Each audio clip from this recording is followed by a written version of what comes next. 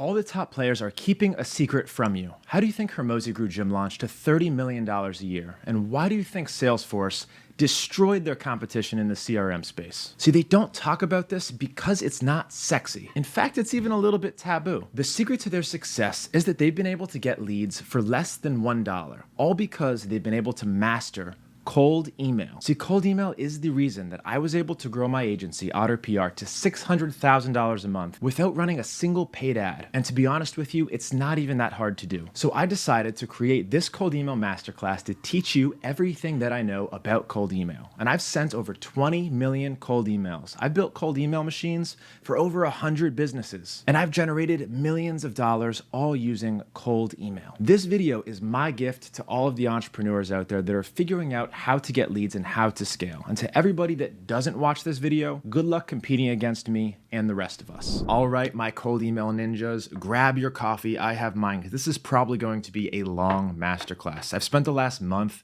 dumping all of my knowledge about cold email and everything needed to get it right. Now, it ended up being about 18 pages of writing, which I turned into the presentation that you're about to see. And it's going to give you all of the secrets that I've learned over 12 years and tens of millions of dollars developing cold email systems. Now, it's totally free for you, but I understand this is probably going to be long. And if you can't watch it in one sitting, save this video, come back to it, and use the timestamps to jump around to parts that you missed or need to rewatch. Now, without further ado, let's get into the masterclass. Why should you listen to me instead of the other gurus on the internet? Well, the main thing is I have actually used cold email to scale a company to $600,000 per month without running any ads. This was my primary skill and our primary generator of leads. And that same company won 4th place in the Gator 100, which is the top 100 companies to come out of the University of Florida, the Ivy League of public schools. We're on the Inc. 5000. As you can see behind me, we've won a lot of awards for making a lot of money. Now, I also run a lead generation agency that does 7 figures every single year. So I build cold email machines for lots of different businesses. And I personally have built cold email machines for about 100 companies. I also operate the Cold Email Secrets community with almost 9,000 members. This is the biggest cold email community on School, and I'm commonly referred to as the #1 authority on cold email, including by Instantly AI. All right, you trust me yet?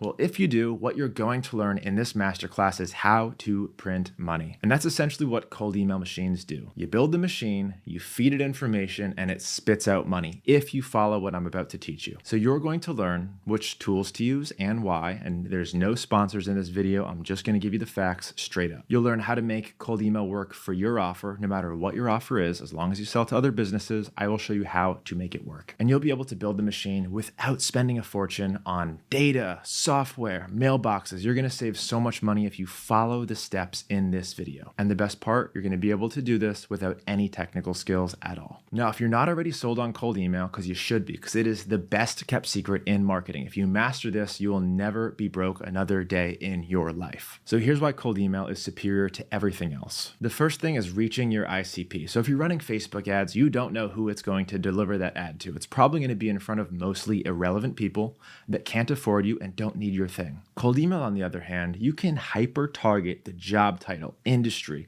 everything that you want so that your ad or your email is going to the right person every single time. Second reason why it's awesome is it's super cost effective. There is no way to generate leads and sales cheaper than cold email. If you follow what you learn in this video, you're going to be generating leads for under $1. Name one other advertising method that you can say that for. Speaking of advertising, number 3, you're not reliant on paid ads. If your ad platform gets shut down on Meta or Google bans you, you're going to be just fine. Nobody has been able to stop cold email, and nobody is going to be able to. Reason number 4, scalable and predictable. You've probably been in a place where you don't have leads, you don't have sales calls coming in. So it's really hard to scale to build a sales team. With cold email, you can predictably generate leads and sales calls every single month. Last but not least, there's immediate results with cold email. This isn't social media advertising or SEO where you have to pour effort and money in for 6 months and then maybe you'll start getting leads from it.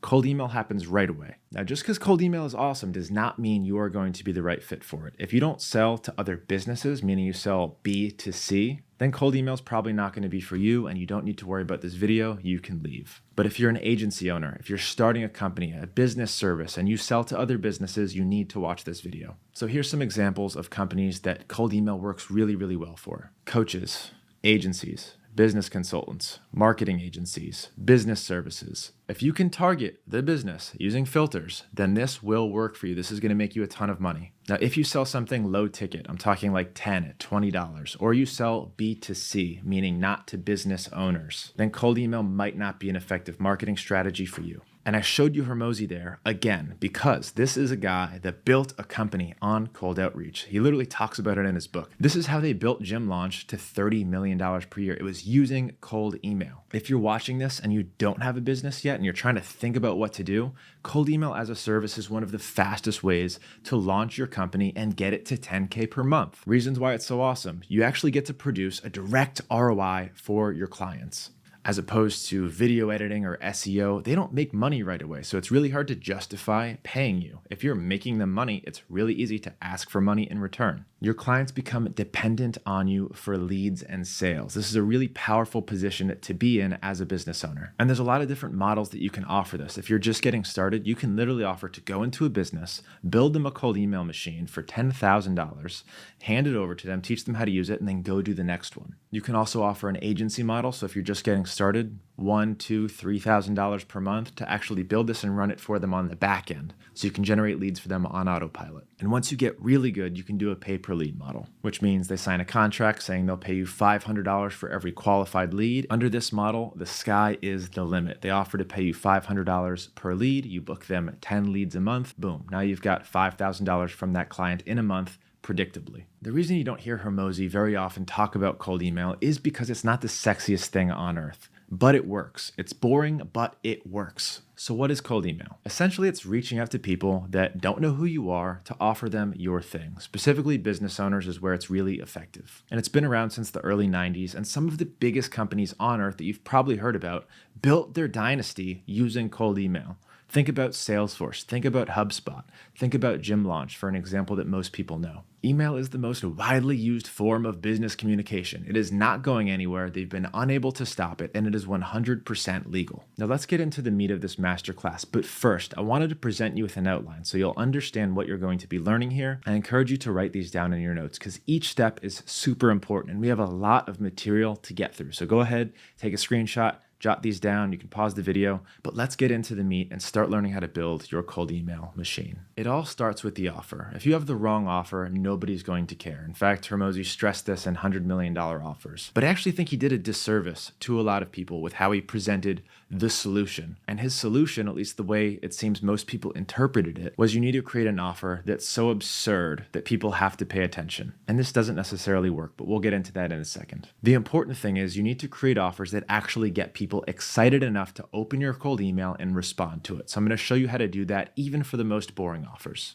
Now, most people just watch these videos looking for specific tactics and advanced techniques. I want to encourage you to really understand the fundamentals, especially the way that I present them. So the first thing is really knowing who you serve, because you're going to be emailing these people. You need to know what their pain points are. You need to know what gets them excited, which is number two, their wants and their needs. So they might not need your thing, but they might want something that you can offer, something adjacent to your offer. So what's shiny? What's going to get their attention? Number three, offer something that actually fills these wants and needs. Sometimes you have an offer or a service or a product that you think people are going to need and want, and you present it to them and they don't. So if this sounds like you, poll your audience and figure out what they actually need or what is flashy to them, what offer would stand out that they would definitely open and definitely buy. Then you need to make it clear and simple to understand, because if you make it too complicated or too long, people will jump off. Now remember, they are not looking for you and they probably don't need what you're offering, especially not right now when you're emailing them. Once you really understand that, it's going to reframe how you present your cold emails to your prospects, and it's going to change your results completely.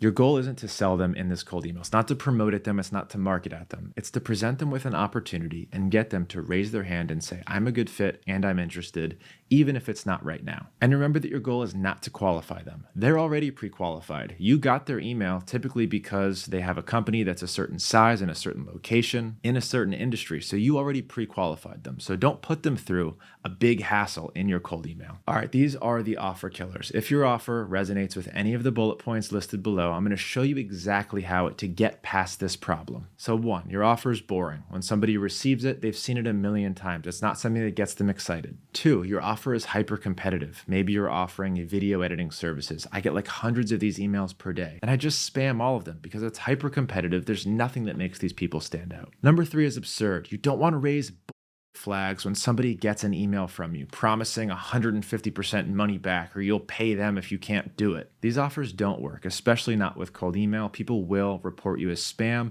if their bullshit meter goes off. And the 4th offer killer is complex. If you sell something that you can't explain to me in less than a few sentences, then you need to go back to the drawing board and figure out how to either explain it better or restructure your offer to make it easier to understand. Now, most people suffer from this disease, the boring and competitive offer disease. Most people offer something that everybody else is offering, which makes it tough to stand out no matter where you're advertising, if it's Facebook ads or it's cold email. So here's a hack that's going to get you in the door. And it's called the foot in the door technique. Your goal is to find something that's shiny, that gets their attention, that is related to your core offer. So for example, if you do SEO services, hyper competitive, super boring, instead of offering SEO services or helping them rank top 10 in Google, instead figure out what's shiny to them and related to SEO services. So for example, getting a backlink from Forbes, if you can do that predictively and repetitively, you can offer that in your first email, actually get them the backlink that you promised them, and then upsell or cross-sell into the core service that you actually want to sell them. So here's the game. Get the door open, earn their trust, and then sell them your core offer that actually drives most of your money. Another thing that you can do with a boring or competitive offer is use lead magnets. This is another way to earn their trust and then sell them on your core offer without presenting them with a boring front-end offer. So there's some examples of some lead magnets. Now, their lead magnet needs to be good enough that somebody would pay for them. Ebooks aren't good enough. PDFs aren't good enough. Most of the time, templates aren't good enough. So really invest time and energy into creating an awesome lead magnet that your target avatar actually wants. So I've got a lot of material in my course about lead magnets, but here are just some of the basics. There's different tiers of lead magnets. They are not all created equal. So tier 3 lead magnets, or the worst ones, are things like templates, videos, case studies, white papers. They're typically some form of written information that you give them once they opt in. Again, I would advise you not to use tier 3 lead magnets because they don't really work anymore. Everyone tries to use lead magnets. These are the cheapest and easiest to create, especially with AI now. Everyone can make an ebook. Everyone can make an AI video or a white paper. Tier 2 lead magnets is really where I'm going to push most people. This is something like a mini course or a free trial to your software or program, or usable data that somebody would actually pay for, such as what I give in my lead magnet, which is 8 million free leads. And if you want that, you can check it out down below. That's the lead magnet pictured above. You will get access to 8 million leads that I've scraped from Instagram, as well as my light version of my cold email course, which is kind of like this, but on steroids. So definitely head in there and check that out. Tier 1 lead magnets. So this is going to be a full course or a mini service or a free software. And there's a lot of other examples of this, but these are really high tier lead magnets that people definitely would pay money for. I offer tier 1 magnets pretty frequently in my advertising as well. An example is what you see above. I will write your cold email copy 100% free. Now that is a mini service that people would otherwise pay for. And again, if you want to use my lead magnets or see what I do in my marketing, because that's the best way to learn, they're going to be linked down below. So go check those out. Now, I wanted to take some time and actually go through some of my lead magnets so you have an example of different types of lead magnets that you can offer and what to do with people once they take you up on that lead magnet. All right, so here is one of my core lead magnets. If you've been following the channel, you've probably seen this before. Download 8 million leads and full outreach course and community. $11,000 value. And down here, you see exactly what they get. 8 million leads, access to the community, and the course itself with a bunch of social proof. So this converts at like 80%. So it works really, really well. And all I ask is name, email, and phone number. Now, I know my audience pretty well. So people on YouTube who are watching this usually are just getting started or they're building a new company. So this works really, really well. Now, this is a tier 3 lead magnet because it has a full course and it has usable data, which is a tier 2. So it's actually lead magnet stacking. And once they enter this, they go into my follow-up sequence so that I can try and sell them products and get them more involved in my world. So that It's one example of a lead magnet that works really well. And if you have one that works better than others, lean into it. This is one that I built pretty recently. So anyone who sells e-learning products or doesn't have a nurture sequence, this works really, really well for. This would be an example of a tier 2 lead magnet because it's just templates, it's just information that they can copy and paste. My AI cold email copywriter. This is an example of a tier 3. Took a lot more time to build, but I'm able to deliver on this essentially for free. This is all built on the back end with a Zapier automation. If you're interested in learning exactly how I built this, you can access that in my insiders community. I go into exact detail about what that looks like. So this essentially takes them through a series of questions where I can learn more about them and then deliver them that cold email copy based on copy that I have written in the past. All right, so what happens when somebody actually takes you up on your lead magnet and opts in? So you give them your link to your lead magnet in cold email, works really well, cool. You got their name and email, they opted in for your thing. Now you're able to sell them on your core offer. So a couple ways to sell them on your core offer. One, retargeting ads. So they've been to my landing page, now I've pixeled them, now I can serve them retargeting ads. And as you can see, I'm adding them to a Facebook audience and a Google audience here. Then I have a long series of emails that I've written with different offers, different pain points that I'm addressing so that I can escalate them into my insiders program or sell them on some of my other products. And just to show you kind of the back end of this funnel, see it's converting at about 70%, which is absolutely absurd. But once they actually opt in to the funnel, I've got a nice video that teaches them how to use what I just provided to them. So increasing my trust, increasing my credibility. And then down here, I'm presenting them with a back-end offer, essentially to build your entire email machine for $1. This is a little qualifying form, and then it brings you to that sales page. And I'm also getting them on a call for my lead generation service if they are qualified to do so. So as you can see, once you've got them in your system and you're taking them through a funnel, you're guiding them to where you want them to be. You're sending them emails, you're sending retargeting ads. Now they're in your world because they're interested in your thing. Because they took me up on that first lead magnet, I know that they care about cold email. Now I can go ahead and sell them other cold email products. All right, how's that coffee tasting? We've got a lot of work left to do. We've got cold email copywriting secrets coming up next. So you understand your audience, you understand your offer. Now that you have this basic understanding of what cold email to send, what's going to resonate, which is really the hardest part. It's the offer. It's who am I sending this email to and what message is going to resonate with them? What offer do they want? And you can use lead magnets for that. You can use foot in the door techniques for that. What you don't want to do is approach the wrong person with something that's boring, competitive, or complex because your email is going to be doomed to fail. So when you see people on Instantly or my Facebook group or my school community posting these absurd results with 10% reply rates and just crazy numbers, it's typically because they have a really good lead magnet or they have a really good foot in the door technique. And if you're doing this for clients, this can be tough to replicate. So you really have to enforce lead magnets, help them make them, or figure out what adjacent offer they have that's going to resonate. Once you have that answer, it's time for cold email copywriting secrets, actually putting that together and packaging it into an email that's going to get 1, opened, and 2,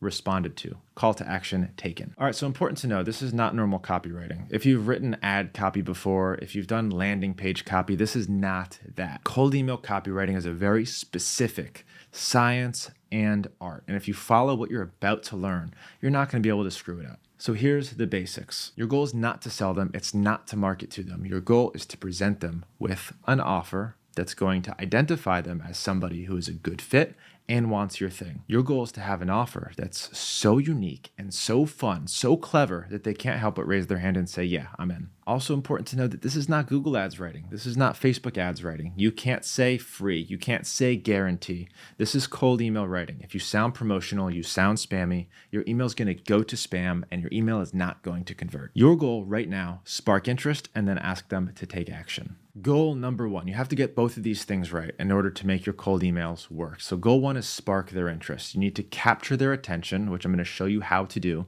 and what to say. You need to intrigue them, and you need to spark their curiosity enough to get them to actually take the action that you're asking them to take. And this can be really tough to do, especially if you're in boring or competitive markets or you're emailing people that are just getting bombarded every day.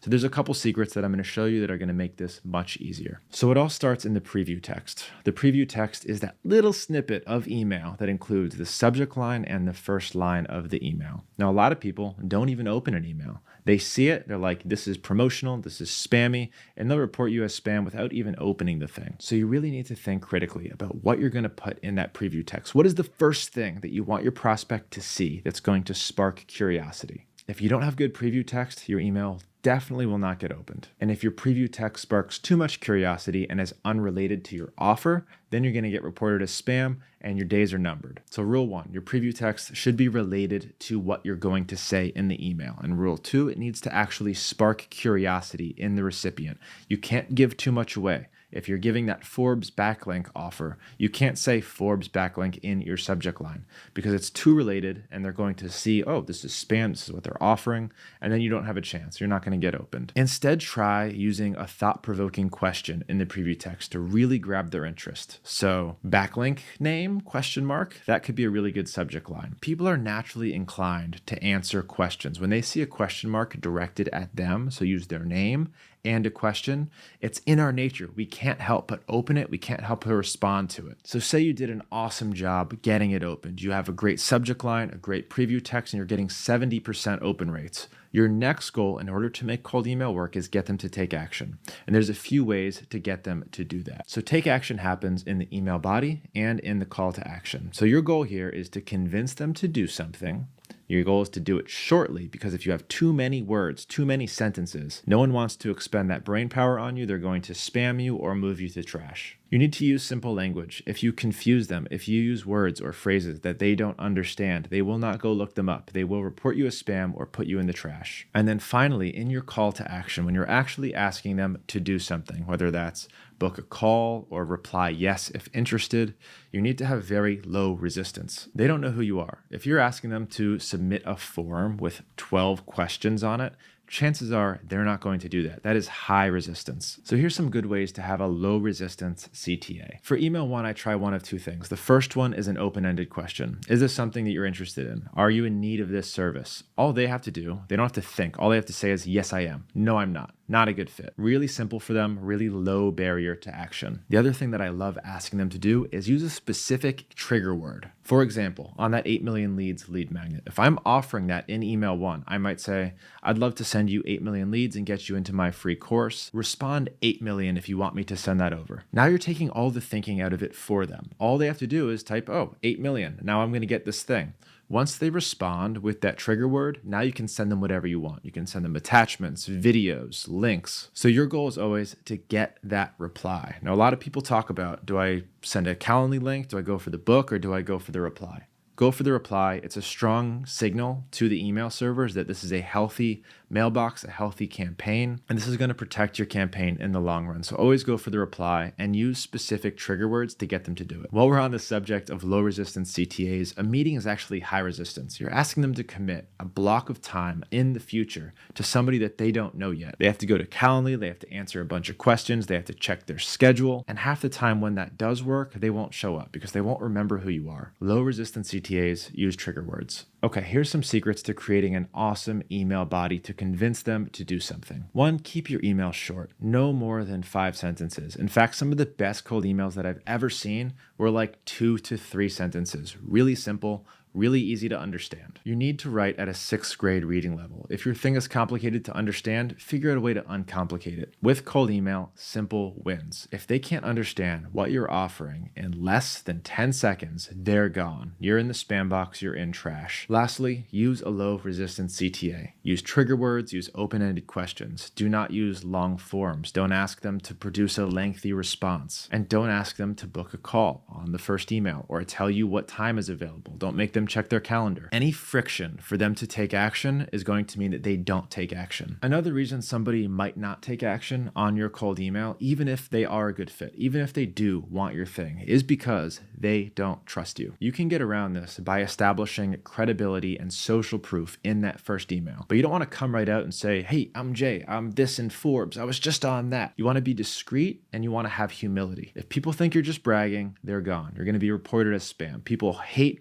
braggadocious humans. So here's some ways that you can use social proof in your cold emails. 1, big brands that you've worked with, especially if they're in their industry. If you're targeting fashion companies and you've worked with some of the biggest names in fashion that they're guaranteed to know, drop those names that you've worked with them. It establishes instant credibility, and now they will take you a lot more seriously. You can use media coverage and awards that you've had in the past. In fact, we do this a lot. We're #1 ranked PR agency on a lot of different lists. We lead with that in email one. It builds instant credibility, gets them to, oh, pay attention to this email. Maybe this is coming from somebody that I should take seriously and respond to. And while we're on the topic of media coverage and awards, if you want a free media article or a free award, go ahead and comment down in the YouTube comments and say, I want an article, I want an award, and we will send you the link to get that done. The last thing you can use as social proof is your social media reach. So right now you're coming to them from cold email. You don't have a profile. They don't know who you are. This isn't like sending somebody a DM. But if you have 50,000 YouTube subscribers or 1 million Instagram subscribers, say something in the cold email that relates to that. So as you can see in this example, my newsletter reaches 35,000 people.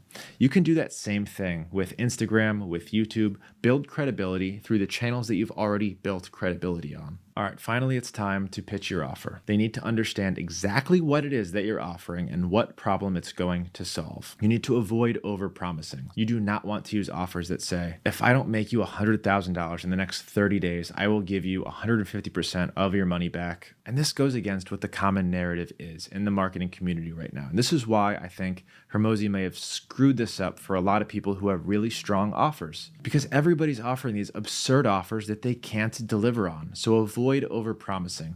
Be simple, be clear, and establish credibility so that people actually believe you.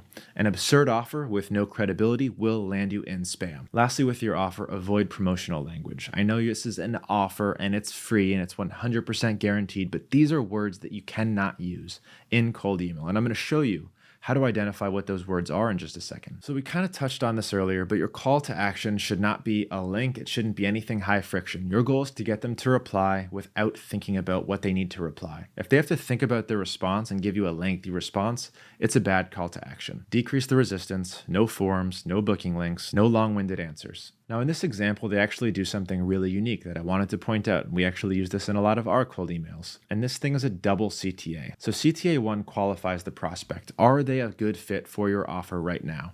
Then you present the offer, and then your main CTA, which is CTA 2 in this case, is open-ended. Worth a chat. All they have to say as a response to worth a chat is yes or no, which is exactly what I was saying. You need to make it as simple as possible. And this is a really good example of how they do that. Let's talk for a little bit about personalization. Absolutely essential in all of your cold email campaigns. You can't launch a successful cold email campaign without good personalization. So what does that mean? Personalization is the variables that you'll place inside of a cold email. So say you have 1,000 leads in your campaign and you want to import their first name and their company name into that email. These are placeholders that are personalized to them. Now, some important things to note about personalization is that more is not always better. So a lot of new cold emailers will get in the habit of importing as much as they possibly can. It'll be like first name, company name.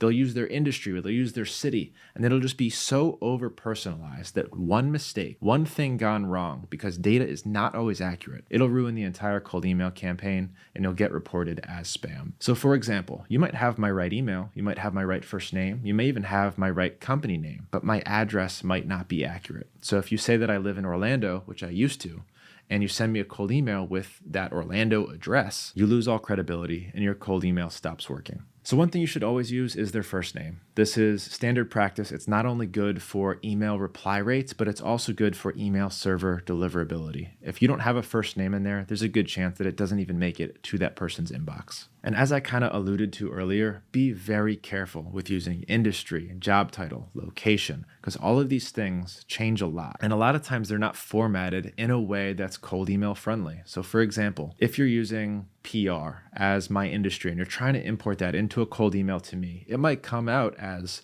public relations and communications, which is not a normal conversational way to say PR. You're going to lose credibility, and I'm not going to reply to that email. Last note, and we'll talk about this in depth later, but be very careful with AI personalization. There's a lot of tools out there that make it really easy and convenient to personalize an email with AI, or even write an entire email using AI. In my experience, and I've tried a lot of this stuff, it almost never works. I'm going to show you how to use AI really elegantly and effectively without blowing your whole cold email campaign. All right, so what is spin tax? Spin tax is used to randomly shuffle words inside of an email. So when you're writing your cold email in Instantly or whatever your email platform is, you can do it with Spintax and it will rotate through the words that you input. And theoretically, this makes the emails look a little more human to the email servers. Now, in practice, this is not true. And I've talked to Daniel, the founder of Warmy.io. He is the ultimate master of deliverability and he's run every single test I can think of. And I asked him this question, does Spintax help? He'd ran the test several times. Spintax does not help. This is not something the email servers are looking at. And in fact, in a lot of cases, it can hurt you because in a lot of cases, one word is superior to the other word, and you don't get data on that with the Spintax. This is not like running a split test. So for example, say you do the example that I listed there. You do Spintax and you're going to rotate through help, assist, and support. Now, out of those three words, which one do you think is going to convert the best? My guess would be support. So that's the word that I would choose in my cold email. But if it's rotating between the three and assist and help are coming in there, that's going to negatively affect my results. So if you want to use Spintax, go for it. I don't think it's going to hurt your campaigns, but if you're wondering if it's going to help and if there's something you need to do, my answer to you is going to be no, especially not right now. With the most up-to-date tests, and today is May 11th, 2024, Spintax is not necessary and we don't use it in most of our campaigns. All right, let's talk briefly about follow-up emails. Writing the perfect drip sequence, because you're not just sending them one email in a cold email campaign, you're going to send them multiple. And the goal with this drip sequence is one, don't annoy them, and two, hit on different pain points and different offers so that you can resonate with the person that you're emailing at some point in your sequence. Your goal here is to give as much value as you can and keep pumping yourself up with new social proof and testimonials and keep giving value. You're going to try and strike the right nerve, the right chord in that prospect that you're emailing with the different pain point that you're alluding to. So maybe they don't need help with X, but they need help with Y. This gives you more opportunities to hit the right note and present them with value, with lead magnets that they actually want. So there's a couple different structures for these follow-up sequences. There's the 3 email series sequence, and then there's the 10 email series sequence. And you can obviously fluctuate these numbers. Doesn't have to be 3, doesn't have to be 10.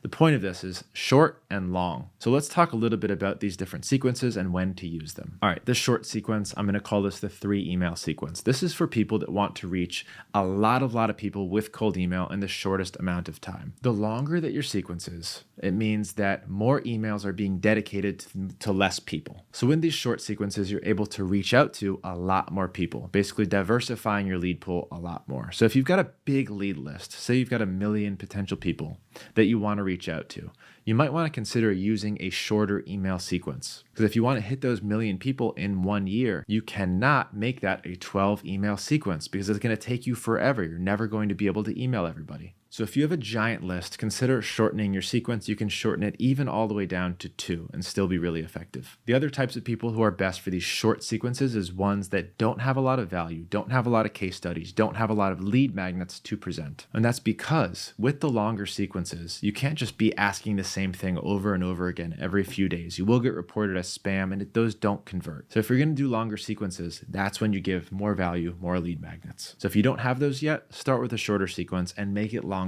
as you build those things. So the second email, always a nudge. I'm going to show you what that looks like in just a second. The nudge is just in case they didn't open that first email, or maybe they did and they didn't have time to reply at that moment. The second email is a nudge, just reinforcing it in that same email thread. And email 3 in this sequence is typically a case study or a testimonial. And in this one, you can include a link. So some people are actually more likely to book with a link than they are to reply. So in this third email, I like to give them the option to either reply or here's a link to my Calendly so you can schedule a meeting if this is what you want, or here's my lead magnet so you can use it if this is what you want. What you don't want to do is just ask the same thing over and over again. You want to diversify your offers. You want to diversify the pain points that you're hitting on with the different case studies and testimonials. And that's how you can increase your sequences as well. All right, the nudge email, email 2. And if you're doing a longer sequence, you can use this multiple times throughout the sequence. Nudge meaning it's in the same thread. And your goal here is to produce a really short reminder email in case they didn't open it or in case they didn't respond to it. So as you can see from the image on the screen, the example, this actually comes from my 7-step email template that I have inside of my Insiders program. But email 2, it's going to be in the same thread, which means no subject line. And this is what I like to include. Hey, Jay, just wanted to drop you a quick reminder. Before we part ways, I wanted to double check and see if you were interested in discussing offer. Did you have any questions? Nice and open-ended. If they say no or yes or send it, now you're good. Now you can go ahead and reply to that email. Now you've captured that lead with a really simple follow-up email. All right, extended sequences. These are the 7 emails, the 10 emails, the 12 emails. Your goal here is to address different pain points with each email. So what do I mean by address different pain points? Say you're selling PR services, which is what we do. I'm familiar with it, so I'll probably use that as an example a lot. Some people who want PR have big companies and they're raising money, so they need media coverage to increase the value of their company. Whereas some people who want PR are thought leaders, they're experts, they're course creators, and they want to build credibility for themselves. These are very different use cases. So when I'm formulating my sequence, I need to know this because I know my customer. So in one of the emails, I might include a case study from another thought leader. And this was his pain point, and here's how we solved it, and here's where we got him covered. Versus email 4, I might talk about, here's a company who worked with us. They wanted PR so they can increase the valuation of their company. So we got them here, and then they sold their company for X, Y, and Z dollars. These are different pain points that you want to touch on with different testimonials and different case studies. You also want to offer some sort of different unique value with each email. And this should tie in with the pain point. And when I'm talking to that expert who might want to build credibility, the offer to that expert might be a podcast interview on our main podcast show versus the offer to that corporation might be a business award in their industry that's guaranteed. So these are very different offers for very different people. And one might strike a chord with the corporation and one might strike a chord with the expert, but now I have the chance to diversify who I'm emailing and actually get through to the right person at the right time. All right, we're back. Took a little break. My girlfriend brought me some coconut vanilla coffee. So we're caffeinated. Let's get back in here. Let me show you an example of what one of these extended sequences actually looks like. So I'm going to go to a template that I actually wrote. If you want access to this template, you're going to have to join my insiders. There's a lot of other resources just like this inside, but I'm going to walk you through it so you don't need to join. All right, advanced 7-step cold email sequence. Email 1, you're always trying to gauge their interest. I would prefer you didn't get super fancy with lead magnets and with value in email 1. Keep it short. Let them know clearly who you are, build some social proof, and what you do, and then open-ended question. That's email 1. Email 2 is going to be that bump email that we discussed. Just like that 3-step email sequence, it's going to be similar in the longer email sequence.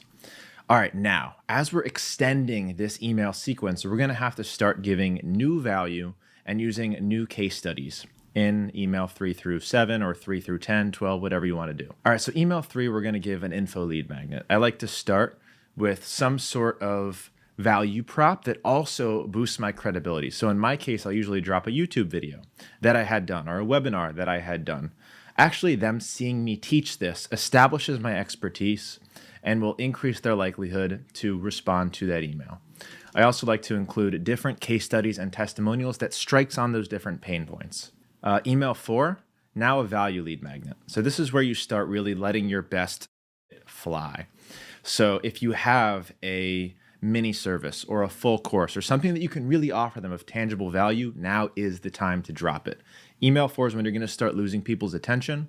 So do everything that you can to regain their attention. And again, some sort of social proof, someone who you've helped, reinforce your offer. And I like to start including my links at this point as well. So here's a link to my calendar. Here's a link to download something.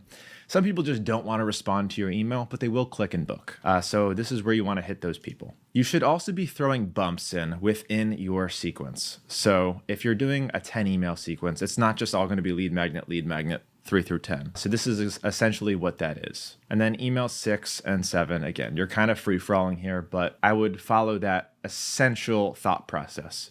Value, lead magnet, bump. Value, lead magnet, bump.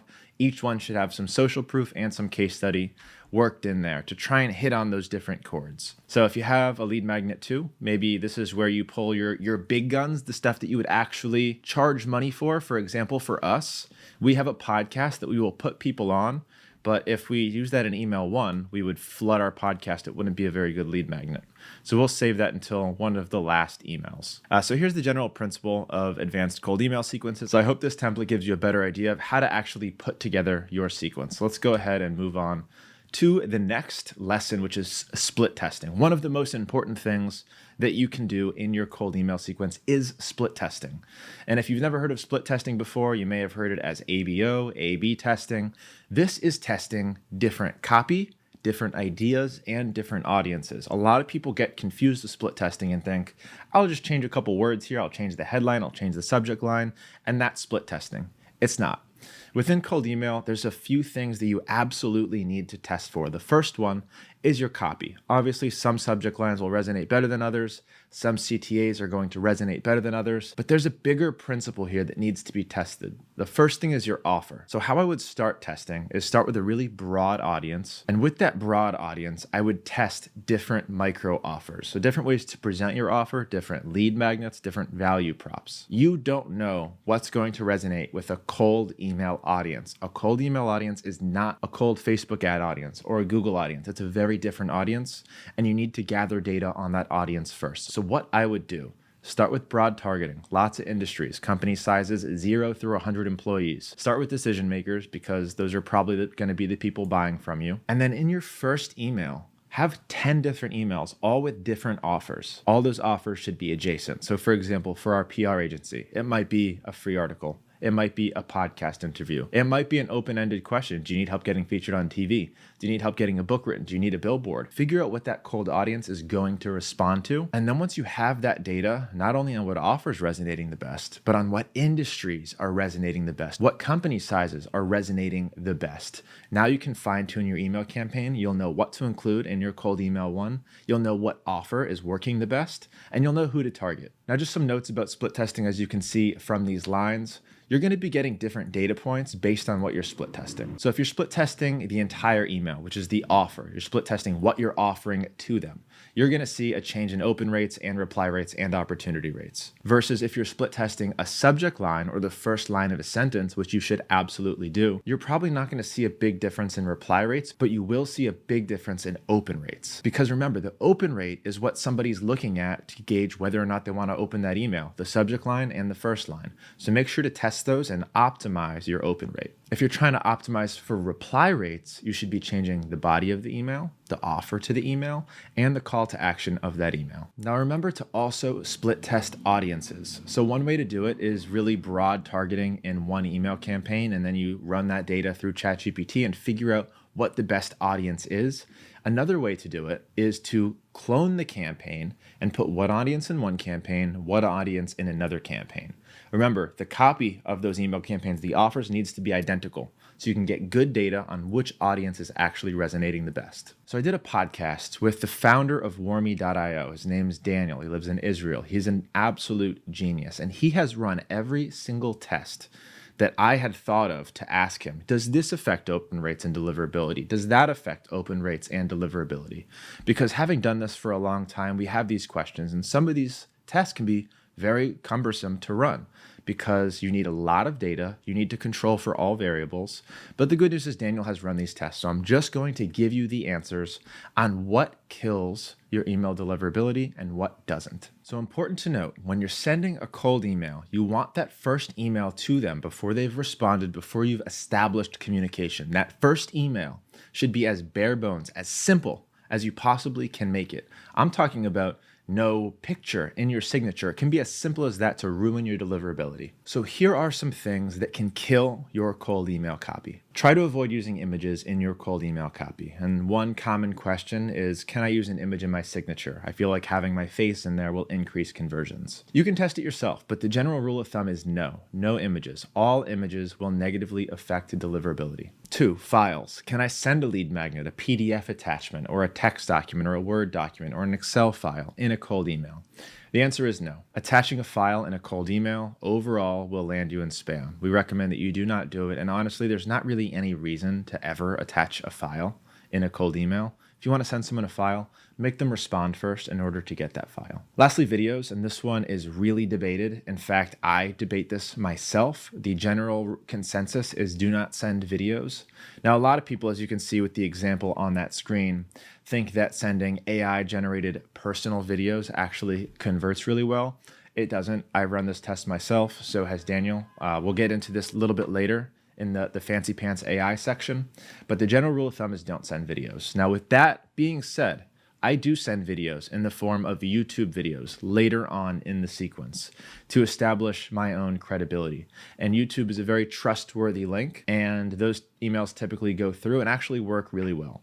So my advice to you is if you're going to send videos, do it via Loom or YouTube or Vimeo. These are trusted websites where when they're scanned by an email server incoming, they're going to say, oh, it's a Vimeo link, it's a Loom link, it's probably safe. We can go ahead and deliver that. Now, if you're trying to embed a video or send a video from your website, don't do that. That's not a trusted link, and there's a good chance that the email servers will deny that. I also would not recommend sending videos as a first email because it can negatively affect deliverability. I would wait until email 3 to 6. All right, custom code. Now, most people don't know that when they enable open tracking, when they enable link tracking, all of that is custom code that's added to an email. That's why a lot of people, when they're sending cold emails, will turn off all tracking once they have a campaign that is working correctly. The more code you have in your email, the less of a chance that that email gets delivered without being flagged as spam or popping up with a big danger link on it in your recipient's inbox.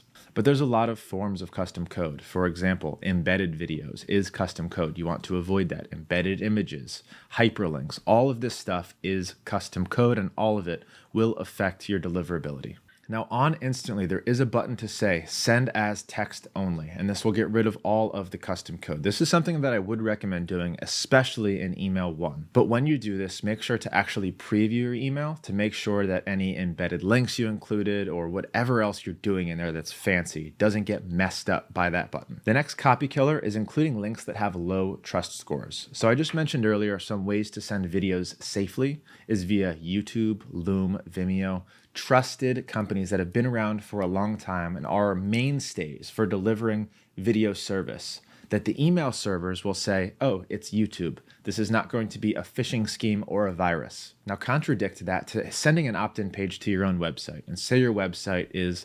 leadninjas.net. leadninjas.net/opt-in. That's the page that you're sharing with them. The company's been around for 6 months, and the email servers are going to scan that website, Lead Gen Ninja, and they're going to say there's a high probability that this is a phishing scam or is a virus, and we don't know what this is. This is probably going to be advertising. This is going to go in the spam folder.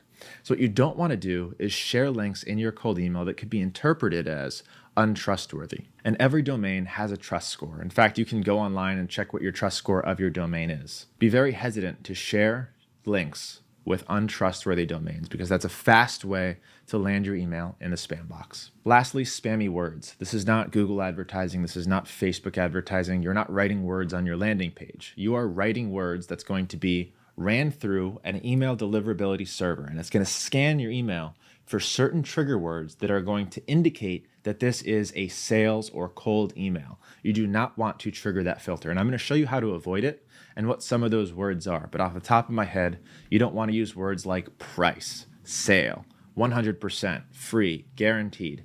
Any common words that are used by marketers to promote or sell something, you're going to want to be very careful about. All right, now I'm going to share with you some copywriting hacks. These are some tools that are going to help you write better cold email copy. I recommend running all of the cold emails that you write through the following tools. So the first one's actually one that I developed. This is an AI cold email copywriter. It's totally free to use. I've trained it on hundreds of cold emails that I have written. All you have to do is go to the website linked right there, leadgenj.com/AI-cold-email. All you have to do is plug in some information about your business and your offer, and it will write your cold email for you. Now, why this works so well is because I've literally written hundreds, probably 1,000 cold emails for different businesses across different verticals for different audiences. And I've trained it on the intake forms of those businesses and the cold emails that I responded to the intake forms with. Fed it all to ChatGPT, taught it how to write cold emails, and now you can access that yourself. So I recommend at least trying this tool to get a baseline. Again, it's totally free. There is no sale there. MailMeteor's Spam Checker. So this is a free tool on mailmeteor.com. I'd love to build one of these for myself one day. I probably will. mailmeteor.com/spam-checker. And you will just copy and paste your cold email copy into that spam checker, and it will highlight words that it indicates as spammy, urgent, shady, overpromising, so that you can go in and switch those words out for words that don't trigger that thing. For example, if you want to use the word guarantee really bad, maybe you switch it out for promise, or you remove a letter from guarantee. The name of the game right now is to adjust your email copy so that you can make it through the deliverability spam filters and end up in your recipient's inbox and not their spam. The next tool that I recommend everybody use, because everybody this up, is Hemingway app. Most people write like they're talking to somebody in their industry that understands their offer and their promise. Whereas in most cases, the person that you're emailing doesn't have vast knowledge about what it is that you're doing. And if you make them take time to try and understand your offer, your value prop, they're not going to. They are going to bounce right off. They're going to put you in the trash and mark you as spam. Hemingway app, there's a free version of this. You can go on there and use it for free. You put in your copy and it will highlight words and phrases that are of more than 6th grade reading level so that you can go in and change it. And then if you want to pay a few bucks, it will also rewrite it for you. And if you don't want to pay and you want it to rewrite it for you, you can go into Google, paste in your copy and say, try and rewrite this in a 6th grade reading level. Just keep prompting it and it will help. But Hemingway app does this better than any tool that I've seen so far. All right, the next thing that I have to mention while we're talking about cold email copywriting is the laws around it. So unfortunately, there is laws that govern cold email. We can't just send anything and expect it to be okay. With that being said, I get questions all the time as to, I live in this country. Is it okay to send cold emails? What if I send cold emails to Europe where the laws are different? There's a lot of nuance here, and I'm not a lawyer. This isn't legal advice, so I'm not going to go too in depth into this. I will say, after working with probably over 1,000 people who do cold email from all over the world, not a single person has had any impact from cold email law.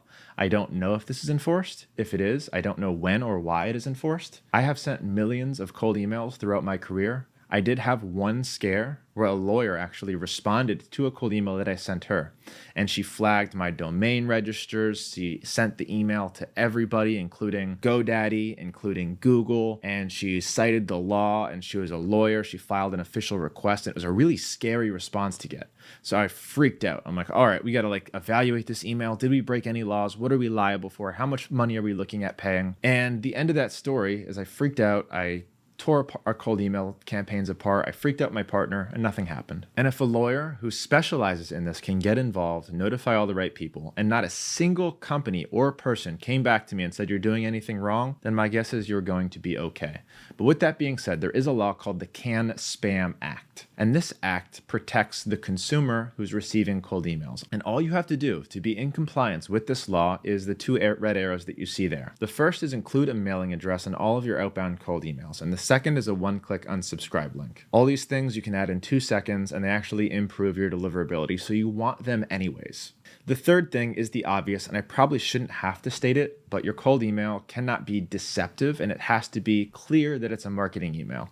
For example, if I'm sending you an email and I'm saying, your house is on fire, we have your mother hostage.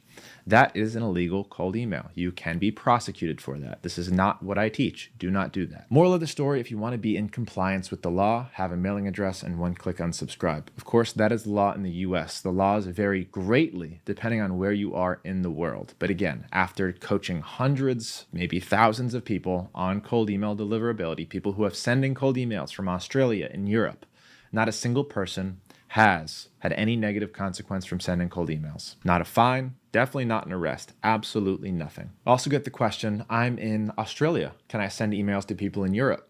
The answer is, I have no idea. How do they enforce European laws in Australia? If I'm emailing someone in Australia, the Australian laws are pretty strict. What is the Australian government going to do to me as a cold emailer from the United States?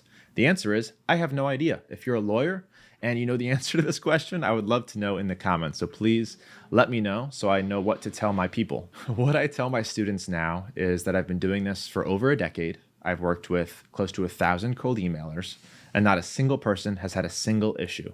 The biggest scare that I've seen was my own, and nothing came out of it. All right, let's gas up before this next chapter. We're going to be learning how to find your ideal avatar. And quick note, it's probably not what you think it is. And this is going to be unrelated to the previous section that we did about who your target demographic is and understanding your audience. I'm going to show you how to actually find the perfect person to email for a cold email, and I'm going to show you why it's probably not what you think it is. All right, now I want to reinforce that the people you are cold emailing don't know who you are, and they don't want your cold email, and they're not looking for your thing. You need to have that in mind, just like that person in the picture right now who's trying to sell door-to-door sales and they get their door slammed in their face. You are essentially coming into somebody's home, their email, and their email mailbox can be a sacred place. People like to protect their email mailbox. So if you're coming into it, you better know whose house you're coming into, and you better have an offer that's not going to get the door slammed in your face. Now, the same principles I'm about to talk about apply to just about every form of advertising, but they're especially important right here in cold email because you can hyper-target the people that you send cold emails to, as opposed to Google or Facebook or social media, where it's open to everyone and the right people might find you sometimes, and Facebook does a good job once it learns you. In cold email, you start by picking your exact demographic and delivering emails specifically to them. So if you do this wrong, you're going to fail. That's why this is so important to understand who you're cold emailing and how they're going to respond to your cold email. So who responds to cold email? Who typically actually opens these and replies to them? There's an old saying in the cold email world. If it's anyone emails you, "Hey bro," trying to sell you something, the only person who responds to the "Hey bro" email is even broker than the person saying "Hey bro" in the cold email. So who responds to cold emails? Well, typically it's people that don't receive a lot of marketing emails. They're not usually marketed at, typically because they don't have a lot of money or they're not in an industry where there's a lot of B2B sales happening. Other people who don't receive a lot of cold emails is entry to mid-level staff. People don't usually target them because why would they? They don't make any decisions. They don't have any buying power. So people like to target CEOs, owners, decision makers. You may also make the assumption, and you'd be right, that people who are newer in business, they're freelancers, they only have 1 to 5 employees, don't get targeted very much because why would they? They don't have a lot of money. They don't have a lot of spending power. Lastly, industries that are mostly ignored. Marketing agencies, doctors, lawyers are not those industries. They get hassled nonstop because they have spending power and there's a lot of products and offers designed for them. But there's a lot of blue ocean industries that don't get targeted a lot because no one knows what the hell to sell them. If you're selling B2B, what are you going to sell to farmers unless you have industrial equipment? So there's a lot of industries that you can actually create cold emails for that are going to get responded to at a much higher rate than if you're targeting marketing agencies. And the picture that I used here, I make a lot of money. Essentially broke people. If you email broke people, you're going to get a response. The problem is that you can't sell to them accurately. So if you're only targeting new companies with 1 employee, or you're targeting people based off social media scraping or Google Maps scraping and they don't have strong businesses, you're going to get really high reply rates, you're going to get really high open rates, but you're probably not going to generate the revenue that you need. Here's people who respond less. And this guy in this TikTok video sending a cold email to Elon Musk. Do you think Elon Musk is going to respond to your cold email? Probably not. So people who respond less are the people who get emailed a lot more. They get desensitized to it. I get cold emailed multiple times per day. A lot of times I have specific filters set up in my mailbox to look for specific cold email phrases because people try and sell me the same things.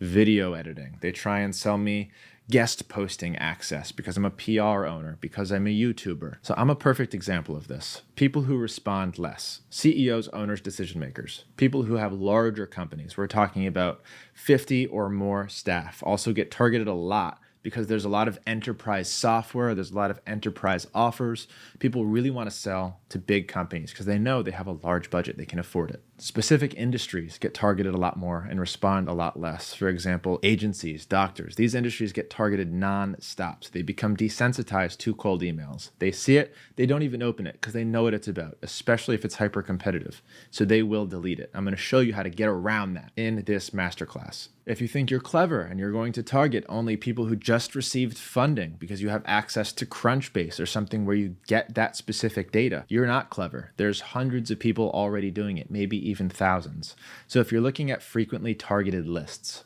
for example, recently funded, just got their Series A, a lot of people do this. They know that these people just got a large sum of money invested into their company.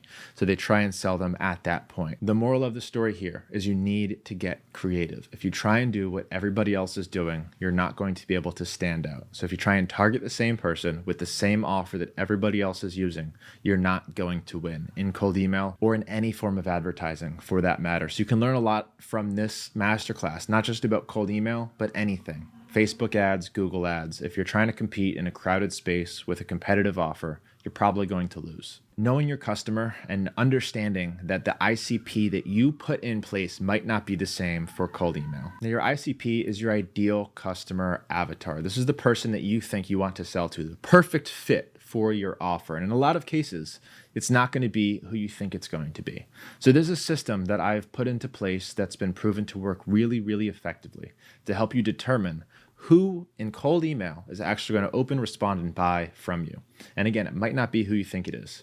Even if you have all of that fancy data in your Google Analytics, all the fancy data from your previous buyers, from your Facebook ads, that might not be applicable to your cold email. Again, because you're targeting different. You're specifically reaching different people. And by the way, if you don't have great data on who your ICP is, you don't know yet, this is an awesome way to find out. Follow this framework, and I promise you the data that you get from this cold email experiment that I'm going to show you how to set up is going to be invaluable for the remainder of your business. It's going to help determine which offers you build, how to run your Facebook ads, how to configure your landing pages, what to write in all of your marketing copy. This could be the most valuable thing that you learn yet. All right, 3 steps to find your perfect cold email avatar. And by the way, if you don't have an avatar, this is how you're going to find your avatar in general. The people that you target with all of your marketing, all of your advertising. Follow this step, and I promise you, you're going to win. It's going to make you so much better than all of your competition who has not seen this slide and heard this strategy. First thing you're going to do is start with broad targeting of industry and company size. The point here is you don't know which industry is most likely to buy your offer. You don't know which industry is going to respond to your offer because a lot of them might be blue oceans that you're not expecting. So instead of just targeting marketing agencies and graphic design agencies and content agencies with your CRM offer, open it up to any B2B company that needs a CRM. We're talking about legal offices, medical offices, manufacturing facilities. I don't know who needs a CRM, neither do you, because you don't know those industries so well. Imagine if you put 50 industries on there and you thought you were only starting with 5, but you opened it up, you picked all 50, and the 5 that were your top performing ones were the ones that you didn't expect. Boom, now you found your blue ocean, and now you know who to target with the remainder of your campaigns. You know who to target with your Facebook ads, with the copy on your landing pages. You've essentially discovered a new well of business opportunity that is not being utilized with cold email. This is the best thing that you can do, the best way for you to start with your offer, assuming that you have something that can apply broadly across multiple industries. You're going to run this campaign for several months, and you're probably not going to love the results. I would recommend running it for at least 3 months, send at least 10,000 emails across these different industries, and then download all of your results. If you're using my recommended software, which we'll go into a little bit later, you're going to be able to download which people were the most interested. You're going to have a big spreadsheet of interested, not interested, industry, company size, job title, and all of that's going to be in a nice CSV file that you're going to upload into GPT for analysis. I'll give you the prompt to go ahead and do that, to analyze that data and tell you which industries were the most interested, which job titles were the most interested, which company sizes were the best fit for your offer. And then after you have that data, now you have the most important piece of information that you will ever have in your business. And now you can tighten up your targeting and lean in to that industry, to that new ICP. All right, now let's talk about some basic targeting right now. And as you can see with the image on this screen, that is a screenshot of Apollo with some of the basic filters that I will use every single time. This is what broad targeting looks like. So job titles, I like to keep it broad. Decision makers, so CEOs, owners, founders, presidents, COOs, CMOs. I like to keep the location for me in the United States because that's who we sell to. That's where cold email works really well for us.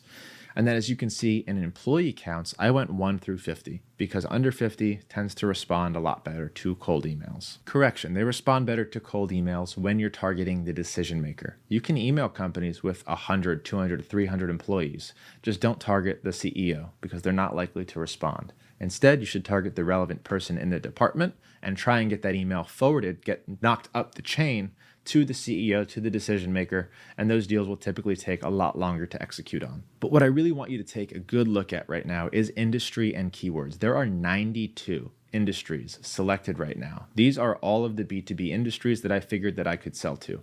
Accounting and financial services are the ones visible. There are a lot of industries to choose from. So what I want you to do with this basic broad targeting is go through the available industries and tick any one that you think vaguely would be interested in your offer, even if it's a long shot. For example, military defense, education systems. I don't care. If you think they could use your offer, Check that box, and you might be surprised at what you find. Now, as you get really good at this, I want you to start thinking about creative ways to get lists that aren't based on industry or company size, because again, your assumption might be wrong about who you sell to. So instead of broad targeting with the industries there, leave the industry blank. Target everybody, but instead use these new advanced filters to try and target based on something else. So what are some of these something else's that you can use to target? Well, the first one's job listings. These are companies who are posting job recs for specific roles. So my PR agency, let's use for example, instead of assuming that I know which industries really need PR or are looking for publicists, another way that I might approach that is looking for companies that are hiring a publicist or hiring someone for communications or crisis management. Now I'm opening up to every single industry except maybe PR firms. So I'm looking for companies that are hiring publicists or people for communications that aren't PR firms. And this could be any industry and any company size. Now, instead of in my cold email saying, hey, you interested in PR? I can say to these companies, hey, I saw you're looking for someone to help you with publicist services, communication services.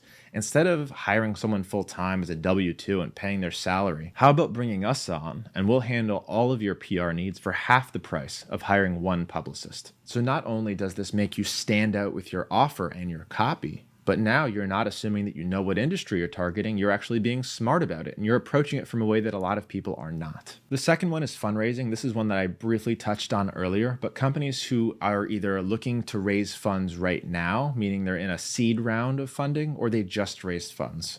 So a website called Crunchbase has the most up-to-date data on this. You can use Apollo and use their fundraising filters. They do have them, but they're typically really delayed. They're not accurate to even the month. A lot of times it's delayed by like a year. So my recommendation, if you're going to use fundraising, is you're going to scrape Crunchbase for active data, what people are doing right now, and you're going to target them using that data point. Now, what I wouldn't do with fundraising is look for companies that just raised and make them an offer. Everybody does this. Instead, the way that we approach that is companies that are in their first or second round of fundraising. They're in the process of it right now. We then make them a PR offer, and the offer is, hey, I see you're in the process of your Series A. Did you know that companies that are featured in Forbes and TechCrunch that are raising a Series A get valued at 23% more? Just making these numbers up, but this is what we do, and it works really well. Now we make that PR offer coming from a position of power. A lot of people don't do this, and it's just a unique way that we get in the door and meet them where they are right now because we know they have a pain point. And that's really the fundamental principle of these targeting hacks, is you're finding them when they have a pain point instead of just, I think they might be a good customer, they might need me. These are signals that they have pain points. They're raising money. They're looking to hire for that position. That's them already raising their hand and saying, I need help. So you want to find them when they're raising their hand and say, I need help, and deliver them with a solution. Some other metrics that you can use, especially with good databases like Apollo or Zoom Info, they're going to have data on companies that are growing or shrinking. Now, my guess here is that they're using an increasing or decreasing company size in order to apply those metrics and say, that guy's growing, that guy's shrinking. Or new offices, whatever that might be. But anyways, you can filter by companies that are getting more employees or losing employees. You might have an offer that helps them scale. You might have an offer that saves them money as they're downscaling. These are signals that say, I need help. And you want to meet them when they're giving those signals, whether they're growing, whether they're shrinking, or whether they're expanding, moving offices. All of those signals are available to you in big databases like Apollo. There's also other signals that they offer. For example, recently in the news, maybe you have an offer that supplements their recent media coverage. You're going to do a press release for them. You're going to give them an award, whatever that might be. Recently in the news is another really good targeting hack that you can think about using. The last one is arguably the most important, also the most temperamental. So definitely something to experiment with, but has the most promise. So targeting hacks, interest-based targeting hacks. As you can see in that image, within Apollo and other high-quality B2B databases, they're acquiring information more than just the contact info on that person.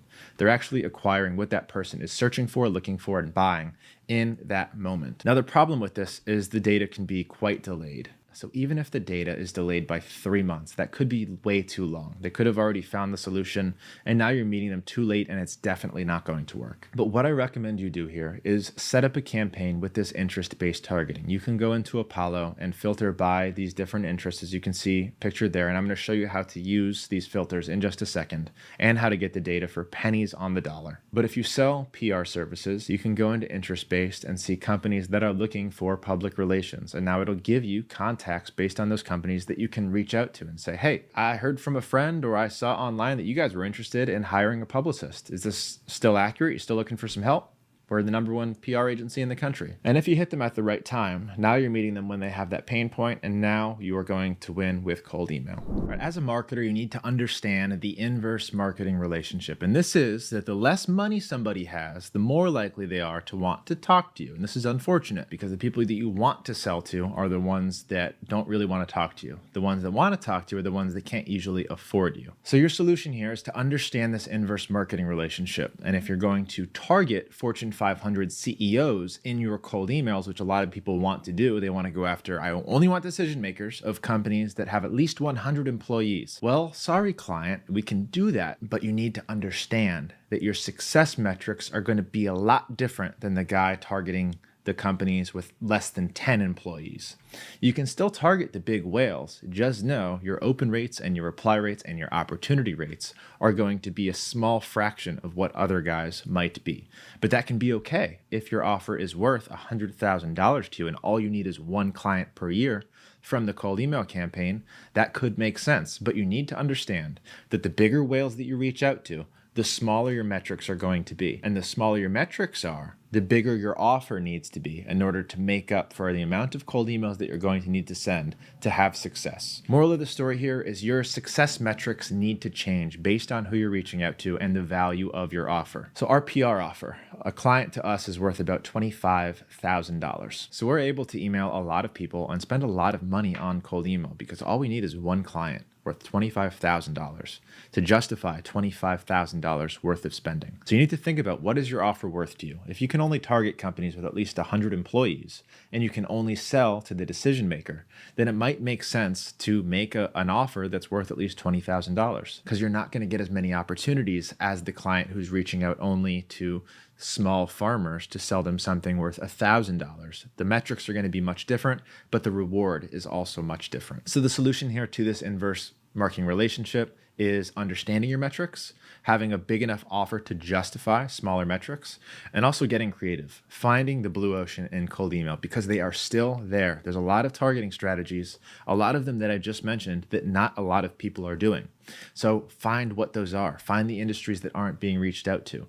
Find the lists that aren't being targeted with the offer that you are offering. This stuff does work, but you have to get creative. If you try and sell the same bullshit that everyone else is selling to the same people that everyone else is selling to, and you're complaining that cold email doesn't work, well, no, dummy. Of course it's not working for you. You didn't even try.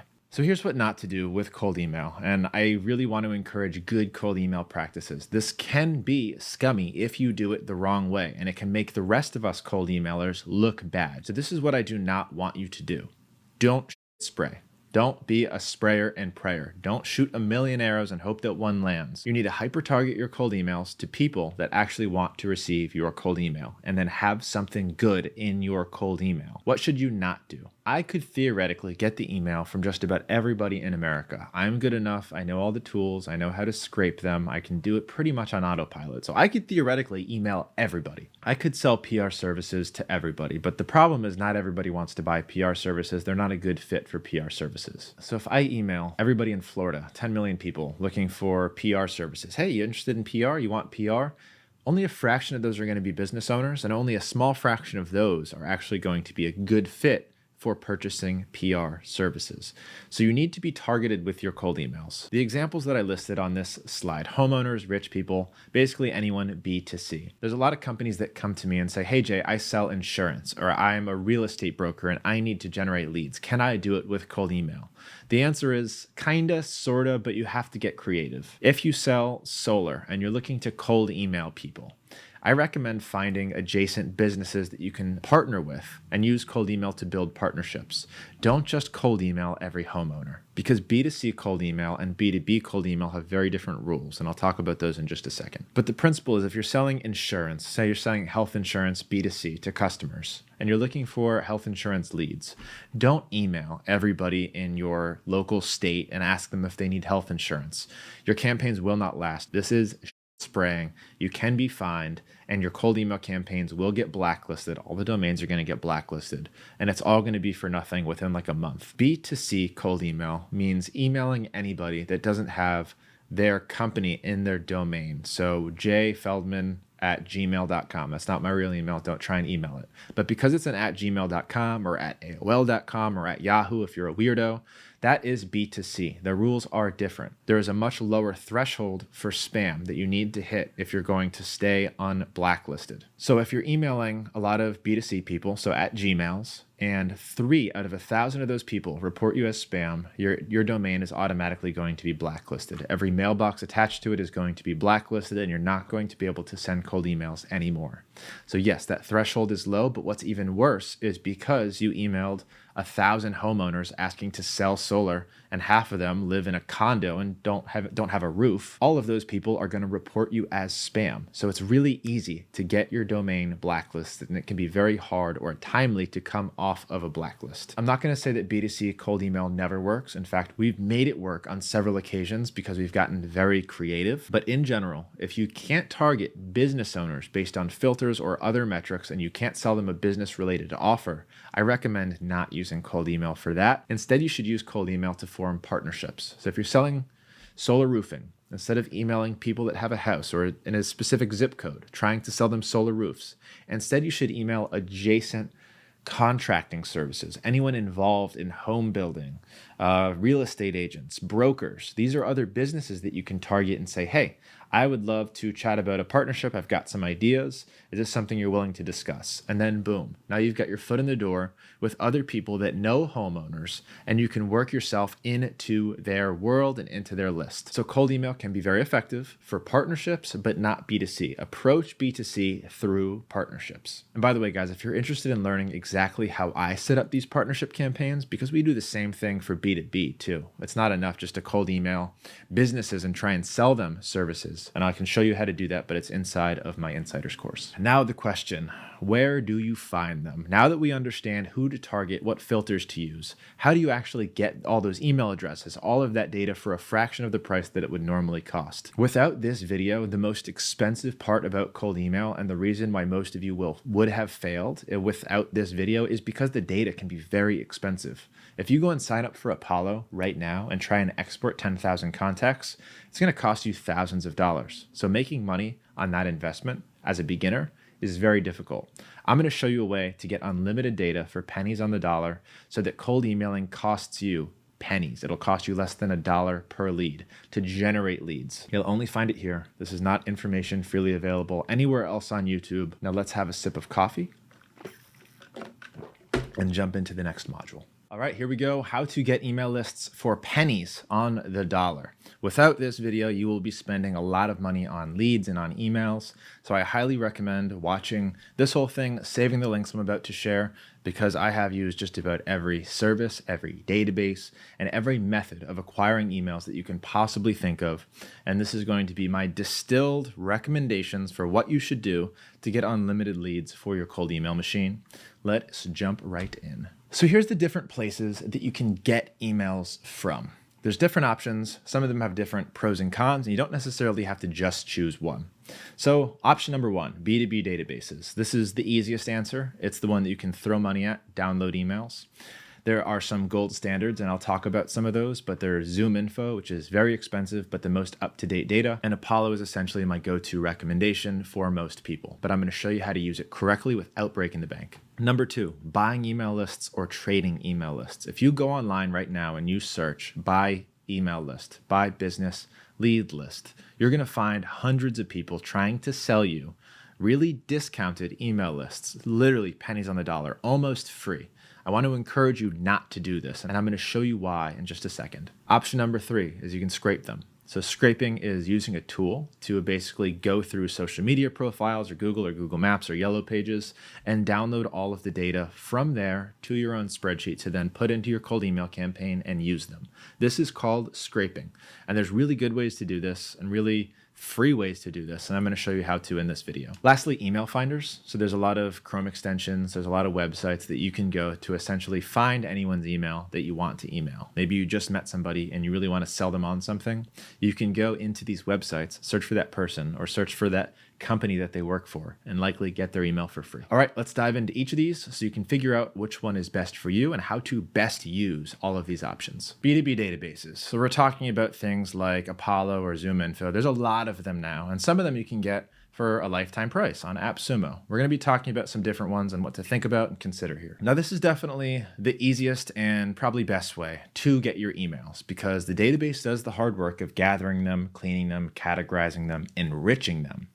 And all you have to do is pay them money, and now you can apply filters and export them. So most of the thinking and the hard work is already done for you. Now, what I really want to stress here is email accuracy. People change jobs all the time. People are fired all the time. Emails change a lot, and not just the email. The titles change, the cities change. So if the enriched data isn't up to date and you're using that enriched data to target somebody. So for example, you sell services in Florida and you got my email and I don't live in Florida anymore. I live in North Carolina. And you email me, boom, it killed your whole campaign. And this happens so frequently and people don't take this into account. That's why the good databases spend so much money keeping their data up to date. And they've got a lot of humans validating data, a lot of AI algorithms constantly scraping it and making sure that it's accurate, because the accuracy, not just of the email, but of everything that goes along with the email is so important. That's why subscribing to some second-rate B2B database a lot of times will bury your whole cold email campaign and you won't know why. You're just going to have no open rates, no opportunities, and you're not getting the feedback from the people you're emailing. So all you know is it's not working and you don't know why. It might be because your data sucks. So the problem with the good B2B databases like ZoomInfo is they're not really made for building cold email machines. They are designed for appointment setting teams, SDRs, BDRs, who are actually looking at specific individuals at companies and emailing them one-to-one, trying to close that deal on a more one-to-one personalized basis. This is not what I teach. What I teach is building cold email machines that make you appointments and sales on autopilot by populating large amounts of data and reaching out to a lot of people in mass. So to do that, you need to be able to download large amounts of data. So with ZoomInfo or Apollo, this can get very expensive because they typically have export limits on most plans that aren't their biggest enterprise plans, which cost thousands of dollars. So I'm going to show you how to get around this in just a second. Now, the other advantage of these B2B databases is the advanced targets that we spoke about in the last module, such as interest-based targeting, jobs listings that they have available right now, their fundraising. All of these advanced targeting features are typically only going to be available to you in B2B databases. Now, there's other things you can do with scraping. For example, you can go into one of the job listing databases, the job boards, and you can scrape all of the companies who have certain jobs listed and get their information using different scraping tools. You can scrape Crunchbase and look for companies who are raising money. But all this takes a lot of work, a lot of thinking, and a lot of times the scraping tools also don't do very well or can't get that info. So the database, the B2B database like Apollo, is going to be the fastest and easiest way for you to do that. All right, now here's some of my B2B database hacks. The first one is AppSumo, databases that have lifetime deals. So let's go ahead into AppSumo right now. I'm going to type in B2B lead database. And depending on what's available now, might not be available by the time you look at this. So LeadRocks has been on here forever. My guess is they're probably going to still be on here by the time you get here. I actually have a massive subscription to this. I think we bought as many codes as we possibly could so that we can export as many leads as we wanted to. So for one low price of $80 one time, you can use this database and export a ton of data basically forever. Now, the thing is with these databases is the cheaper they are, the older the data probably is. So how I believe that these work is they will scrape all of this data from the top databases like Apollo or ZoomInfo, and they'll put it all into this database and then resell it to you for less. Now, the problem is this isn't a first-hand data source like Apollo, so they're not cleaning it themselves. They're not validating it themselves. So in 6 months, assuming that they're not actively scraping and validating in real time, which they're probably not because it's a lifetime fee. There's nothing funding this unless a lot of people keep buying it. My guess is they're not keeping this data up to date, so it's not going to be as accurate, which can kill your campaign. But with that being said, if you're just getting started and you want a B2B database that doesn't cost an arm and a leg, this is something that you can definitely look into, is buying one of these AppSumo lifetime deal databases like LeadRocks. Now, the other thing that you can do is trustedleads.io. Now, Trusted Leads is not the only website that does this, but it is the one that I trust because they scrape it fresh every time. A lot of websites like this is you'll put in a filter or you'll tell them to scrape certain data for you, and they'll send you a list, and typically that list is really old. And after you clean that list, you will realize just how old it is because 80% of it is going to be invalid. With trustedleads.io, I get the same exact results that I get when I download it straight from Apollo. So I know that they're scraping it fresh, which is exactly what you want. So for this, for 10,000 leads exported and handed to you in a CSV file, it's $50. You have to paste your Apollo filter URL up here, and they will send you the data. So super affordable for 100,000 leads, which can last you a long time. It's only $450. This is pennies on the dollar compared to what it would cost if you were to pay them otherwise. And to get an Apollo filter URL, it's free. You can literally go on apollo.io right now and sign up for a free account, sign up for free, put those filters in, take that URL, put it into Trusted Leads without ever paying Apollo a dime. Now, this is not legal advice. I don't know the law around buying and selling leads. I'm just telling you that these websites exist. They are there. They're on Google. They are publicly available to you. You can go ahead and search them. I'm not a lawyer. If you are caught doing this or reusing data and you get arrested, just don't say that I found it on LeadGenJ. But if you Google it, all of these options are going to be available to you. I'm just going to tell you the ones that I've tested and work quite well. All right, a few notes here about buying email lists. Because again, you can go on Google, type in buy email list for doctors, and then buy an email list for like $12. Don't be tempted. These lists are trash. They're old, they're cheap, they're usually not going to be accurate. It's as if I exported an Apollo list of doctors today and I'm reselling it to you 3 years later. That list is no longer valid. You should not even think about emailing that list. Why shouldn't you email the list? Well, because a lot of them are going to bounce. A lot of them are going to be inaccurate with information that is no longer valid. So you're going to get reported as spam more. Your domain is going to end up blacklisted, and it's going to kill all of your mailboxes and your entire campaign. It is not worth saving a few bucks and buying an old list and using an old list. You should use the newest list possible. And if you are going to buy a list or use an older list, like my 8 million lead database, that's something that was scraped from Instagram probably 2 years ago. A lot of them are personal emails. You can still use this list, but you have to clean it and clean it good. But my recommendation is get the freshest data that you possibly can. And yes, that is me telling you that my 8 million lead list might not be the best option for you. Obviously, it's not the best option for you. It's free, and I'm reusing it. I'm giving it to you. That list is if you have absolutely no money and you're just getting started and you want an example of some emails that you can send it to, that's what you should use. But you should not use it if you're trying to get the most out of your cold email machines. Now, this is a little controversial, trading email lists. Now, a lot of people don't talk about this, but I want to tell you a little bit about the pros and the cons of trading an email list, because this can work quite well, and it is not the same as getting an old email list. So when you're trading an email list, so say I'm a PR agency, you're a book publisher, and I want all of your leads because if they're interested in writing and publishing a book, good chances that they need PR, that they want PR, and vice versa. If our guys are wanting PR, there's a good chance that they want a book written. So this is similar to interest-based targeting. You're exchanging email lists with somebody that has an audience that wants something similar or adjacent and actually pulled out their credit card to buy that thing. So with that being said, it's a pretty good list. You've got a pretty good idea of what that person wants. They're a buyer. They already bought that thing from that person. So you know they specifically got it, which is data that's really hard to come by. So in my opinion, that person is worth emailing. The problem is this. You don't want to be caught sharing the emails of your customers, and your person you're exchanging it with doesn't want to be caught sharing the emails of their customers. So what you want to make sure that you don't do is mention that you got your email from that guy and make sure that they don't do that when they email your list. Now, some other tidbits about trading email lists. This is actually a really good partnership campaign if you want to run this as a cold email. So say your marketing agency does SEO and John's marketing agency does web design. Those are really good aligned audiences. That would be a great switch. You can now email website design agencies and say, hey, I run an SEO agency. How would you like to do a newsletter exchange or an email list swap? You'll get a ton of interest from that, and you'll be able to trade lots of different email lists, trade your email list for lots of different ones. And now you've got a giant list of people that have had their websites developed that probably need SEO services. Hope that helps. Give it a shot. Let me know how it goes. Moving on. This is tried and true. This is one of the oldest and most effective ways getting emails online. And emails are everywhere. You're going to be shocked how many places have public email addresses. Instagram has public email addresses. Google Maps, most websites have an email address on them. All of these are opportunities for scraping tools to run through all these different platforms and get all the information.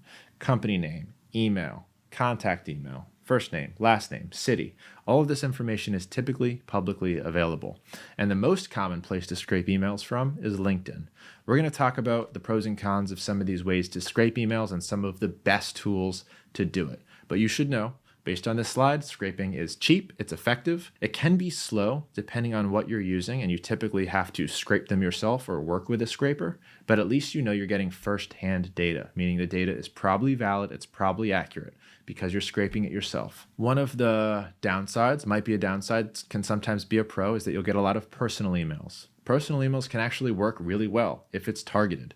If you're getting it from LinkedIn and you know that that person went to University of Florida, you know that that person now runs an SEO agency and you're selling something to them for their SEO agency, it doesn't really matter that it's a personal email. And they might even be more likely to open it because it's going to their personal email address. A lot of the problems with email scraping, for example, Instagram scraping, is that it's not enriched. Sometimes you don't get first and last names, as you probably know if you downloaded my 8 million leads list, but you do get a lot of other good information that you wouldn't get otherwise. For example, what's in their bio or how many followers they have. This information can be really useful to some people depending on what your offer is. For example, if you're helping people grow on social media, you're trying to reach out to influencers, you want to know how many followers they have and you want to know what they have in their bio. Before I dive into email scraping, I've talked a lot about this 8 million lead sheet. It's going to be linked down in the description of this video, but you get access to my 8 million scraped Instagram leads. So if you are looking for a free list to start emailing, this was all scraped from Instagram. You'll get access to my private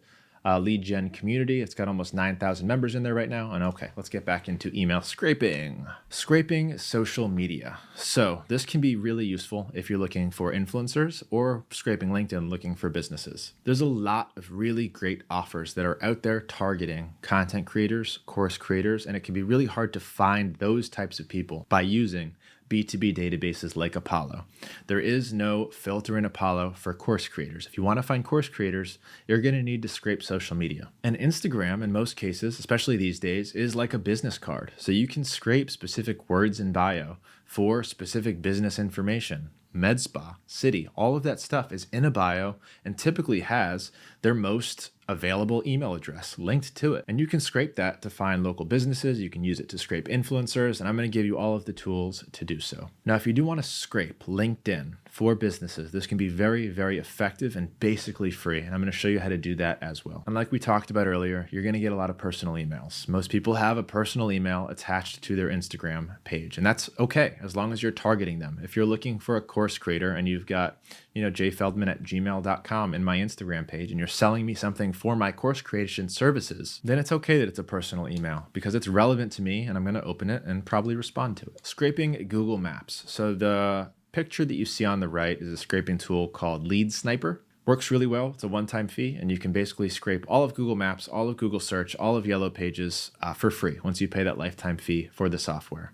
Scraping Google Maps is cheap, it's fast, you get really good unique data such as their ratings, such as their reviews, such as their city, and you'll typically get their business description as well, which you can use to run through AI and generate a lot of other great information. Now, if you're selling to local businesses or local services, Google Maps scrapers might be the best thing that you can use, because there's basically unlimited data on there. Any physical business and most non-physical businesses have a Google Maps. So they are available there with all of their most up-to-date data because they're generating traffic from there. So it's probably valid. And if you're selling something that's related to anything on Google Maps, such as their ratings, such as their reviews, then you can actually use that information to hyper-target people from Google Maps scraping. All right, here's a couple scraping hacks that I wanted to share with you.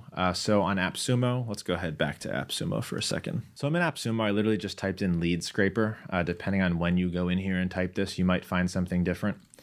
So here's a couple right here, Google Maps Scraper, $119 for life. Lead Scrape, $59 for life. Now these are beta tools, so I would recommend just getting the best in class for this. There's another one, Local Scraper, Rion, Yellow Pages Scraper. There's a ton of these, and most of these are a lifetime price to use the tool unlimited. So unlike a B2B database where you'll have to pay every single month to access that tool, if you use AppSumo, you can just pay one price for life and you can scrape as many leads as you want. Therefore, there is no excuse for not launching a cold email machine because at this point, leads are free and you don't have to worry about paying for them on an ongoing basis. Now, if you do want to go the scraping route, Lead Sniper is, in my opinion, the best lead scraper available. Again, this is not sponsored by them. I've just used a lot of these, and this one works unbelievably well. It's fast, and you get a ton of data out of it for very little work. So what makes Lead Sniper so good? Well, it just works every time. All you have to do is input some very simple variables, and it will scrape for you in real time. And the data that you get is fast. You get a ton of data from it. And the big thing with lead scrapers is a lot of time you just get tiny bits of data at once.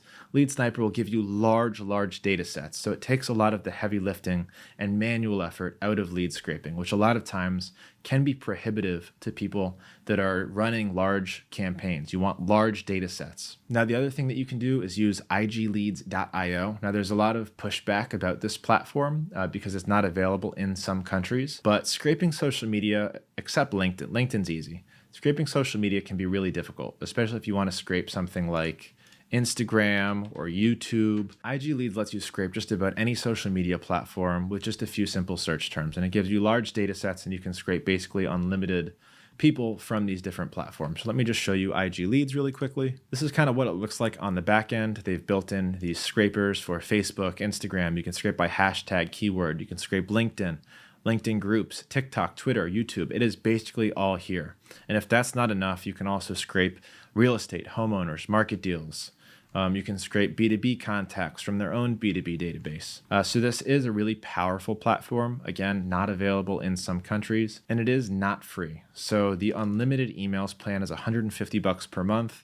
So it is a monthly fee, but this way you can scrape unlimited emails from social media. IG Leads does not know me. Lead Sniper is not paying me to make this video. This is all my recommendations from years of experimenting with tools. Now, the next option, this is the last one on my little list, is email finders. So these are the slowest. These are for people who really want to hyper-target specific individuals at specific companies. To find individual emails, it's basically going to be free. There's a lot of great tools out there. Hunter.io is the gold standard. So if you're not finding hundreds or thousands of emails every single month, you can use Hunter.io to find just about anything that you want. That's a little screenshot from Hunter.io above here. They have a lot of more advanced features now to find an email via API. If you want to work this into a Zapier automation, you can find them in bulk. You can do Google Sheets add-ons, and there's a lot of other email finding tools as well. If you go into AppSumo, you'll probably find a ton as well. A lot of times these are in Google extensions, Chrome extensions, so you can scrape it right from a website or a LinkedIn page. It's really easy to do, but low efficiency.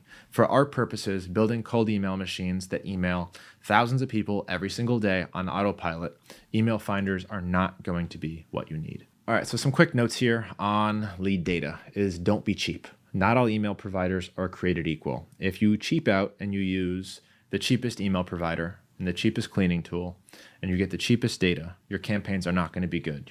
Your data is not going to be good. If you do this, your data is not going to be accurate, it's not going to be enriched properly, and it's going to negatively affect your whole campaign, and it's not going to work, and you're going to wonder why. And if you email the wrong person or the right person with the wrong information, they will report you as spam, you're going to be on a blacklist, and your cold email campaign will stop working. If your emails bounce, you'll be blacklisted, your cold email campaigns will stop working. You must send a good email to the right person in order for this to work. Again, if one kink on this cold email machine chain is broken, the entire thing doesn't work, and you're going to be sitting there sucking on your thumb wondering what the hell happened.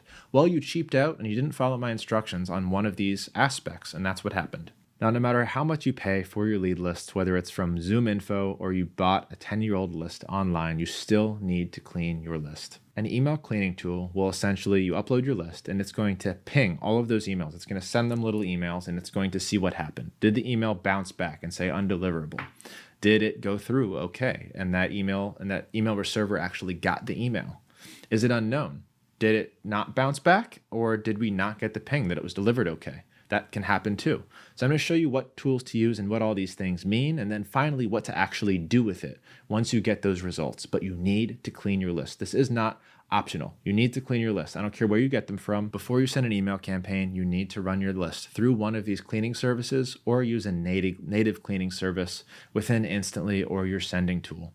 Granted, that's going to be a little more expensive. I'm going to show you how to do this dirt cheap. Couple final notes here. A clean list is about 60% valid. So just know that you're not looking for like a 90% validity. Even the cleanest lists, a lot of the emails will bounce. It is hard to keep a list fully clean. People change jobs or get fired all the time. People change emails all the time. And a lot of times these databases are wrong about the emails that you get. A lot of times they will guess at the email and they will guess wrong. So no matter what cleaning tool you use, expect about a 60% good rate on the results. All right, understanding the cleaning results, and now I'm going to tell you what to do with them.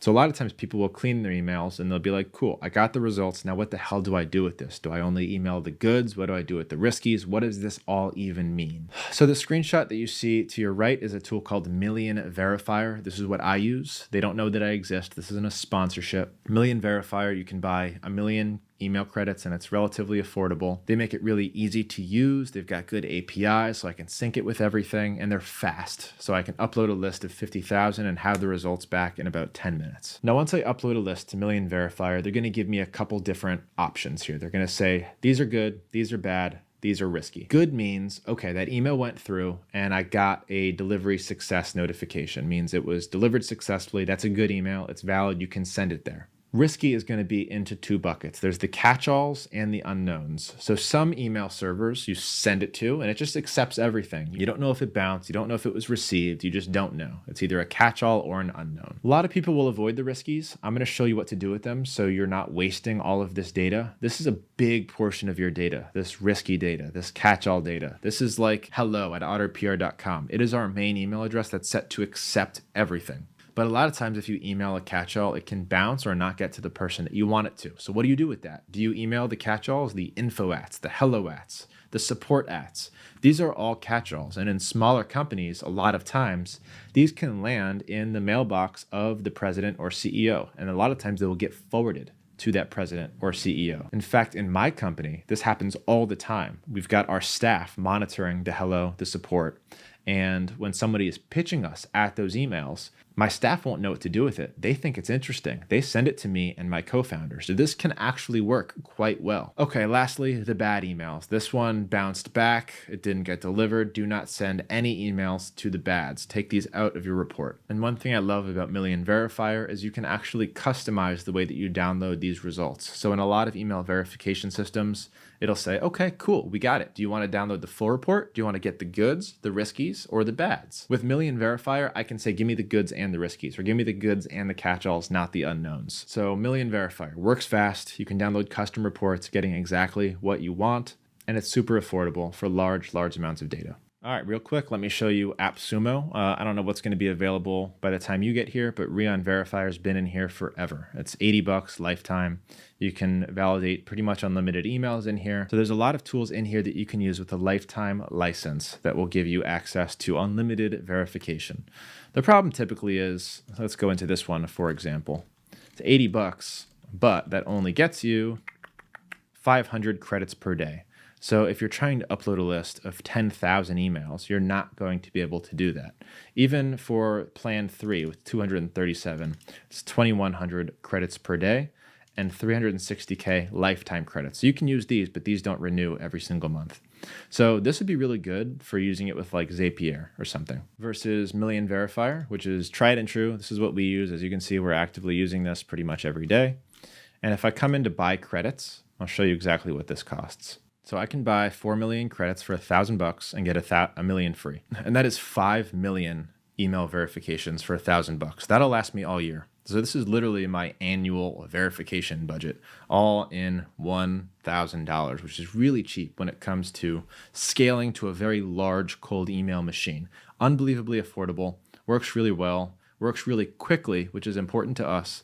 And it looks like we're going to have to renew soon. Let's talk about how to use your risky emails. This is your unknowns and your catch-alls. These are typically going to be good emails in most cases because if it bounces, they will put that into the bad filter. So even though these can bounce sometimes, typically they're going to be emails that do not bounce, which means they're safe to email. And a lot of times this can be like 20 to 30% of your list. In fact, I'm looking through my million verifier right now, and a lot of them are 35%, 26%, 25%.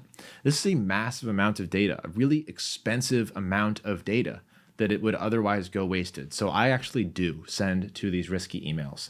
A lot of people will tell you not to. I say do it, just do it this way. Create a separate campaign for this risky data and put the more established mailboxes in there and set it at a lower sending volume. Because these emails are a little bit riskier to send emails to, you want to send less of them per mailbox. So create a separate campaign, link specific mailboxes to them, and then send at a much lower volume. Crank the warming up, and now any risk that you're incurring, you are counteracting by lowering the volume and increasing the warming. It'll also give you good information for yourself as to whether or not risky data is good for you, whether it's converting. Because risky data based on industry, based on company size, is different risky data. For example, a catch-all email for a company with 500,000 employees is different than a support email for a company with 5 employees.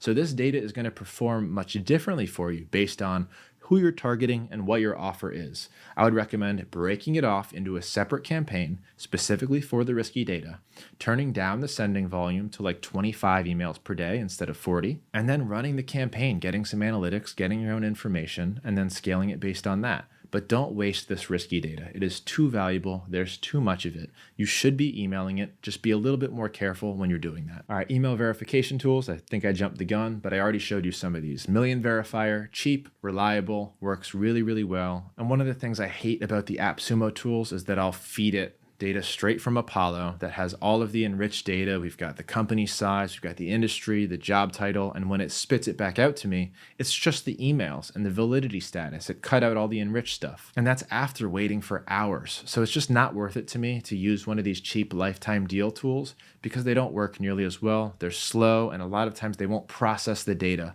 in a good enough way. Million Verifier, tried and true, works really well, really affordable. The last option, which is also the best option, is using the native cleaning tools within your software. So you can skip the cleaning process altogether if you just import all the data into Instantly and clean it within Instantly. The problem here is they're going to charge you a lot more than cleaning it in Million Verifier or in one of these cleaning tools. Now, the benefit of using Instantly's cleaning tool is that as it's cleaning it, it's also going to cross-reference that lead with other leads that have bounced or were risky or something negative happened, like a spam trap, for those leads, and it's going to remove them from your campaign. So in addition to the normal cleaning process that Million Verifier will use, Instantly AI will also use other data points because they've emailed everybody. The people within their platform have emailed everybody, and they have that data. They know who not to email. They know who the spam traps are. They know who the bounced emails on the riskies are. So they will automatically remove those from your campaign in the cleaning process, but you'll probably end up paying 3 or 4x what you would pay using something like Million Verifier. All right, now it's one thing to tell you about your different options. It's a whole other to tell you what I do in my company. So here's the workflow that I would recommend that you use to get clean emails for the lowest possible price. So first, you should sign up for free on Apollo.io. Now, as I already said, I've got an enterprise plan. We've been with Apollo for like 4 years, so we're able to export large amounts of data from them that you probably will not be able to do. Therefore, sign up for a free plan. Set all your filters. I'm going to walk through Apollo with you and how to use their filters appropriately and some recommended filters. Make sure that you tick the verified box within those filters so you're only getting verified emails. Then you're going to take the link, copy the URL from your Apollo filters, and you're going to paste it into Trusted Leads and order your data from them. They will then scrape the data of your filter URL as if you were to export it from Apollo yourself. And then you're going to clean that list in Million Verifier because it's quick and it's cheap. Then you're going to import the good and the risky emails into Instantly into separate campaigns as we just discussed. This is going to save you the most money. You're going to get leads for pennies on the dollar. You're going to be able to do it fast, super fast, and at high export volumes. This is the most important thing here. You want to build your machine and then essentially forget about it. If you're somebody that has the resources and values time, go ahead and sign up for an enterprise plan with Apollo. Or you can just use Instantly's lead finder and export the emails directly from Instantly into your campaign, and they clean it for you as you do that. Again, this is going to cost you a little bit more, but definitely an option worth looking at. And while we are on that option, I may as well come into Instantly now and show you their lead finder. So they have their own database and it's secondhand data. But the great thing about Instantly's secondhand data is that they clean it for you as you're importing and they only charge you for clean leads. And remember, their cleaning is better than most other cleaning because they're not only looking for bounces, they're actually cross-referencing all of the back-end data that they have on these emails. So you can go through Instantly's filters and do the exact same thing that you would inside of another lead database, but you can export it directly into your campaign without having to clean it and without having to export it into a CSV file, put that CSV file somewhere else. Instead, you can just use this lead finder. You can pay whatever it costs to export the leads. This is, again, you're going to be paying more than if you were to follow my other formula, but you're going to be saving a lot of time in the process. So the question I pose to you on what to use when you're processing your data is, do you value your time more or your money more at this point? If you value your money more, then I recommend following the workflow outlined on this slide right now. Use trusted leads, use Apollo.io, clean it with Million Verifier, and then put it into Instantly to send cold emails. If you value your time, you can use the Instantly lead finder. It works really well. You can skip a ton of steps. And you can set up an evergreen campaign, which is essentially a really smart AI-driven campaign, so you never have to touch it ever again. And I'm going to show you how to do that in the advanced section in just a minute. Now I'm going to play a little walkthrough of how to actually use Apollo, how to use these filters, how to export your leads, and then we'll come back and we'll finish this module. Now coming over to search, this is my favorite database by far for search. Now I'm not allowed to actually bring up anyone's contact information during this YouTube video, but I want to walk you through some of the nooks and crannies of their search function that doesn't exist in any other lead database. Apollo is the most advanced thing that I've seen by far, and I'm about to show you why. Now, a lot of the stuff that you're going to see here on the left-hand side is probably going to look familiar if you've used any other database. The ones that should not look familiar are scores. This will score leads based on how likely they are to convert for your business. This is done using AI and different metrics over time. In order to use this, you can come down here and create scores so that you can set different parameters that actually give them the score that's going to work for you. So this is going to be based on your business. I definitely recommend checking this out and seeing if you can create a score and get Apollo to actually feed you leads that meet your minimum score criteria.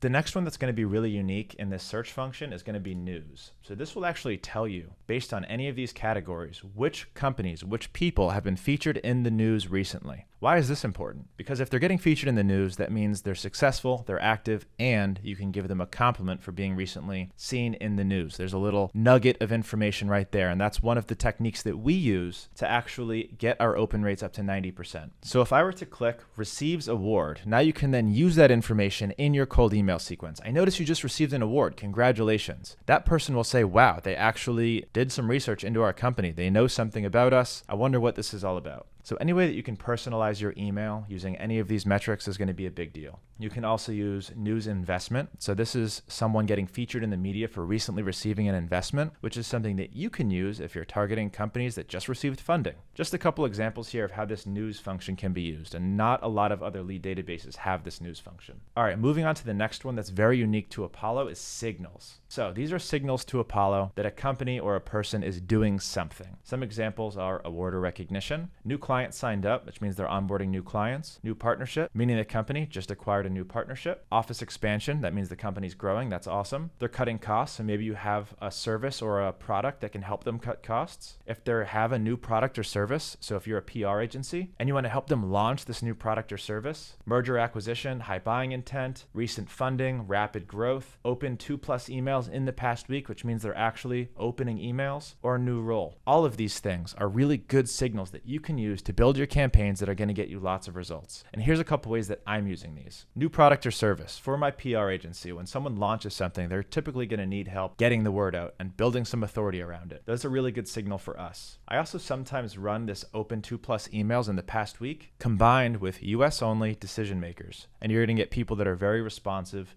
to those cold emails. All right, moving on to the next really unique function that Apollo has for searching great leads is buying intent. So Apollo actually knows what users are interested in purchasing. It does that by scraping information on what a company is searching for from an IP address. So for example, if people in my company are searching for management consulting companies, Apollo will know that Otter PR is looking for management consultants, and it'll put us in here as a low, medium, or high intent score for that search, for that intent topic. And there's a lot of different intent topics that you can choose from. And I'll come in here just to show you a few. Now, I was recently doing some lead generation work for a company that does cybersecurity. So all my intent topics are people who are looking for firewall software, antivirus software, cybersecurity consulting. But there's a lot of different topics in here that you can choose from. Hundreds, maybe even thousands. So wherever it relates to your business or your offering, you can see companies who are searching for exactly what you do or something similar, so that you automatically know that they have a need and they have a want for what you have to offer. So you're not just blasting cold emails to random strangers, you're targeting someone that actually wants what you have to offer.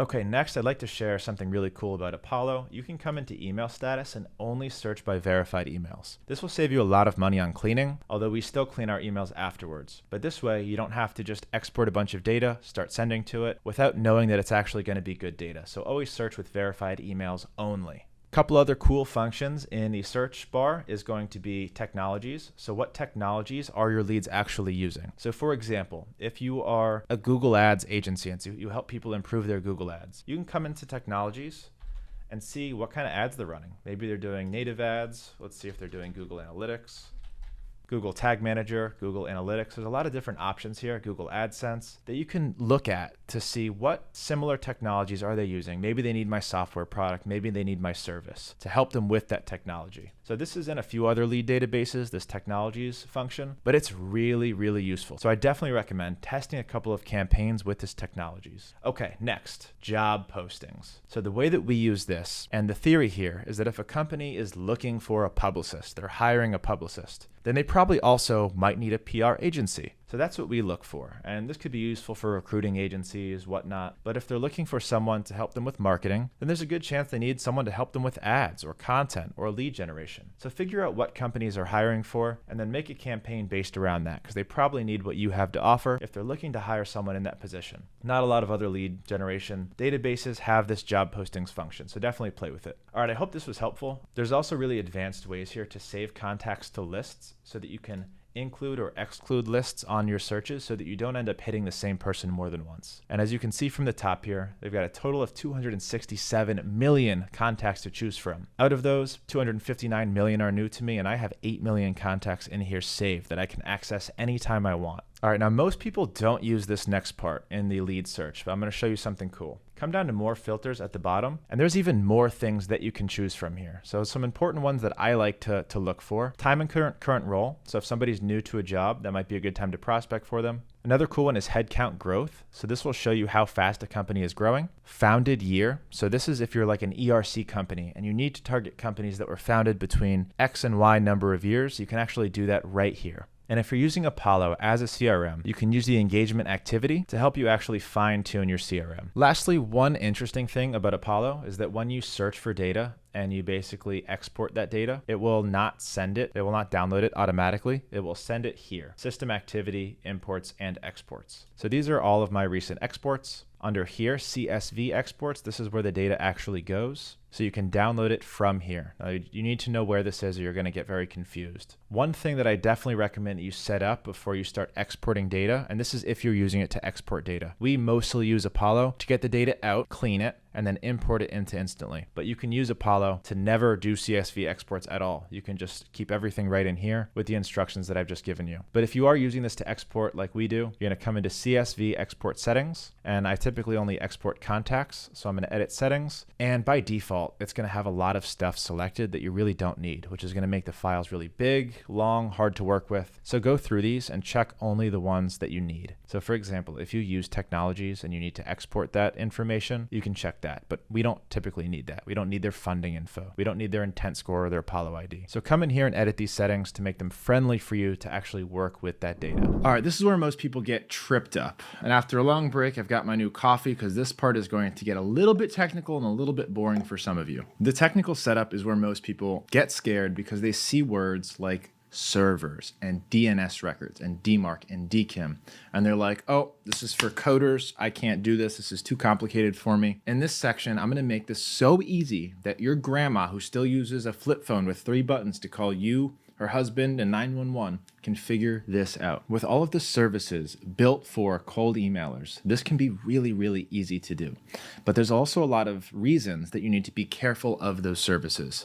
I recommend that if you want to take this seriously, you should at least have a basic understanding of how it all works. So before I make it really easy, I'm first going to make it really complicated. But I'm going to try and make the complex infrastructure as simple to understand as I possibly can. So here we are, technical setup for dummies. Let's kick this thing off. I'm going to make it so there is zero thinking required. Literally, if you follow these instructions, you're going to be good. Cold email is hard enough as it is. And if you make one mistake while building your cold email machine, whether it's for yourself or for clients, I don't care. That one mistake could cost you your entire campaign. And this is the same mistake advertisers make no matter where it is. If it's Facebook ads, not only does the creative have to be good, the targeting needs to be good, the landing page needs to be good, the offer needs to be good. It's the same thing with cold email. If one kink in the chain is bad, the entire thing breaks, and it takes a really talented marketer, not just to understand what those different links in the chain are, but when something's not working, which link is it? And this stuff's complicated. Where I don't want you to make mistakes is in the technical setup, in the infrastructure, because this is the part that if you follow the instructions,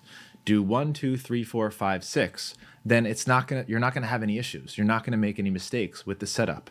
The other stuff, the offer, the targeting, the copywriting, that stuff's hard. That stuff, it takes creativity. That stuff takes a lot of testing. This does not.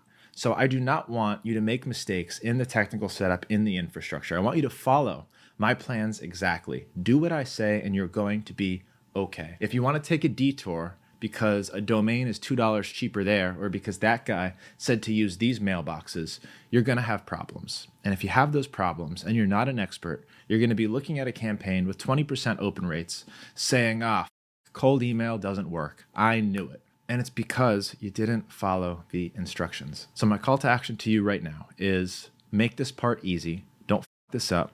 Follow my instructions and you're going to be okay. If you want to be ignorant like Yoda in this meme and take advice from 9 different people and pick tools because they're cheaper or they're more convenient, you're going to end up with a broken campaign and you're not going to know why. So follow my instructions, and just like my grandma, you're going to be able to do this no problem. I guarantee this is going to be so easy for you.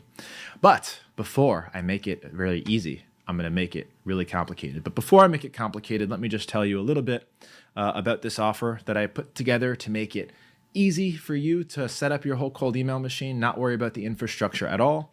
I'll build out the entire thing for you, configure your domain, set up your mailboxes, put them in your cold email sending software, all for $1. The reason that I make money with this is because you use my affiliate link to choose your sending software of choice. I also believe that if you're able to get past this technical hurdle and get this set up, then you're going to be more likely to dive in and get all the resources that you need to optimize your cold emails even more, which means hopefully joining my Insiders program. So link to this $1 setup offer is going to be in the description. With that being said, let's make it really complicated. Understanding how it all works. And as you can see on that chart on the right, that's not cold email related, but I'm about to draw something that looks kind of like that, but I want you not to freak out. This is for people who want to have a general understanding of how cold email, how email in general works. If you have a general understanding of how domains work, servers work, mailboxes work, and they all interact with each other, you're going to have a much better understanding of the advice that I give you, and also a better understanding of when something goes wrong, how to diagnose what that thing is, and then fix it. All right, so to demonstrate this, I've got my handy dandy iPad here, so I'm gonna go over here and I'm gonna start drawing some stuff. I really want to encourage you to try and learn this. Watch this part 2 times over. I promise you it's going to be really helpful for you in the long run, and if you're like, f this, I don't wanna learn the technical stuff, make sure to save this and come back to it when you do have problems, because when you have problems, that's when this becomes very relevant, because you're going to need to identify where that problem's coming from and how to fix it. All right, here we are with the handy dandy iPad. All right, so when you're cold emailing, there's a few things that you need to understand. There are servers. These are things like Google, Microsoft, and Amazon, AWS servers. These are like private servers that you set up, forget about. And these all have trust. You also have domains. So these are the age of your domain. The RDNS is where you purchase your domain. So let's just call it GoDaddy for now. And the trust of your domain. Now you also have mailboxes. These are the individual mailboxes, name, at, and these can be built on servers. So you buy a domain on GoDaddy, and then you can choose where to host that domain and create emails and send them from. So mailboxes are sent from servers and to servers. I'm going to call private servers AWS because in almost every case, any private server company I've worked with uses Amazon Web Services private servers. They build them, they're brand new, they don't have any trust. Now, each of these kinks has a trust score. The server has a trust score. So if you're using Google or Microsoft, you're going to have a high trust score immediately. You also get the benefit of Google and Microsoft are most of the emails that you're going to be sending emails to. So if your mailboxes are set up with Google and you're sending to Google mailboxes, there is a good chance that that email is going to make it through. If you are a private server mailbox and you are trying to send to a Microsoft mailbox, there is a good chance that you are not going to make it through unless that server and that mailbox has really high trust. Now, domains are pretty easy. You want to have a domain that's aged at least 30 days. That's why we recommend warming for a month and buying a domain and waiting for a month before sending cold emails. That 30-day mark is what they're really looking for. But obviously, the older the domain, the better it's going to be. The RDNS, don't worry too much about RDNS, but where you buy your domain from does matter. You can save a few bucks getting your domain somewhere like Cloudflare or Namecheap, but we recommend using GoDaddy because it's tried and true, and we've never had any issues with it. And this will protect you from ending up on blacklists. So zooming out here, the technical setup with what you use here matters a lot based on what you're sending to. So say you have a Google mailbox and you're sending to a Microsoft 365 email. You're sending it to somebody that has a Microsoft 365 email. There are Microsoft 365 servers that are receiving this email that are acting as the gatekeeper. So they're going to see Google. Google's trusted, so there's a good chance that that email makes it through. They're also going to look at the domain. Is that domain okay? Is that mailbox okay? Is the content of the email okay?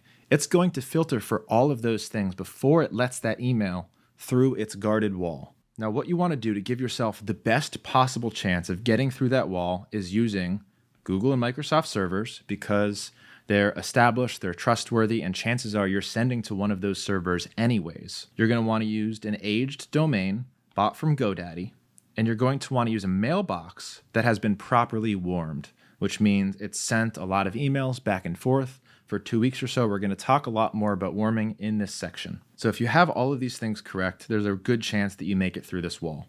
Now, there's one other thing that can stop you from getting through that server wall, and that is blacklists. So these are third-party services like Spamhaus, and they will set cold email traps. So if you email one of these cold email traps with a cold email, they will put your entire domain, they'll typically target the domain on a blacklist. So any mailbox sending from that domain will be blacklisted and will not make it through that wall.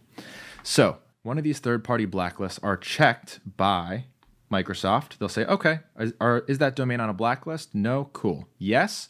Block the whole thing. You'll get zero deliverability to that server. Now, there's like 20 of these blacklists, and I'm going to show you how to check if you're on any of them, but it's important to note that if you make it on a blacklist, you can get off the blacklist. You just need to stop sending, increase warming, and then wait. Typically within 30 days, if you follow the right practices, you will get off of these blacklists. The other thing that you're going to want to check, and this is why I recommend using Google Workspace to send cold emails, is you're going to want to check your spam threshold. So Google will tell you how many of your emails, which percentage were reported as spam using Google Postmaster. It's totally free, postmaster.google.com. You put in your domain, authenticate it, and it will tell you your spam percentage per day. If you have too much spam, you're going to end up on a blacklist for at least a month, and you're going to have to follow the same process. But at least now you know why. It's because your spam threshold was high, which in fact is usually the case to end up on these blacklists.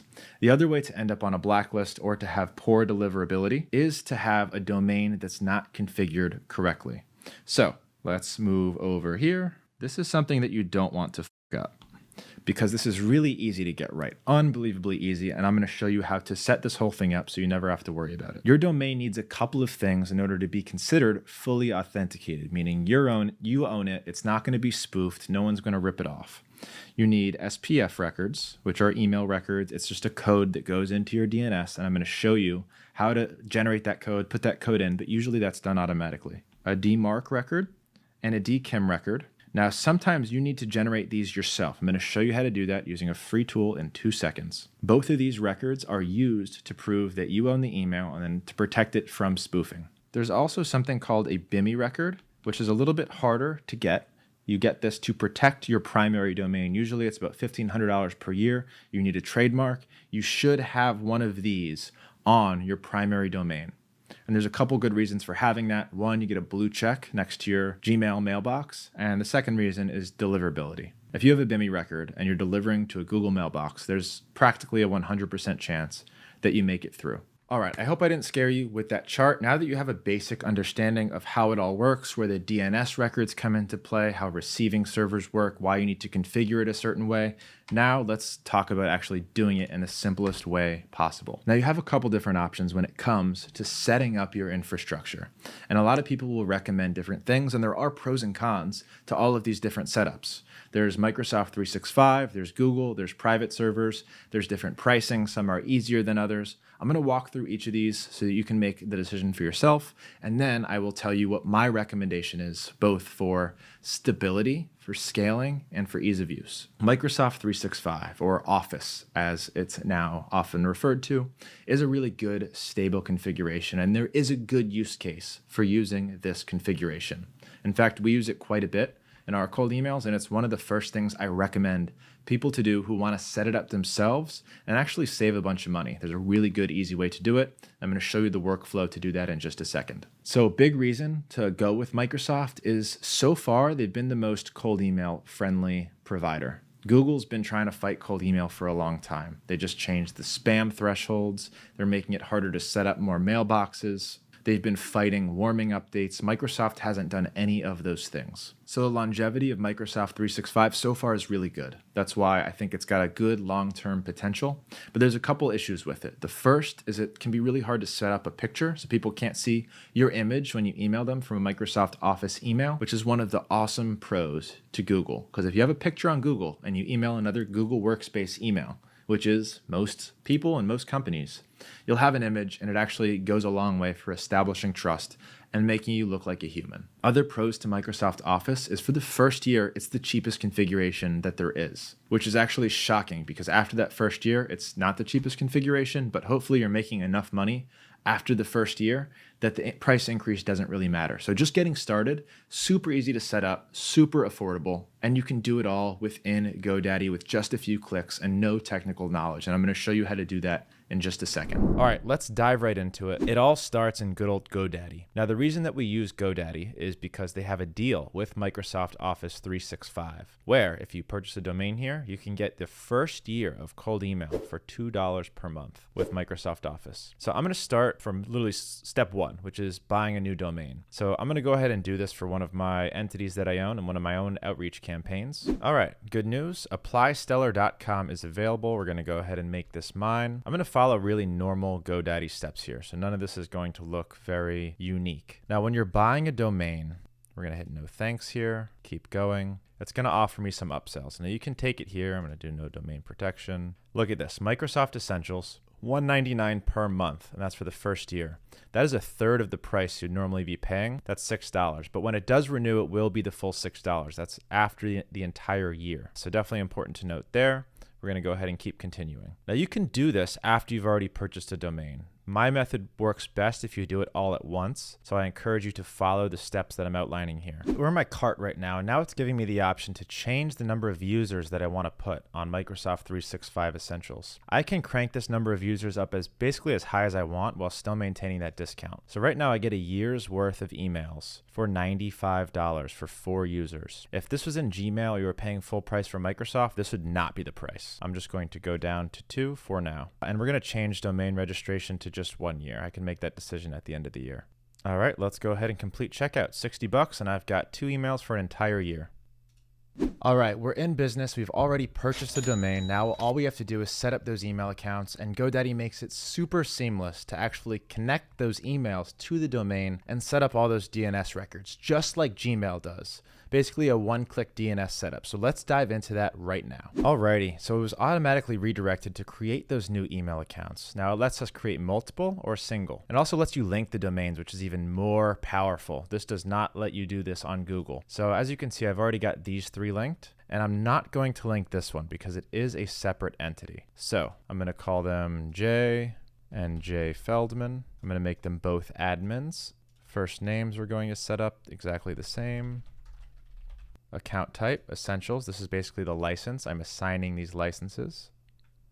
And send account info to my master account. Now it's going to go ahead and create these 2 emails. Link domains, do not share. Now let's dive into the technical aspects of this process. So a little bit of a navigation thing. Let's talk about GoDaddy. If you click on these, we're right now in email and office. And right now it's taking me through a checklist of what needs to get done. All right, j@applystellar.com. This is one of the ones that we just purchased. Let's go into manage and see what we need to change here to start things off. You'll see a few options, and a lot of these are important. Forwarding, we're going to need to set up.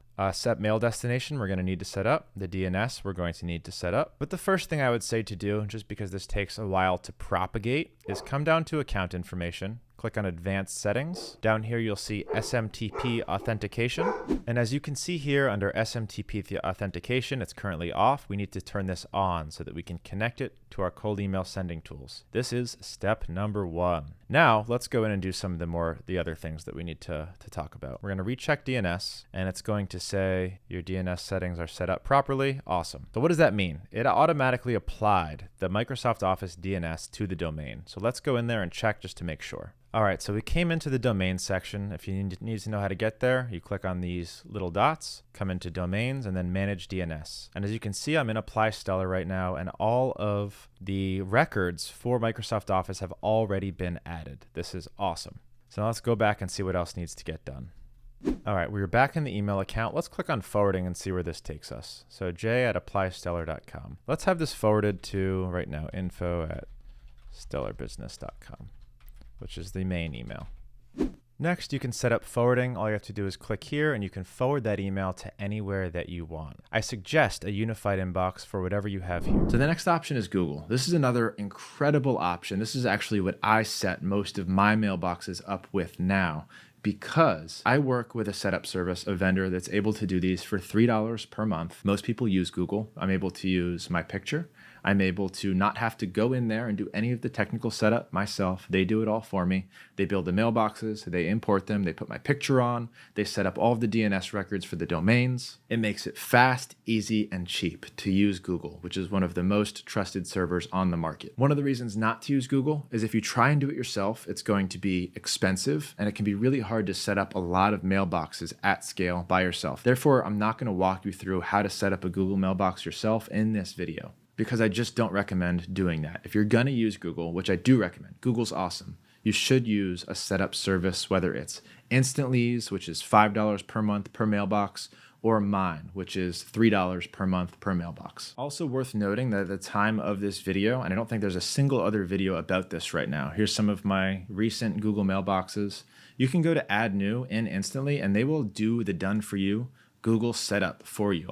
They'll purchase your domains, they'll set up your mailboxes, and it's only $5 per month per mailbox.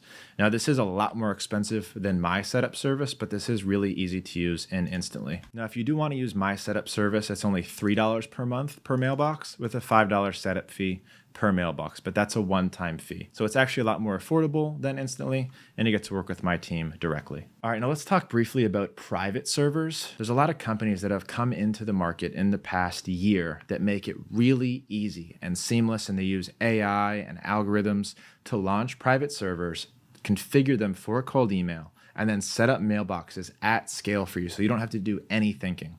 A couple of these companies are Inframail and MailForge. So these are two companies that I've talked about in previous videos. The problem with these companies is that they're launching virtual servers, usually with AWS.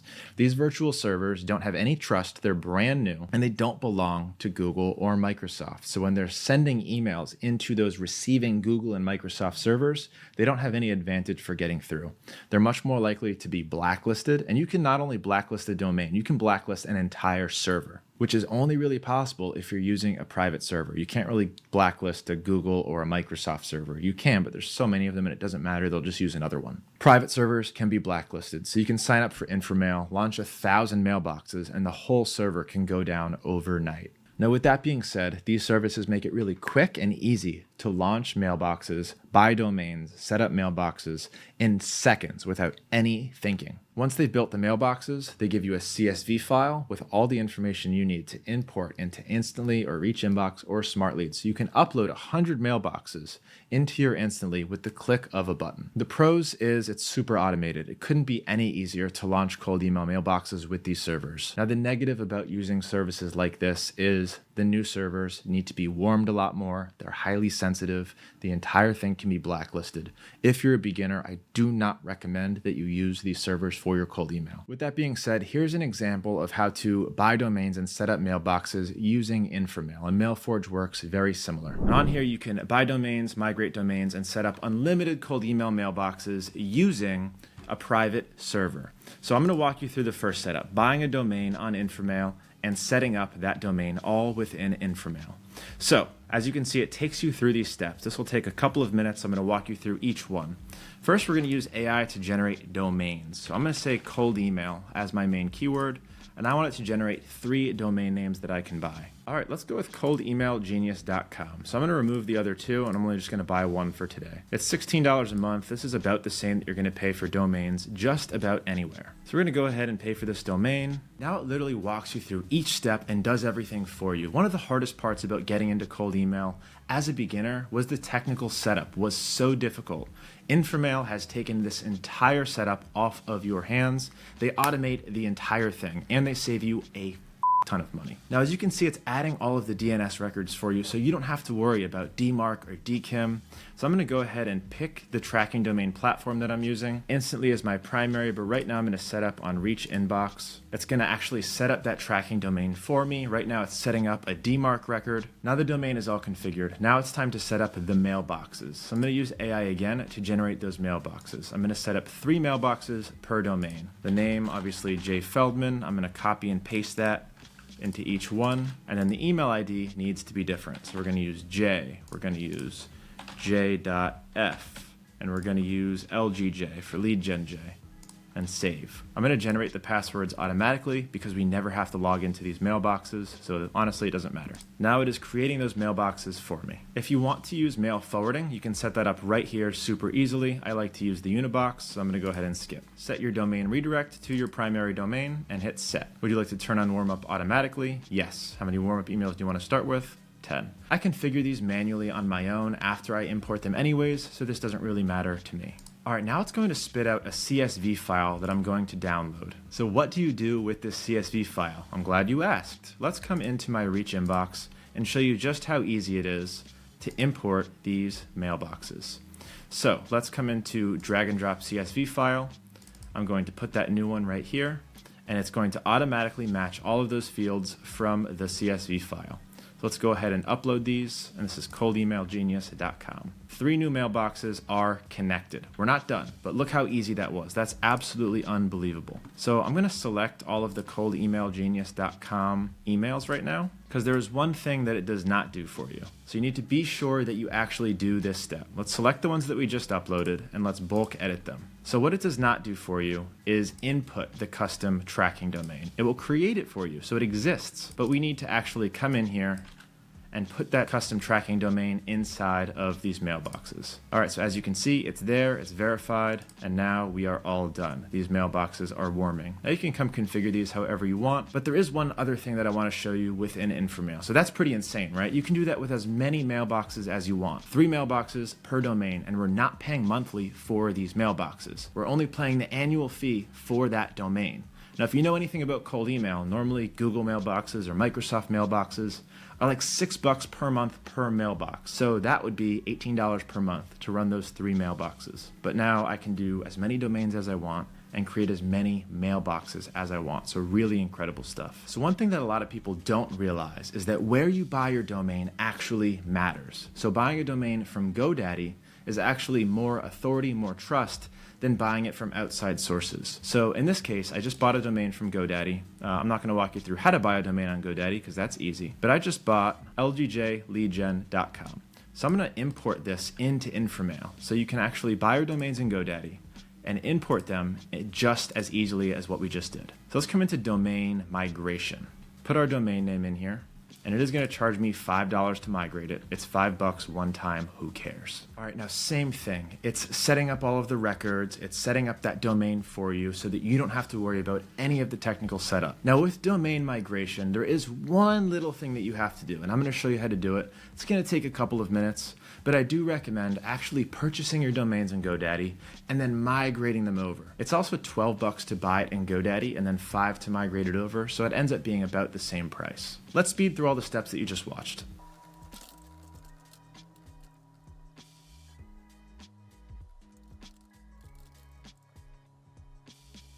All right, now here's the one difference between doing domain migration and buying domains on Inframail. So as you can see, once I reach the end step, I get that same file, so I'm gonna go ahead and download that. But the other important thing here is the name servers. You are gonna have to go into your GoDaddy and replace your current name servers with these. So how do you do that? Let's come into GoDaddy, and then you're gonna come into your domain link, and you should see this. So let's find the domain, and you're going to edit DNS records.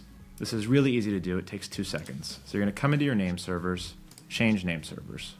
I'll use my own name servers, and then you're just going to copy and paste the ones that Inframail gives you into your GoDaddy. They're pretty quick, and this happens in minutes, typically. Now it says your request is in process. This can take hours. So if you see things not working, just wait and try again. All right, so let's go ahead and upload these into Reach Inbox again. So add new, mailboxes are connected. Remember, this is ljleadgen.com. Now we can go ahead and add that custom tracking domain, and we are done. How easy was that to set up 6 mailboxes without spending a single dollar on the mailboxes? All right, now that we're on the same page with setting up mailboxes, here are some of the specifics that you need to know to do it correctly. Don't this up. You're going to want to set up 3 mailboxes per domain. So if you have one domain, that's leadgenj.com, and make sure that it's a secondary domain. You want your domain to be different but similar to your primary domain. You're going to create 3 mailboxes under that domain. So $12 for the domain, 3 for each mailbox. That's $9 per month per domain. If you're using your own name, so for me, Jay, it's going to be j@jfeldman@, j.feldman@. That's 3. You can do that for all of your different domains. Now, each mailbox should not send more than 50 cold emails per day. Now, here's where a lot of people get tripped up because you're going to be sending 50 warming emails and 50 regular emails. Keep the warming on, and if you're doing 50 and 50, then it will be 100 per day. Never go over 50 cold emails per day. That is not including warming. Now, what I recommend, if you can and if you have the money, is start really low. Start at like 20 cold emails per day. And then, cool, you're getting good results, scale to 30. Getting good results, scale to 40. Still getting good results, stop. 50 is the higher limit of what I would recommend. So I would recommend having more mailboxes, sending less emails each. That will give you the best chance of keeping your spam thresholds low and the good longevity for your campaigns. What names do you use for your mailbox? If you're me and you Google J Feldman or Lead Gen J, there's a lot of stuff there on Google. So I'm able to use that as social proof in my cold emails. If you don't have that, or if you have a name that triggers suspicion in your cold emails, maybe your name's Adolf, you might want to not use the name Adolf for lots of reasons. Instead, you should reach for a name that inspires trust in the person receiving the email. Now, we've ran lots of tests on this, and if you're not going to use a founder name that has brand recognition, what you should do is use a white girl name. Something like Sarah or Rachel. I don't know why, but white girl names just seem to convert better. So that's what I would recommend if you're not using a founder name. All right, mailbox forwarding. Should you forward all of your incoming cold email responses to a single mailbox? There's some reasons to argue yes, there's some reasons to argue no, and I will go through these. And then I'm going to give you my recommendation. communication. So we actually got into some trouble with our cold email machine because we were doing this. We were forwarding all of the responses to all of our cold emails to our primary inbox, hello@outerpr.com. The reason being is because we had a BIMI record, so it had a blue check, and it was going really well. It was just in that mailbox. Everybody was managing a single mailbox. It was really easy to do. But then it started causing some problems. We got our primary domain on one of these blacklists, but we're like, why? We have a BIMI record. How can we end up on a blacklist? And these people are responding. They're interested. I'm going to tell you exactly why, and then I'm going to show you what exactly to do. All right, this is the reason that you shouldn't do mailbox forwarding and do what we were doing. So you've got your cold email. This is the mailbox that you set up to send cold emails. And you're sending it to a lead. Now that lead is either going to not respond, and if they are interested, they will send a positive response back to that same mailbox, and then they've opened up that line of communication. Now you can send them whatever you want, videos, code, images, links. Once they've opened up that line of communication, they've said yes, now you can have a conversation with them here. Now here's where it becomes a problem. You send that same cold email to that lead, and they send a positive reply, opening up that line of communication. And then that reply is forwarded to your central mailbox where you're managing all these replies from. Now, even though they're interested, the lead did not open up the line of communication with this email address. That line of communication is not open. So when you reply to them from that primary mailbox, this is a cold email again. That line of communication is not open. So all of those same rules here apply to that interested reply. That's why this does not work and it can get throttled. That's why I don't recommend doing this, even if you have really high trust on this central mailbox, even if you have a BIMI record, because if you don't open up that line of communication properly and you're reported as spam, you can have a lot of problems with that primary mailbox. Now, there is one other issue that you might run into with mailbox forwarding, and this is going to seem like the best option to you. It makes a lot of sense, especially if you're a Google user. You want to respond to everybody in your Google inbox. It feels native. But one other thing might occur, and this might not occur until later on, but let me show you what I experienced in my company. There are receiving limits for mailboxes, and the receiving limits are absurdly high. 60 emails per minute, 3,600 emails per hour, or almost 87,000 emails per day. Now, this seems like a lot of emails. How could you possibly receive this many emails? Well, let me show you how. It's actually easier than you think. And then once you hit these receiving limits, all of the emails that you get from that point on will enter some kind of virtual queue that you can't access no matter who you talk to or where you go. And that virtual queue may or may not deliver to your emails, and you're going to lose a lot of emails if you hit these limits. So let me just show you a basic calculation on what hitting these limits actually looks like. All right, so we're trying to get to 86,000 emails per day. So say you have 1,000 mailboxes that's sending 50 warming emails per day. That's already 50,000 emails just with warming alone. So now let's say you have 100 or 1,500 emails sending 70 emails per day. You're getting 70 replies per day. So 50 warming plus 20 regular replies. You just blew past the limit. Now I know 1,500 mailboxes seems like a lot, but it's really not that many as you start to build and scale. And it's probably not going to be an issue for you right away, but it became an issue for us. As we saw cold email was working, we leaned into it and we scaled up. And the whole time, all of the mails were forwarding to one primary mailbox. So we ended up hitting this limit and throttling all of the emails that were coming in to our email address. This problem took us a long time to solve, and we ended up going to solution number 2, which was not forwarding all of the mails to a single mailbox. Instead, what we are now doing, and what I advise you to do for these specific reasons, and I wanted to explain the problem with the mailbox forwarding, even though it feels like an awesome solution, and the setup services are going to offer mailbox forwarding, don't do it. And the solution is don't forward the emails. It's use the Unibox. The Unibox that's going to be built into Instantly or SmartLead or Reach Inbox. So what this Unibox does is it actively syncs with all of the different mailboxes that are connected to your email sending platform to identify emails and bring them over to Instantly so that you can respond and manage the emails from there. Now there's some downsides with that, but we're going to talk all about the Unibox in that section. For right now, let's go back into talking about the infrastructure here. All right, so going back into infrastructure, let's talk about buying domains. Now, I already kind of touched on this, but please use GoDaddy. It's the most trusted domain registrar. It's $12 per domain, so it's really not that expensive. In fact, if you're using MailForge or Inframail to buy your domains, they'll usually charge you around $15 to register that domain, and it won't even be the most trustworthy registrar. So please use GoDaddy. It's tried and true. Your domain should be similar to your primary domain. So for example, if my company is otterpr.com, I want to buy domains that are similar to otterpr.com. Domains like myotterpr.com or getotterpr.com. And I'm going to show you how to use the tool seen on your left to identify what those similar domains are that are available. Now, the other important thing to note here is that the names should be clean. I'm talking no more than 3 words in a domain, no hashes, no weird symbolism, no numbers. Anything that looks sketchy, that looks like a spammy domain, is going to be treated as spam. Now, I talked to Daniel with Warmy about this. Does .com, does .net, do the hashes have any actual effect on deliverability? And the answer is no. They don't have an effect directly, but they do have an indirect effect.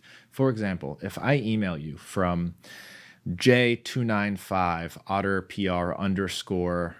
otterpr_9.com and you receive an email from j at that domain, what are the chances that you're going to treat that as a real company that's emailing you? You're probably not. Your red flags are going to be waving and your mind's going to be screaming, this is spam, don't trust it, report it as spam, don't even reply to it.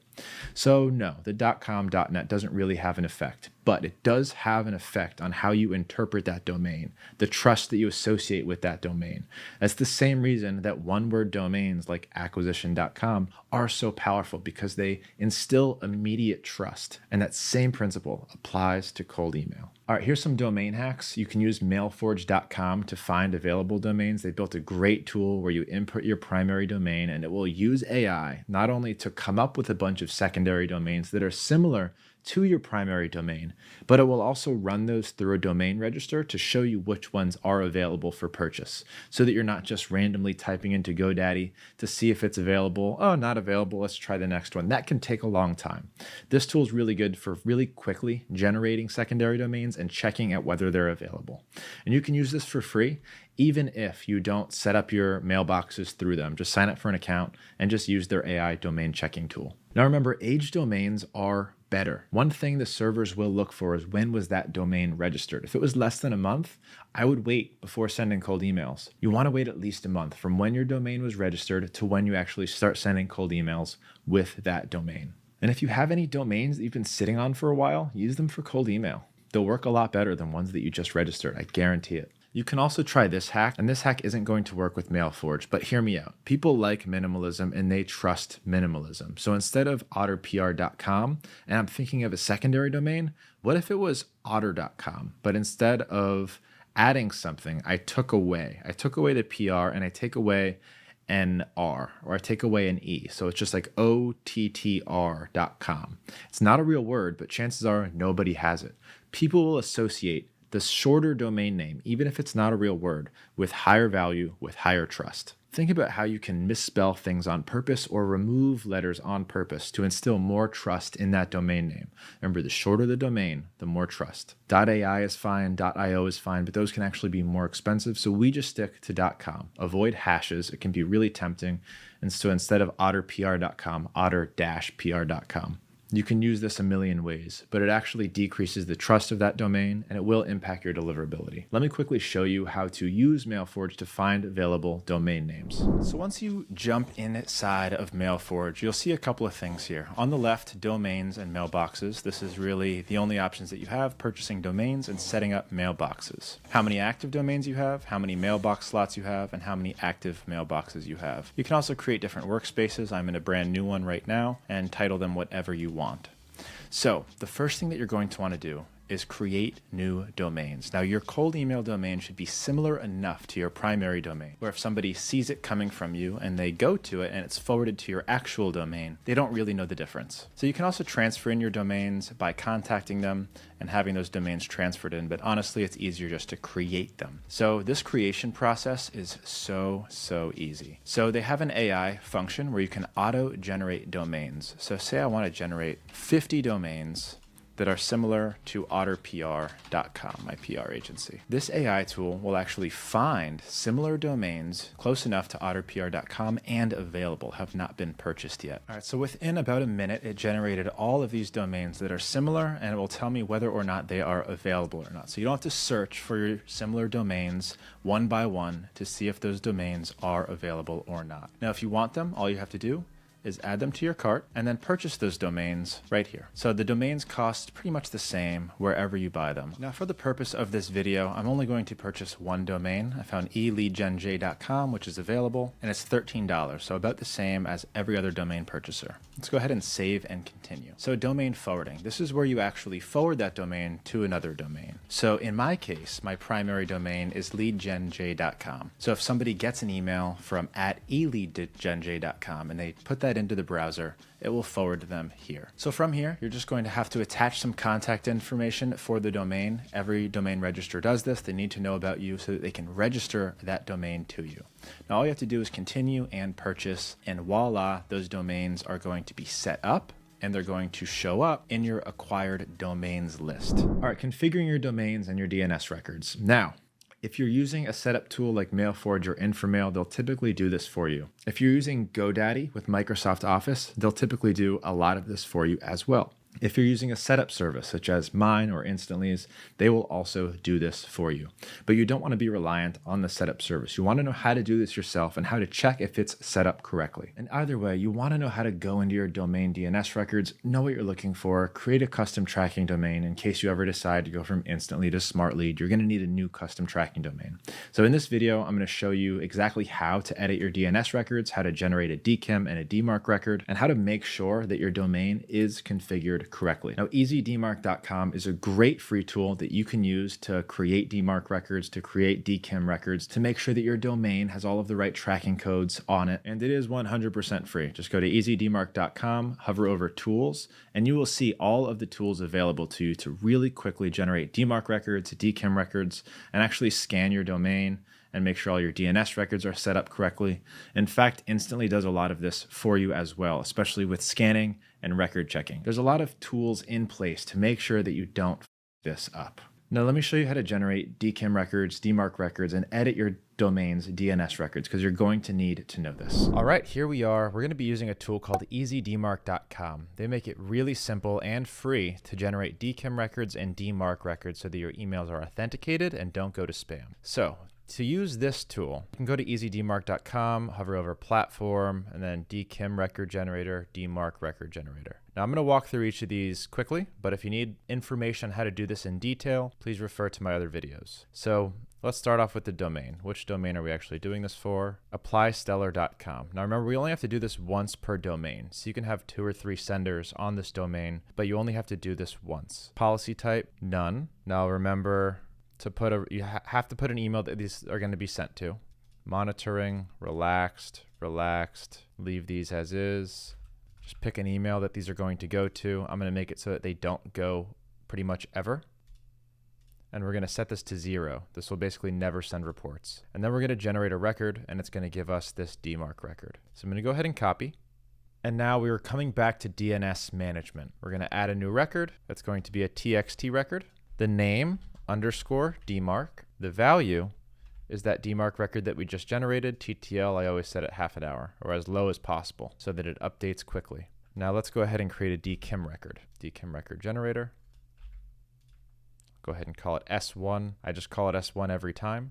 Generate. All right, so there's a couple things that you might want to copy here. First, this S1 domain key. Let's add a new record. This is also going to be a TXT record.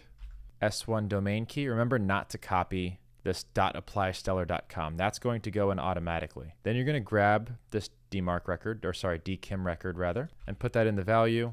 TTL half an hour. Now you should have every record needed on this email. All right, here's some notes about custom tracking domains. A lot of people will hear that, or they'll see it in their cold email sending tool and be like, what the hell is this? Do I need it? How does it apply? Now, a custom tracking domain is a DNS record that you put inside of your domain register, and it corresponds to the cold email sending tool that you're using.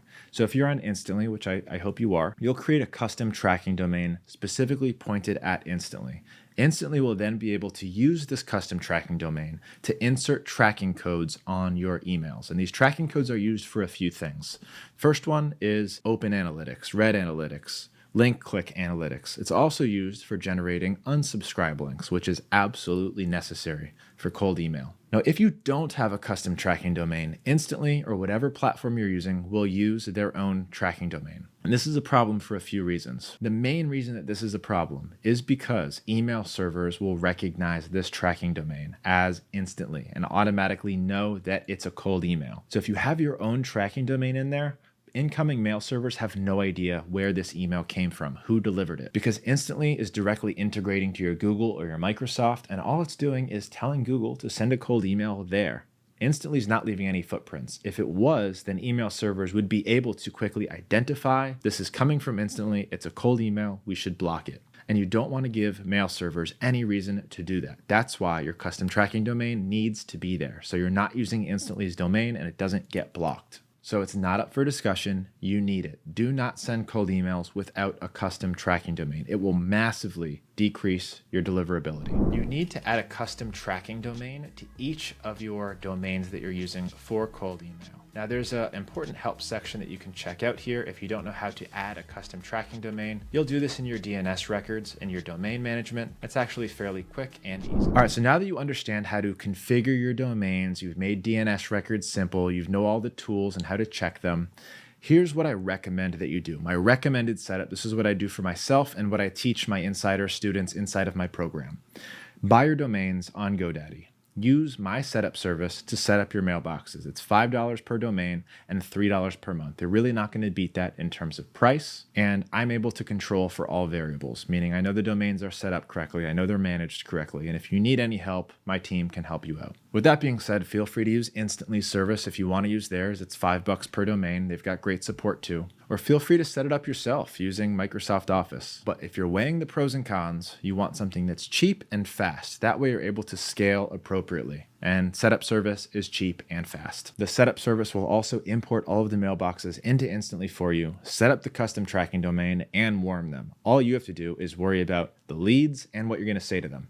You want to keep this as simple as possible. Remove any opportunity for your infrastructure to get f***ed up. Because remember, the other stuff is the hard stuff. The other stuff like the offer, the targeting, the copywriting, that takes creativity. That's where you should be f***ing up.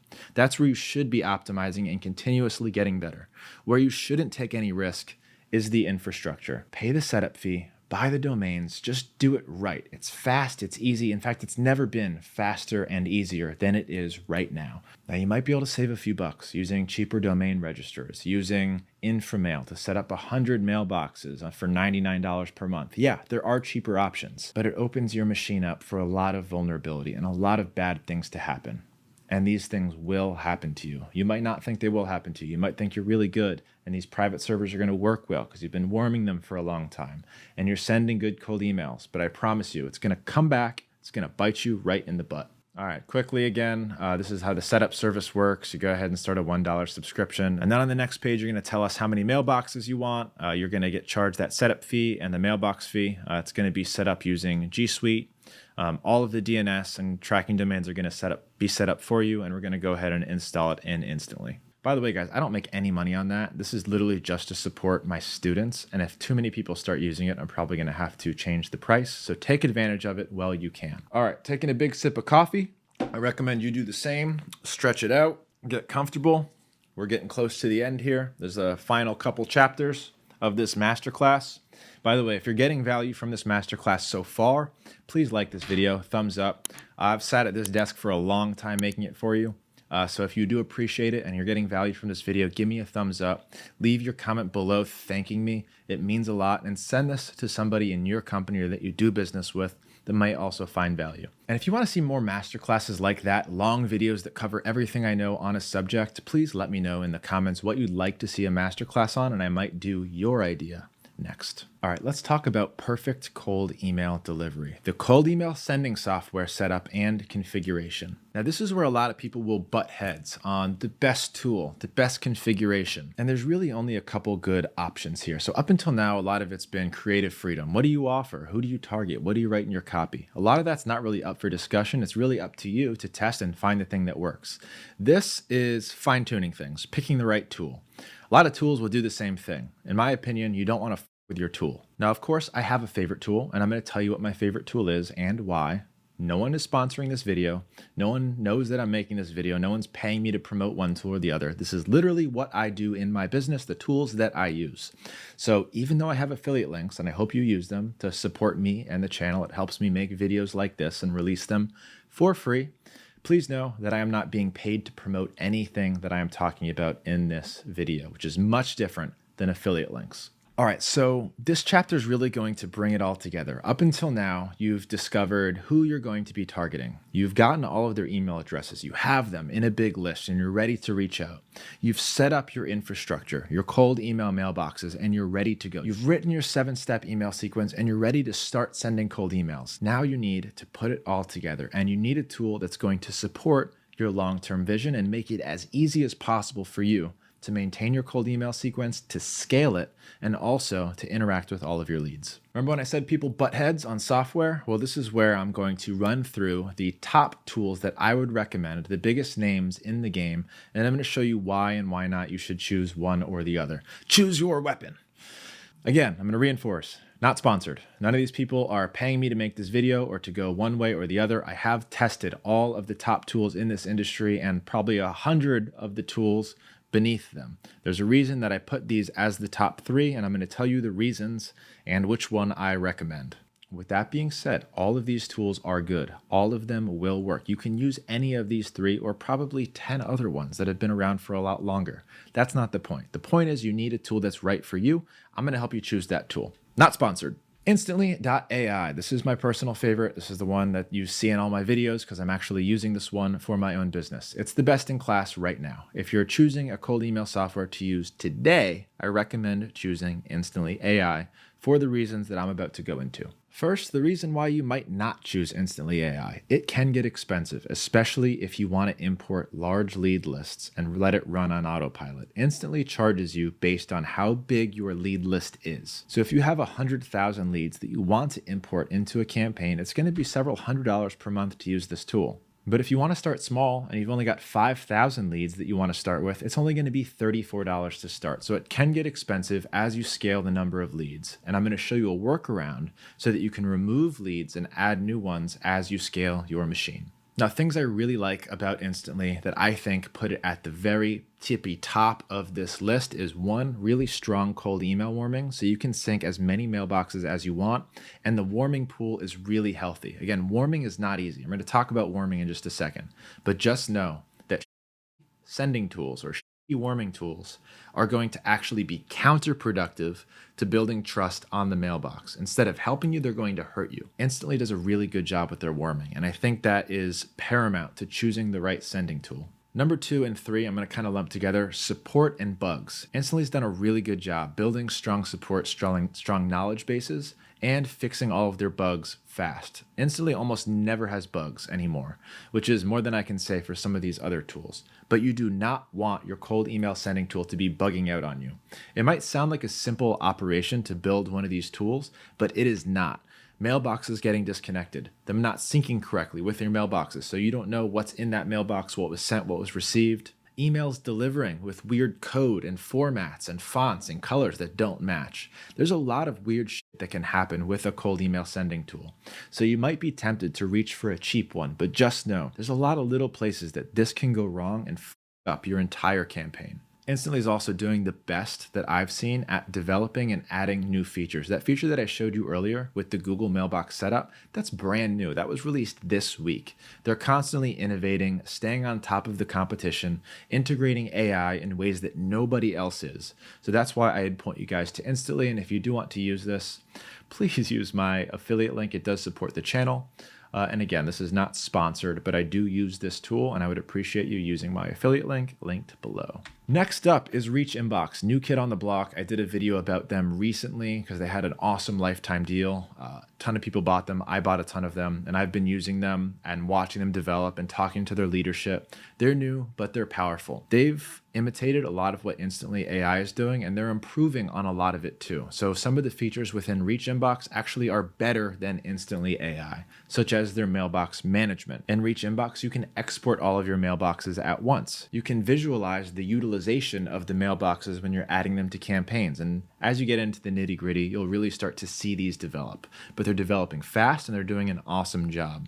And some of their plans for adding AI, I think, are going to be awesome. And they're already doing it. You can write full AI emails. They're doing AI personalization. They're actively building and they're trying to be the best. And they've got a great dev team. But with that being said, because they're new, the support is a little lacking and they're a little bit buggy in a few areas. And there's just a few things that they just haven't figured out that make it a little bit annoying to use. As an example, if you're trying to reply to somebody in the Reach Inbox Unibox, you can't copy and paste a link. So you have to link something every time manually. You can't use snippets, so like predetermined responses that make it really easy to use a Unibox. Their Unibox kind of sucks right now. Now, the benefit of Reach Inbox is that they're super affordable. So as opposed to Instantly, where you have to pay large sums of money for importing lots of leads, within Reach Inbox, you can do unlimited active leads for $99 per month. And that will get you 250,000 monthly emails. So they are still way underpriced compared to Instantly. So if you want to upload a large lead list and let this run on autopilot,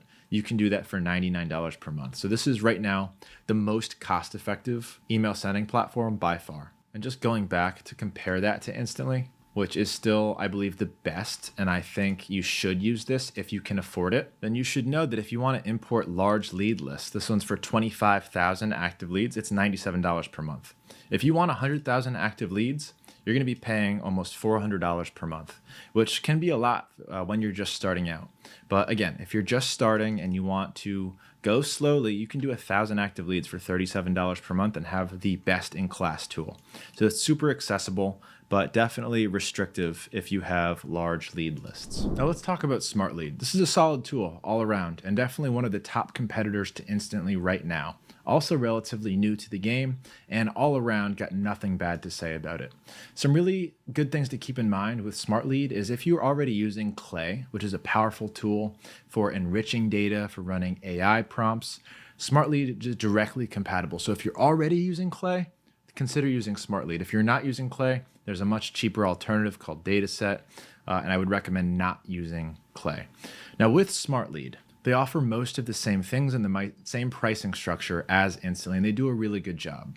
They're not buggy, they've got good support, but I don't believe they're keeping up with Instantly in terms of functionality. So let's go and check out SmartLead quickly and some of their pricing. All right, SmartLead AI. So we're looking at something very similar to Instantly here. Their $94 per month plan has 30,000 active leads, and it's essentially the same business model and the same pricing structure as Instantly. And if you're just getting started, you might want to consider their basic plan. It's about double as much leads as you can do with Instantly, but it's just not as powerful, and I'm going to show you why. Now, really important, guys, you can go on AppSumo right now, and in fact, I will do it with you just to show you how many cheap beta cold email sending tools there are. So we're in AppSumo, and I see two right off the top. I see SalesBlink, and I see Mistrica, which is another popular one that's been on here a few times. And I also want to note, Instantly was on AppSumo at one point. So was Reach Inbox.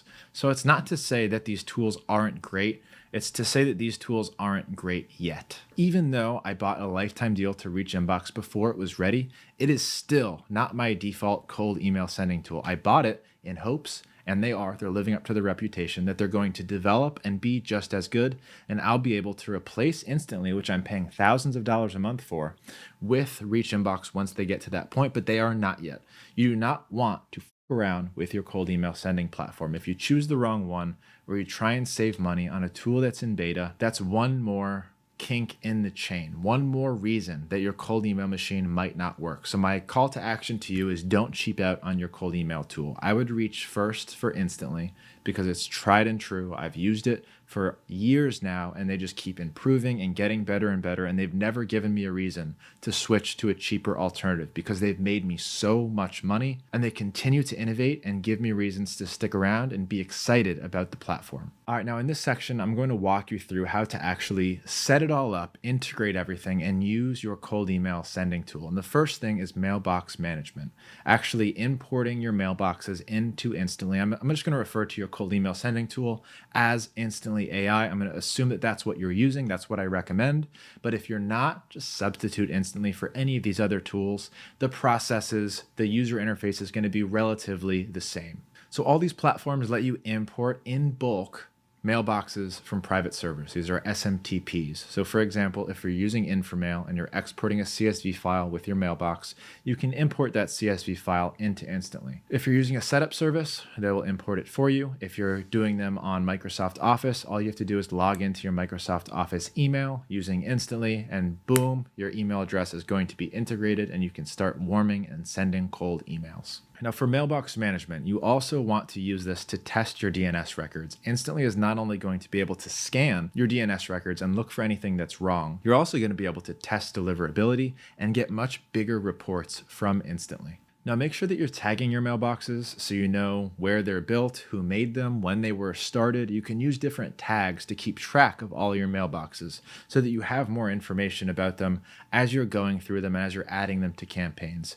Make sure to use these tags. That's a new feature and it is really, really helpful. Lastly, make sure that you're checking up on these every day to monitor your mailbox health. You want to make sure that all of your mailboxes are healthy, and if they're not, you remove them from campaigns and try and figure out what is wrong. All right, here's a couple mailbox hacks for you. You can set up your signatures in bulk, so you don't have to do it in each individual campaign. You can do it in the mailbox level, and you can do it all at once. I'm going to show you how to do this in just a second, but the second hack is that you don't need a custom tracking domain for every single mailbox. You don't need a different one, Now, the second hack is that you don't need different custom tracking domains for all of your mailboxes. You can use just one. So if you're setting these up yourself, you can get away with using one single custom tracking domain and applying it to all of your mailboxes. Remember, the name of the game here is just don't use Instantly's custom tracking domain. It doesn't matter which one you use, but yes, if your custom tracking domain gets burned, you just replace it with another one. As long as that custom tracking domain is healthy, you can use it for all of your mailboxes. You don't need to make a new one for each of your domains. Let's talk for a second about mailbox warming. If you've never heard about mailbox warming before, this is the process of exchanging emails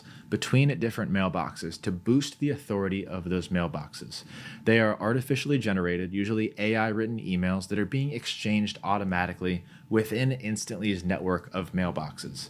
So for example, I've got 10 mailboxes in my Instantly account and you've got 10 mailboxes in your Instantly account.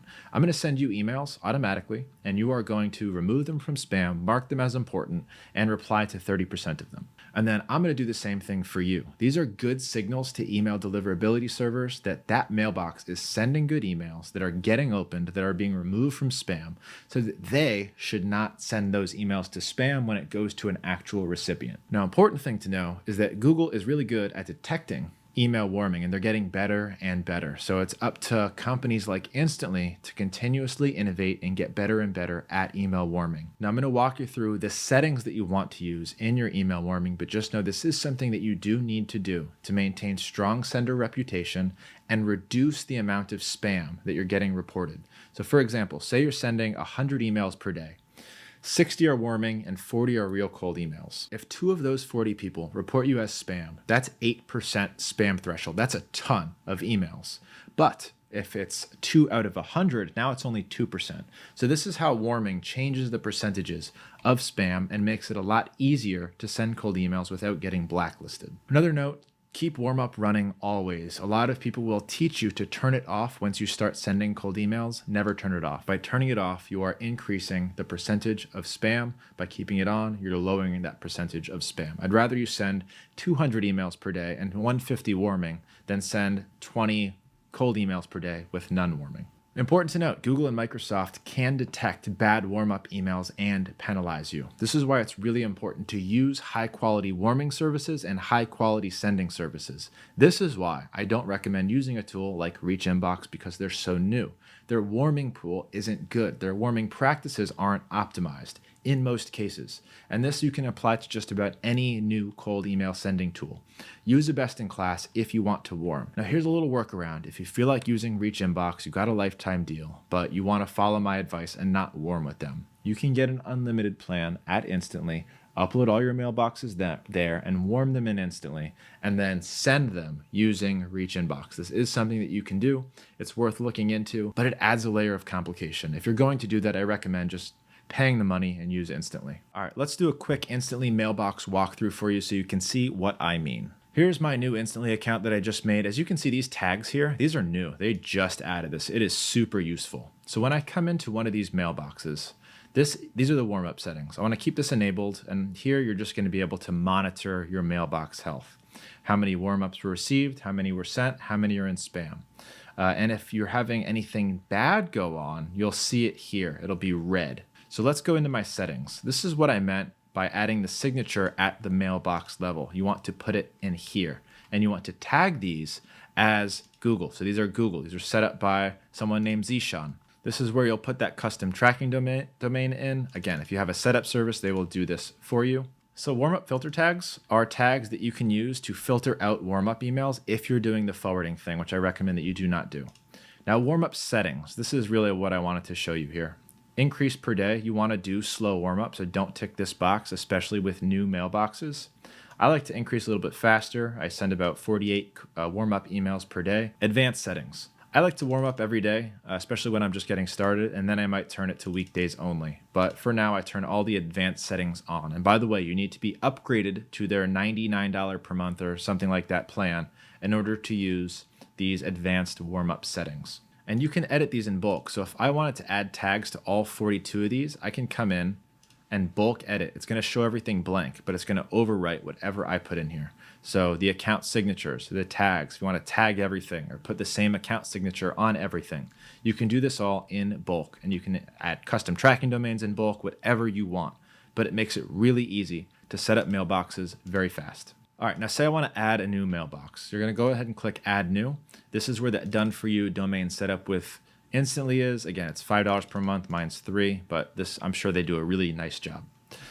So here you can connect to new email accounts. So it's going to walk you through it step by step. In fact, I'll go ahead and play a walkthrough video after this to show you how to integrate Gmail and Office. But what I wanted to show you here is bulk importing through IMAP. So Office is simple. You'll use your username and password that you created for that email address. It's going to integrate it automatically. Nice and easy peasy. If you are setting up with Inframail or MailForge, you can import from a CSV here, and it will import all of those mailboxes for you automatically. Now, one cool thing that you can do here is make sure that your DNS records are correct. So test domain setup. It's going to scan these all to make sure that my setup is correct. I'm not missing a DMARC or a DKIM record anywhere. If I am, it will show me. There's going to be a big red flag somewhere on one of these emails. But all the health score is 100. None of these emails are hitting spam. These are good, healthy emails. There's a few different options here: Gmail, Office 365, or you can connect other providers using SMTP. Now, depending on which platform you use to set up emails, they do a great job of walking you through each step, such as enabling IMAP, and then choosing a method to authenticate your email. Each provider is a little bit different, but Office 365 is the easiest. It's a username and password, and you're in. All right, now setting up your email campaigns in Instantly. The first thing you want to do is make sure that you have a good lead list. It's ready to go, because before you can actually set up the campaign and write the emails in your sequence, you're going to need to have that list uploaded. The reason for this is that so you can actually use the variables. Instantly, or whatever you're using, isn't going to know what those variables are until you import them. So the first thing you're going to do is import your list. And then you're going to want to set up that sequence with A/B testing, as many A/B tests as you can possibly come up with for that first campaign. You're going to schedule the campaign to be active for at least 5 days per week, most cases 6. And it's only going to be active for a human range of time, usually 10 to 11 hours per day. The name of the game here is make it seem human. For example, you don't send on Sundays. You're only sending 50 to 60 emails per day with a gap in between, and you only send for 8 to 10 hours per day. This is like a human employee. You want it to seem like a human employee. And then you're going to want to configure your options, and I'm going to show you how to do that in just a second. The other thing I want to walk you through here is how to use subsequences. These are extremely powerful, and they are only available in Instantly AI. I love to use these things because they take all of the manual labor of replying out of cold email. I'm going to show you how to set these up, but essentially you can put leads into new sequences if they respond in a positive manner or if they use specific trigger words. All right, so now we're in an old campaign that I tested. This one has a subsequence, which is why I'm showing it to you.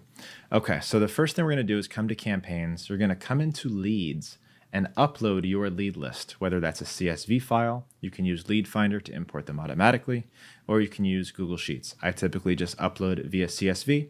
And if you followed the instructions earlier, you'll know how to get all of these leads for rock bottom prices, pennies on the dollar. So then you're going to import them and you're going to have all of this data on your leads. This brain button AI prompts is unbelievable. And I'm going to show you how to use this in the next module. But for now, just import your leads so that we can start creating our sequence. So you're going to take what you wrote for your cold email copy and you're going to put it here in Instantly. Now, one of the things that you can do, because I discovered this kind of recently, is instead of putting your signature every time right there, you can go ahead and add signature.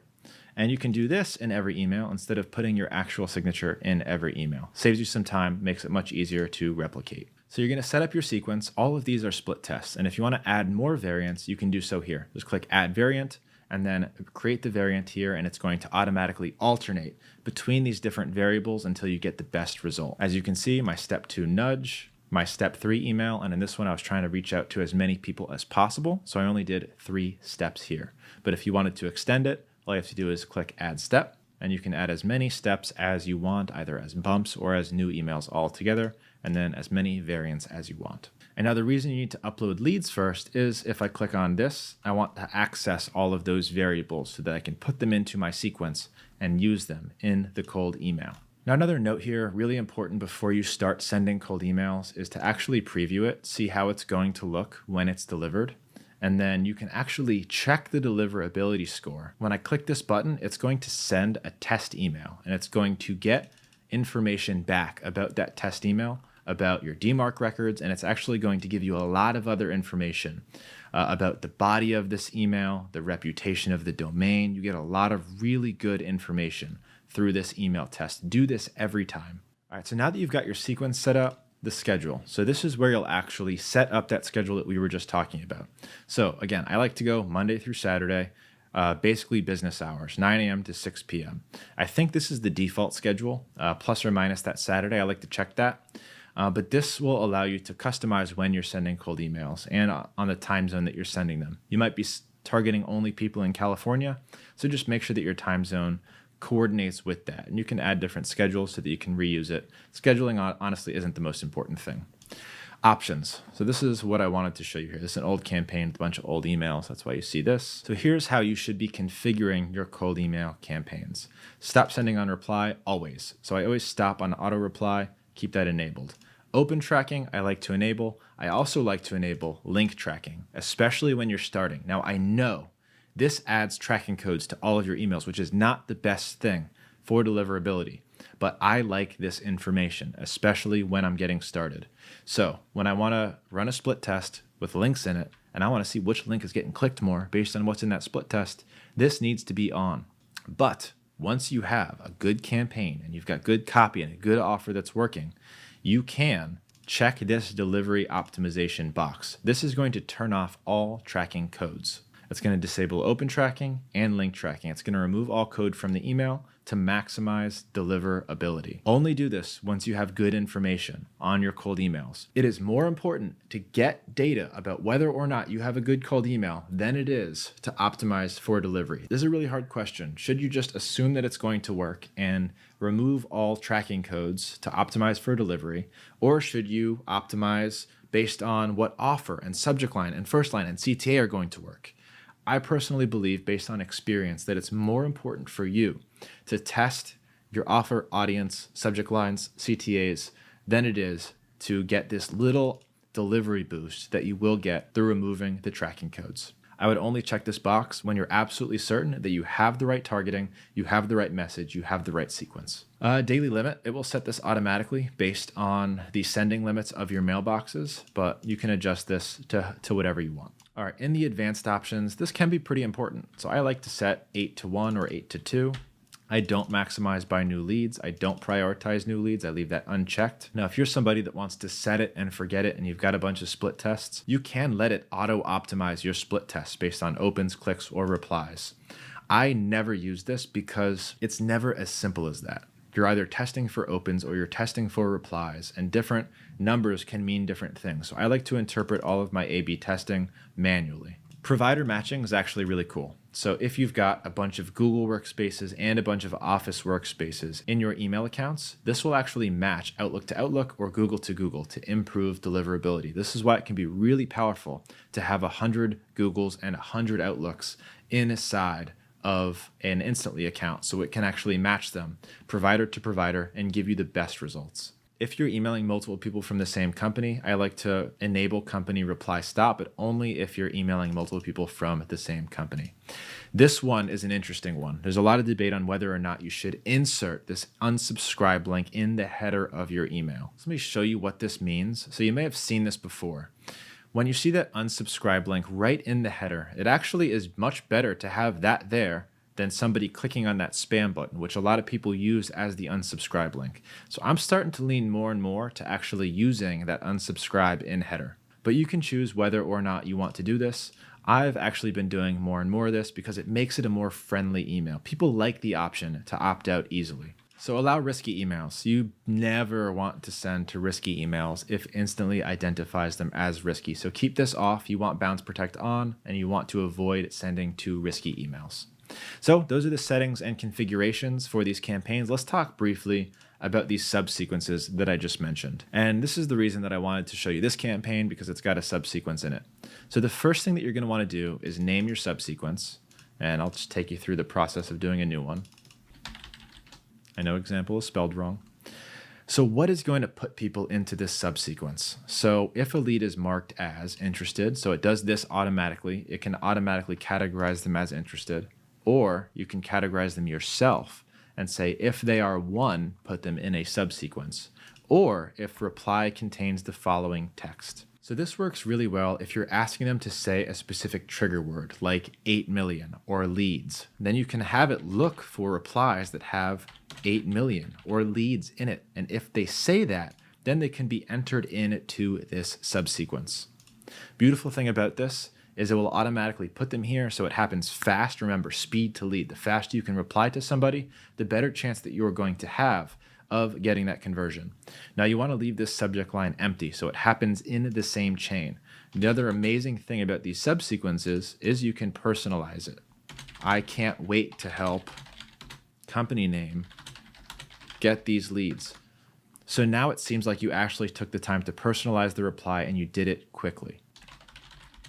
And if you're sending an attachment, now's the time. You can put attachments here. You can put links here. You can put videos in here. They're already interested. They already opened up that line of communication. So here is your chance to deliver on your promise. So again, subsequences, unbelievable. They make your job a whole lot easier. They automatically put people into this interested campaign. So you can send 4, 5, 6 emails after somebody is interested to somebody that has already opened up a line of communication with you. And you can do all of this without any assistance or BDRs or you having to be in your inbox responding to people. All right, I hope that was helpful. Let's talk a little bit about campaign analytics. How to monitor your campaign analytics, what to look for, how to check your A/B tests, how to determine an A/B test winner, and what happens if your results suddenly drop. There's a lot of stuff to get into here, so let's jump into campaign analytics. So before I do a screen share and walk you through it, let's actually talk about what is a high-performing campaign and what is not. So what you should look for in most cases, assuming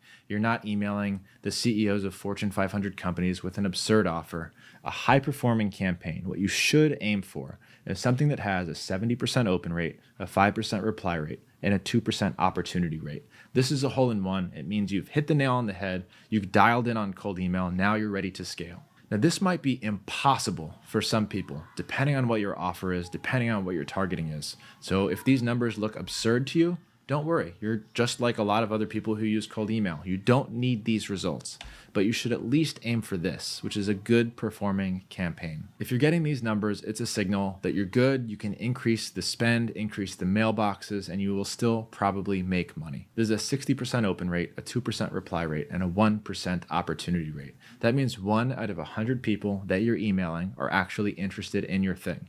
They're not all buyers, they're not all call bookers, but they're opportunities. This is a numbers game. So if 1 out of 100 are interested and you can convert 1 out of 2 of those people into a call, you're able to scale your cold email campaign and make a lot of money. Now, low performing campaigns. This is 50 or below open rates, 1% or below reply rates, and a less than 1% opportunity rate. Now, this might still be a high performing campaign if you're only emailing Fortune 500 CEOs with a $100,000 offer. This might be a killer analytics for that. So don't take these low performing campaign numbers and apply them broadly across every campaign that you're running. There's a lot of if, ands, and buts. There's a lot of nuance here. If I was getting these results for a $100,000 offer, emailing CEOs of Fortune 500 companies, I would be ecstatic. Now, campaign analytics are not the only metrics that you need to worry about. Instantly also gives you data, not just on campaigns, but on specific mailboxes. So I'm going to show you how to look at your mailbox analytics and what to do based on the results of that. So why are mailbox analytics important? Because you might have 100 mailboxes attached to a specific campaign, and some of those mailboxes might be blacklisted. They might be reported as spam, and that specific mailbox, maybe 5, 10 of them within that campaign, are causing a lot of problems. So I'm going to show you how to identify which mailboxes are causing the problems, and then how to actually fix them. Now, it's important to note here, if all of the mailboxes in a campaign are having issues, then it's either a server problem or it's a campaign problem, meaning you're targeting the wrong people, everybody's getting reported as spam, and now all the mailboxes are screwed up. Whereas if only a couple mailboxes in a campaign are having issues and you have identified them with the strategy that I'm about to show you, you'll be able to remove those specific mailboxes from the campaign, rewarm them, hopefully adjust the campaign, and then add them back in once they're ready to go. Now, if you want to see the analytics of a split test, you can come into that individual campaign and you'll see the analytics broken down here. This way you can quickly make decisions on what split test is winning and turn off and on the variations. To view your overall analytics, that's going to happen in this analytics tab. And you can come down and you can see the analytics on specific campaigns. But what I want to show you right now is account analytics. Now, this account analytics tab is going to show you the health of specific mailboxes, and it's going to give you a combined score. Now, the score is just really an algorithm based on opens, replies, and how many people that it reached out to. Now, the people with a combined score of less than 30 are mailboxes that are having serious problems. So you can come in here and see, okay, these mailboxes are underperforming, clearly.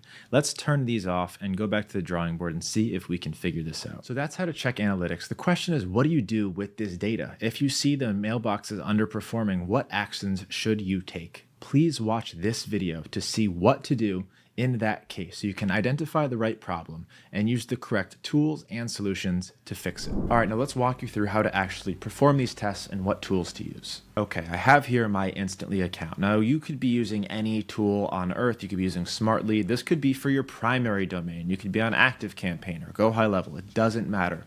The tests will remain the same. So the first thing that you're going to want to do is check the warm-up health score. If you're not warming up your email, you need to be. I don't care if this is your primary email that you're using just to your warm leads, you should still be warming your email. I like Instantly's warming. They do a really good job of preserving their warm-up pool, their warm-up circulation, so it's good, healthy warming, but you can also use something like warmy.io for even more protection. Okay, so as you can see, my health score is all 100. This one's at 94. You're going to want to run through and check these first. Just make sure that your health scores are all good. The other thing that you're going to want to do is test the domain setup.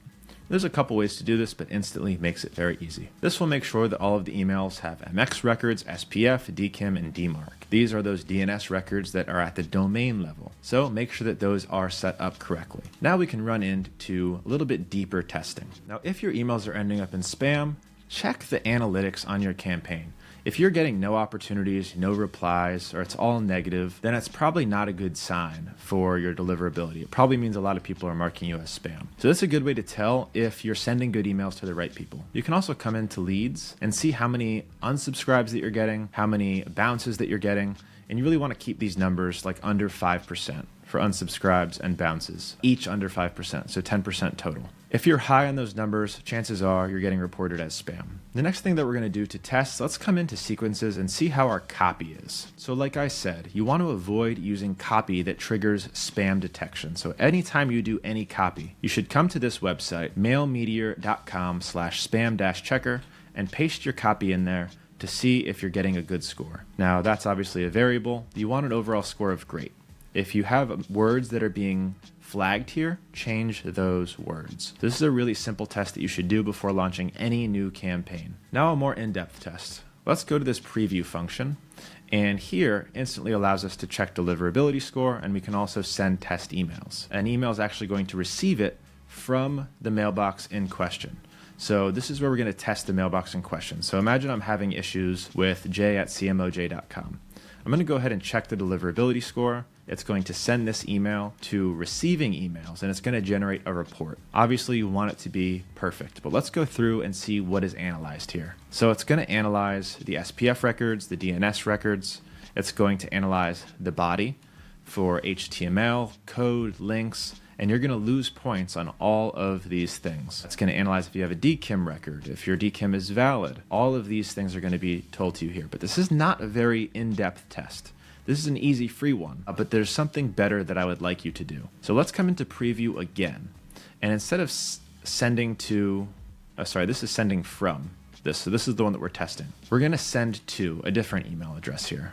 If you are looking for a great free tool to test deliverability, come to mail-tester.com. This is free, unlimited mail testing. I'm going to go ahead and copy this email address. I'm going to paste it in here. And now I'm going to send test email. Now Mail Tester is going to receive it, and I can check my test score to see that my email was received and if there's any big flags on my email. So here I got a 9.5 out of 10. That's very good. I'm not blocklisted, so this is going to test your email against all of these different block lists. Some really common ones that you can end up on are Spamhaus, Host Karma, Sorbs.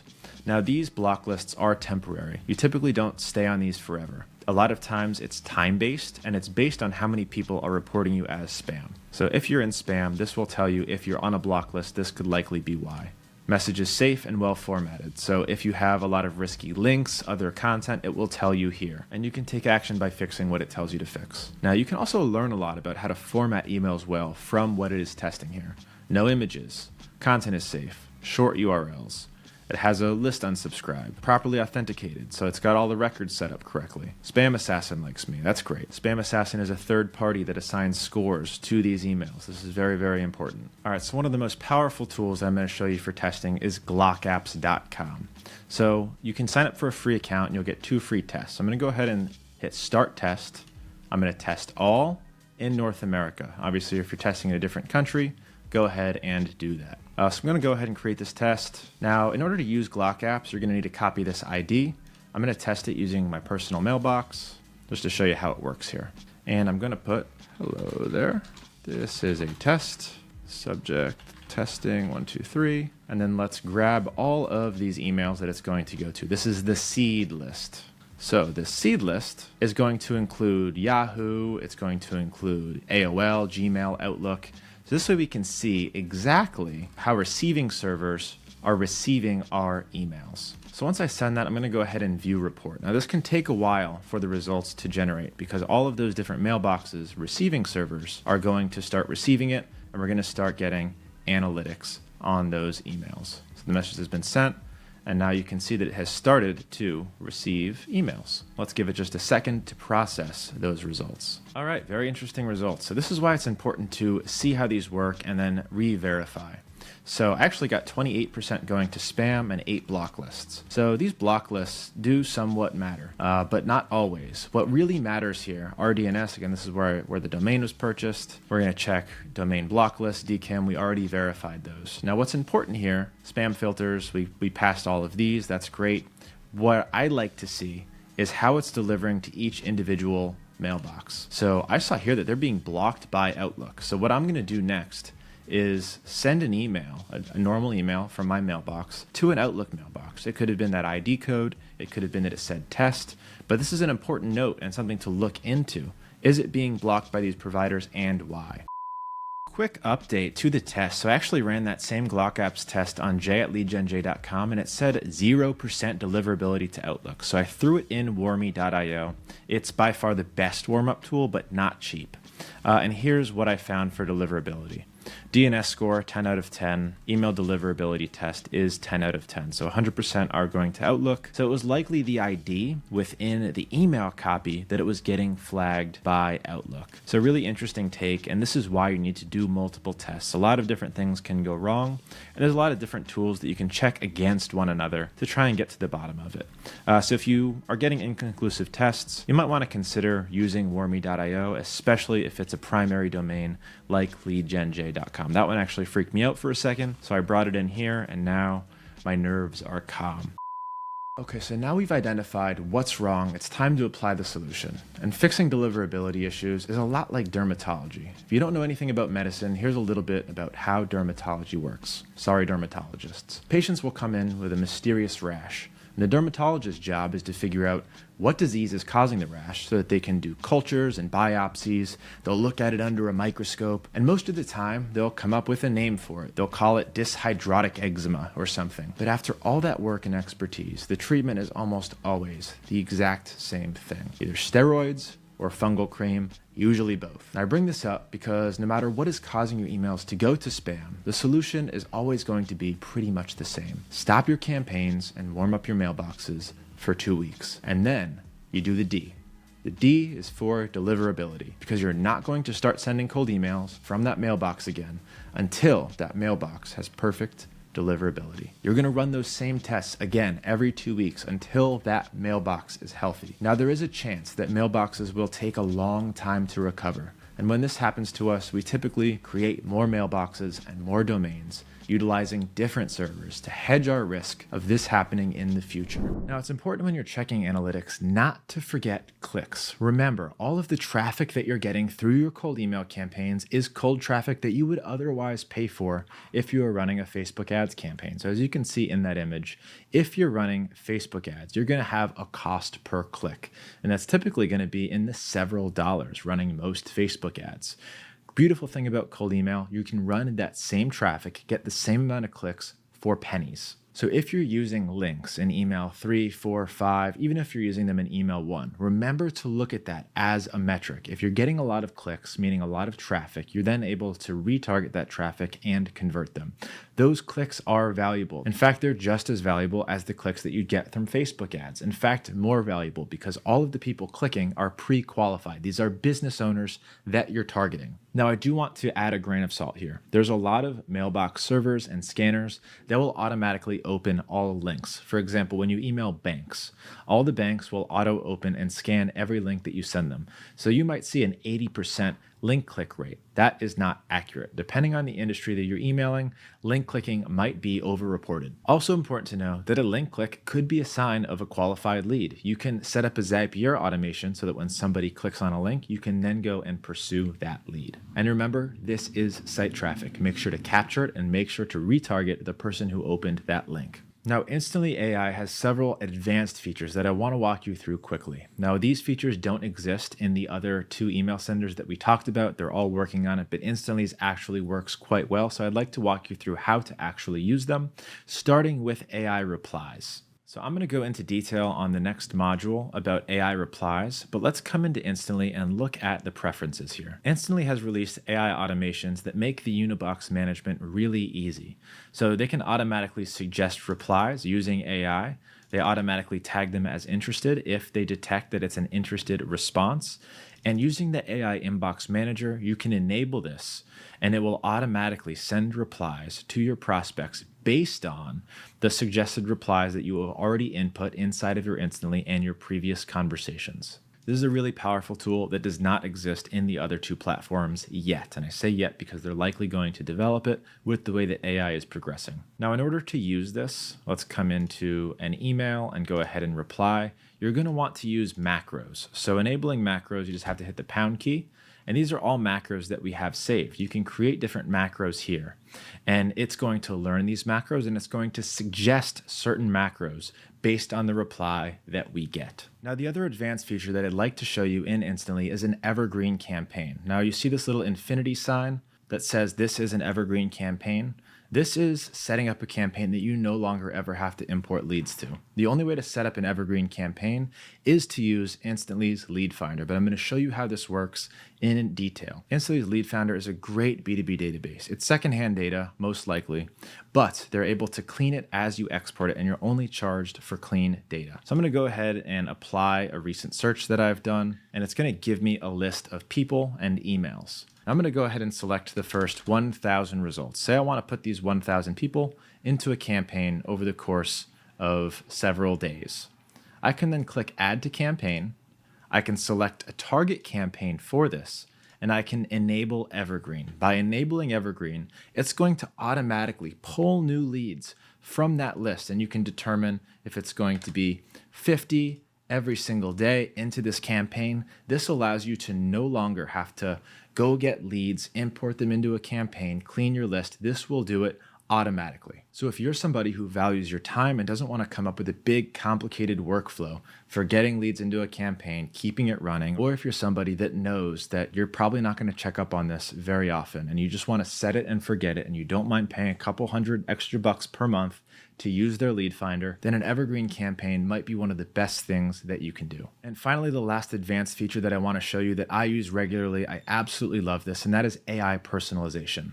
Now, if you want to do this same thing in SmartLead, you're going to have to use Clay, which is an extra several $100s per month. Instantly has built this feature right into the platform, and they've made it unbelievably easy to use. The best part about this feature is that you can use other people's AI personalization prompts. So you don't have to worry about prompting or coming up with it on your own. And I'm going to show you how to use this right now. So once you upload a lead list, this is a lead list that I already have in Instantly. Now this is a campaign that I use to get booked on podcasts. This field right here, podcast episode title generator, with all of these filled in, this was not something that I imported. I created all of these using this AI tool, and it has been unbelievably powerful. It's one of the most successful campaigns that I have ever ran because of that specific fact, because it generated custom podcast titles and made it look human, made it look like I wrote those emails myself. And if you can make the recipient think that there's no way this could have been AI, they definitely wrote that themselves, that's when you see results explode, just like you see right here, with 87% opens and 20% replies. Now, I had to turn this off because it was too successful. I was done getting booked on podcasts. I ended up canceling a ton that I booked myself on. And the reason this was so successful is because of this AI tool. So to use it, all you have to do is upload your lead list and then click on this brain icon right here that says AI prompts. Now, there's a couple things that you need to see here. The first is the template hub.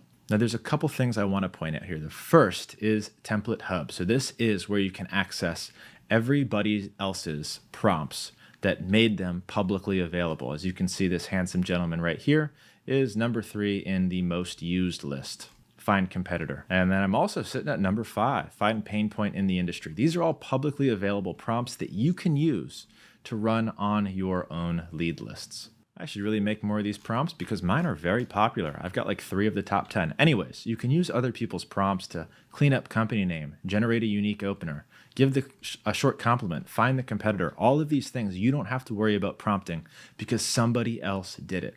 Just make sure that you run an appropriate test. So for example, finding a competitor, you're going to want the industry. And if you don't have the industry, you can't use this prompt. Generate a unique opener. Let's find the website and generate a test output to see if it works. If you value innovation and excellence, let's connect. I didn't write this template. I hate it. So make sure that you test the prompt that you're going to use before you apply it to your entire lead list. Now, if you want to do the smart thing, and this is what I recommend doing, don't use other people's templates. You need to make your own and don't make them publicly available. So these are all the ones that I've written within this platform. Most of these are not publicly available because I don't want people stealing my prompts. So podcast episode title generator. This is essentially the prompt that I created to generate these podcast titles. And I'm not going to tell you what that prompt is because I don't want you copying me. But you can create a new prompt here, write your prompt, use ChatGPT 4 if possible. It is going to be more expensive. And then play with this prompt until you get a good output. Now, super important here, be as specific as you can in this prompt because if you're not, and if it is right 4 out of 5 times, then 1 out of 5 emails is probably going to report you as spam because that placeholder is going to be inaccurate.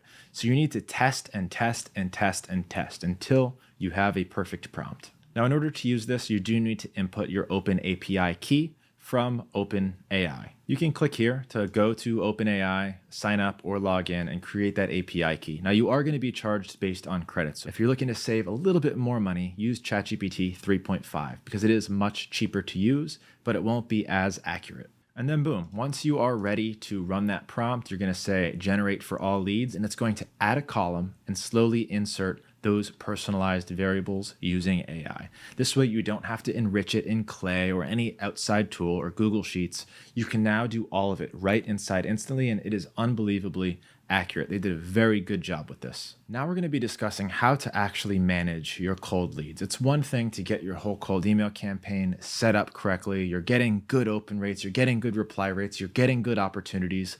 But what do you do with these people? How do you turn them from a cold lead to a warm lead? How do you manage all the replies? What systems do you have in place?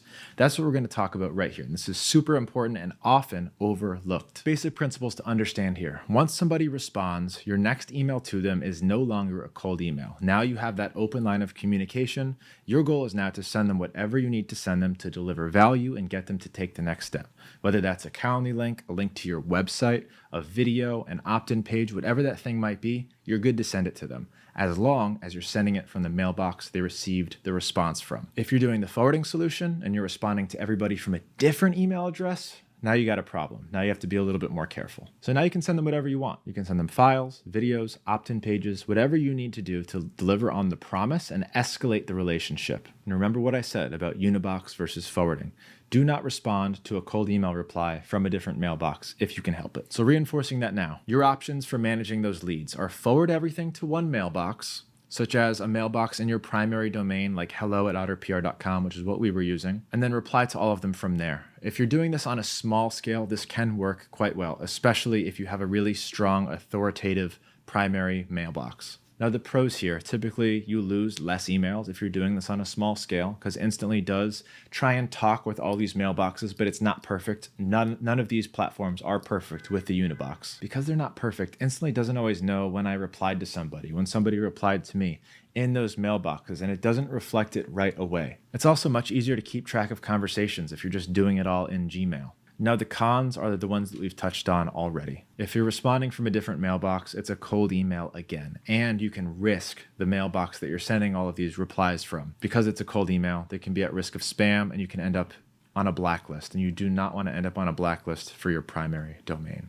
Now, if you are going to do this, if you're already doing it, you don't feel like changing, you don't want to use the Unibox, you want to continue to use your primary mailbox, your Gmail, then I encourage you to use something like NetHunt. NetHunt turns your inbox into a CRM, and we actually use this for our inbox as well, because we need all of the data that we have on all of the leads coming into our system. And not all of our leads are coming in through cold email. A lot of them are coming in because they're emailing us directly, they're filling out an opt-in form somewhere, and hello@outerpr.com is where we manage all of them. So by using NetHunt, we can keep track of everybody who's emailing us, all of their records, who's assigned to those conversations. Just makes it really good and collaborative for our team. Disclaimer here, NetHunt did sponsor a video from me, but not this one. I'm including them here for free because it's actually a good product that we do use. And this isn't a third-party tool where you have to log in somewhere else to interact with your Gmail. This just overlays on top of your Gmail to make it really seamless to get all of this data and do different cool stuff with all of your leads,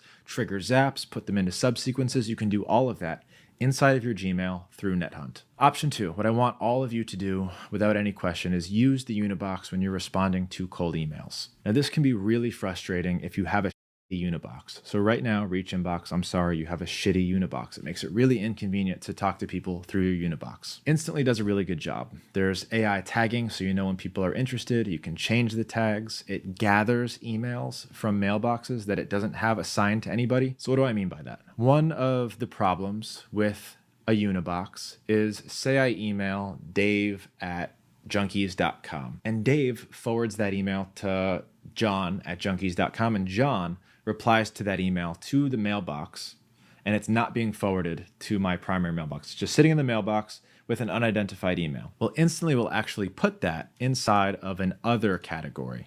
So that's where all of these will go. You'll have primary, which these are leads that it's identified, and you'll have others, which is just a giant list of emails that have come in that are not assigned to anybody. These can be warming, or these can be emails from other people that have not been matched up.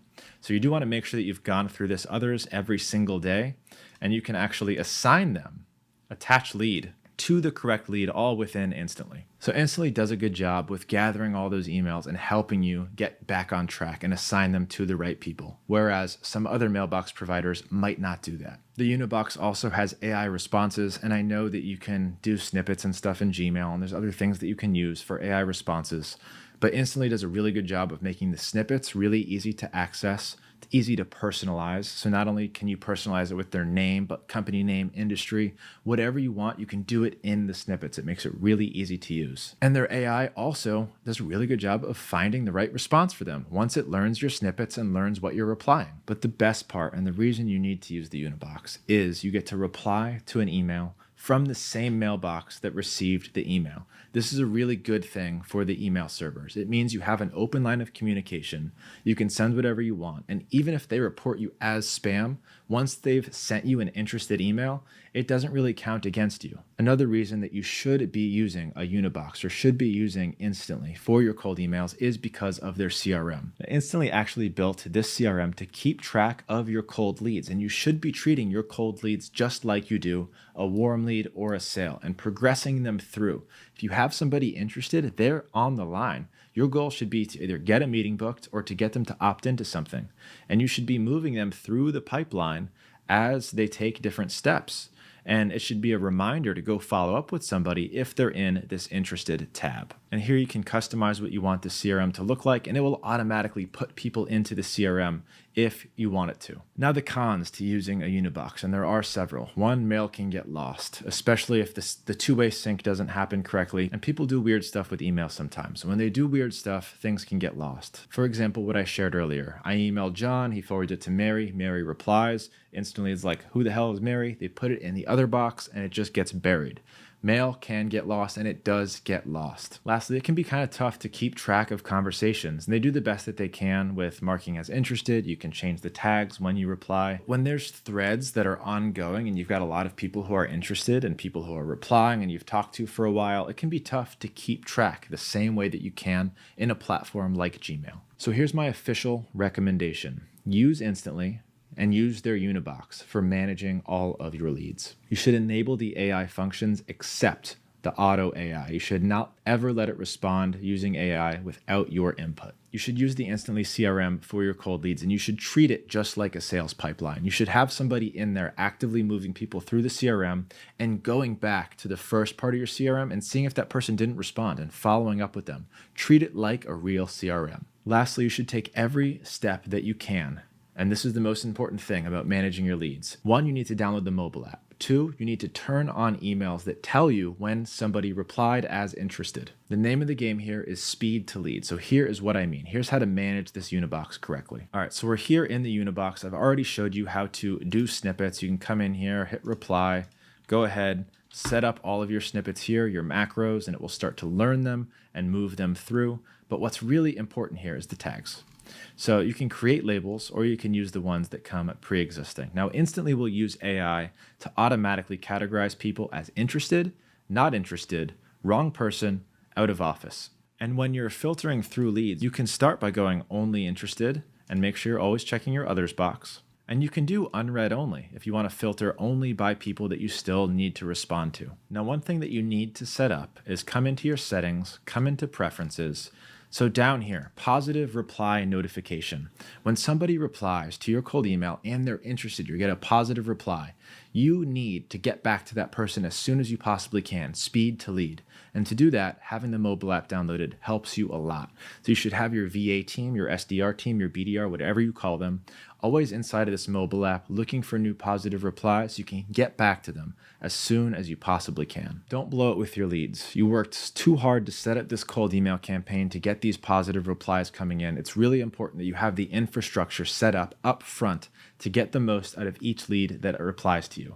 So here's some general rules to follow to get the most and close the most leads. Rule number 1, speed to lead. Download the mobile app, turn on those interested replies, make sure that you have someone monitoring it as many hours in the day as you possibly can, and then set up those snippets to make sure that they can quickly choose the right snippet and customize the snippet to that response. Now, with that being said, with the snippets and the VAs, you really need to treat each interested reply as a potential sale. How valuable is that sale to you? How valuable is that lead to you? How hard did you have to work to get that lead? My guess in most cases is pretty hard and pretty valuable, at least it is to us. So it's not good enough just to use the AI recommendations for snippets or just to choose whatever snippet is the best fit at this time. What you need to do is treat every reply as a personal reply. When somebody says they're interested, it's not good enough to choose a snippet. You should research their company and say something that implies that you're a real human who took the time to think. The name of the game, if they think that a real human read and took the time to personally respond to this email, the success rate will 5-10x. I almost guarantee it. If they think that you sent them a templated canned reply, the chances of them taking action are much lower. So when you're replying to interested cold leads, actually take the time to personalize it, do a little bit of research, and make it seem like a human wrote that email. Some other rules to follow with your replies is be short, be concise, and have a clear CTA. If you're just answering their questions, chances are they're not going to take action based on that answer. You need to have a CTA for every single reply, whether it's to opt in or to schedule a call, but give them an action for what is next. If they say, how much does it cost? Say, oh, thanks for asking how much it costs. I'm glad you're interested. Here's some information on pricing. Can I get you on a call with someone from our sales team? Here's a link to schedule that call. And then make sure to follow up just like a sale. If you send them that link and they don't book anything, or maybe they take the link and do book, but you don't know, they're in your cold email CRM. They're in your interested pipeline. Make sure that you're following up on that pipeline until you've confirmed that they've taken the next action. If you follow up a week later and say, hey, did you get a chance to book that call? And they say, yes, I did. Change their tag to one or meeting booked, and it will automatically move them in your pipeline. Can you tell I'm getting tired? We've been recording for hours. If you appreciate the effort so far, please click the like button. I'm going to keep going, but please do me a favor and subscribe to the channel if you're getting value here. I'm going to keep doing content like this for you for free, but I'm going to need your feedback to keep going, the energy. We're almost done with the presentation. If you're getting value from it, please give me a thumbs up. Let me know. Thank me in the comments. It means a lot. It gives me the motivation to keep pouring value back into you guys. All right, speed to lead. Enable interested lead emails. We just talked about that. And adding your staff as VAs inside of your Instantly accounts. What do I mean by that? So you can have a lot of different people inside of your team, and a VA inside of your team is able to reply to Unibox message and update email account settings.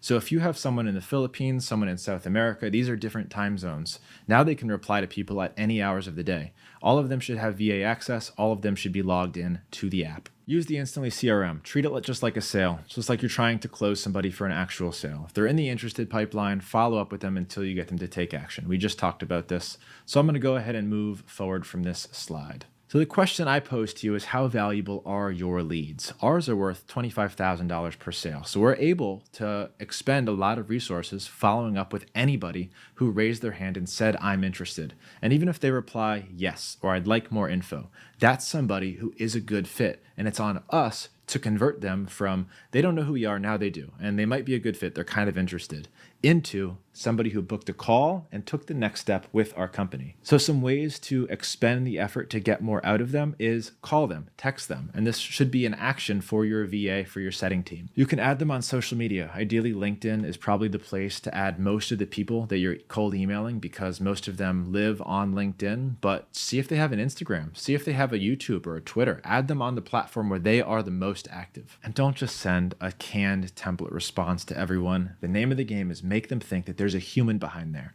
that actually took the time to respond, somebody that cares. So a common question I get is, when do I take someone from Instantly and put them into my main CRM, whether that's in Go High Level or Active Campaign or whatever you're doing? And the answer varies. So I'm going to talk briefly about when that person turns from a cold lead into a warm lead. When should you add them to your nurture sequence and start hitting them with your weekly case study emails? The answer is not yet.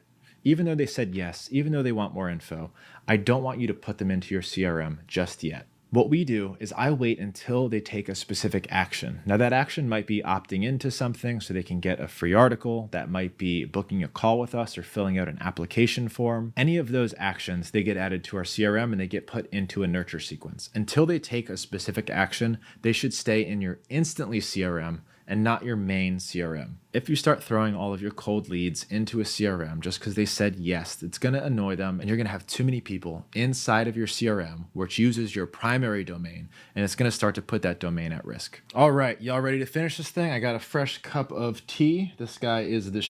My girlfriend just made this for me. Hopefully this wakes me up. All right, we are on our final module, AI Personalization and Tactics. I lied, there's one after this. We're closing in at the finish line. These last two modules are going to be short and quick and a lot of fun. AI Personalization and Tactics. We're going to go over some of the fancy pants stuff that is out there now, some of the strategies that people are using to make emails seem more personalized than they actually are. Now, warning about this section. I've tried most of the things that I'm going to talk about. I've tested most of these things, and I've talked to a lot of the top experts. Just because something didn't work for me or that guy doesn't mean it won't work for you. None of these things that I'm going to mention right now are going to be rules. These are guidelines.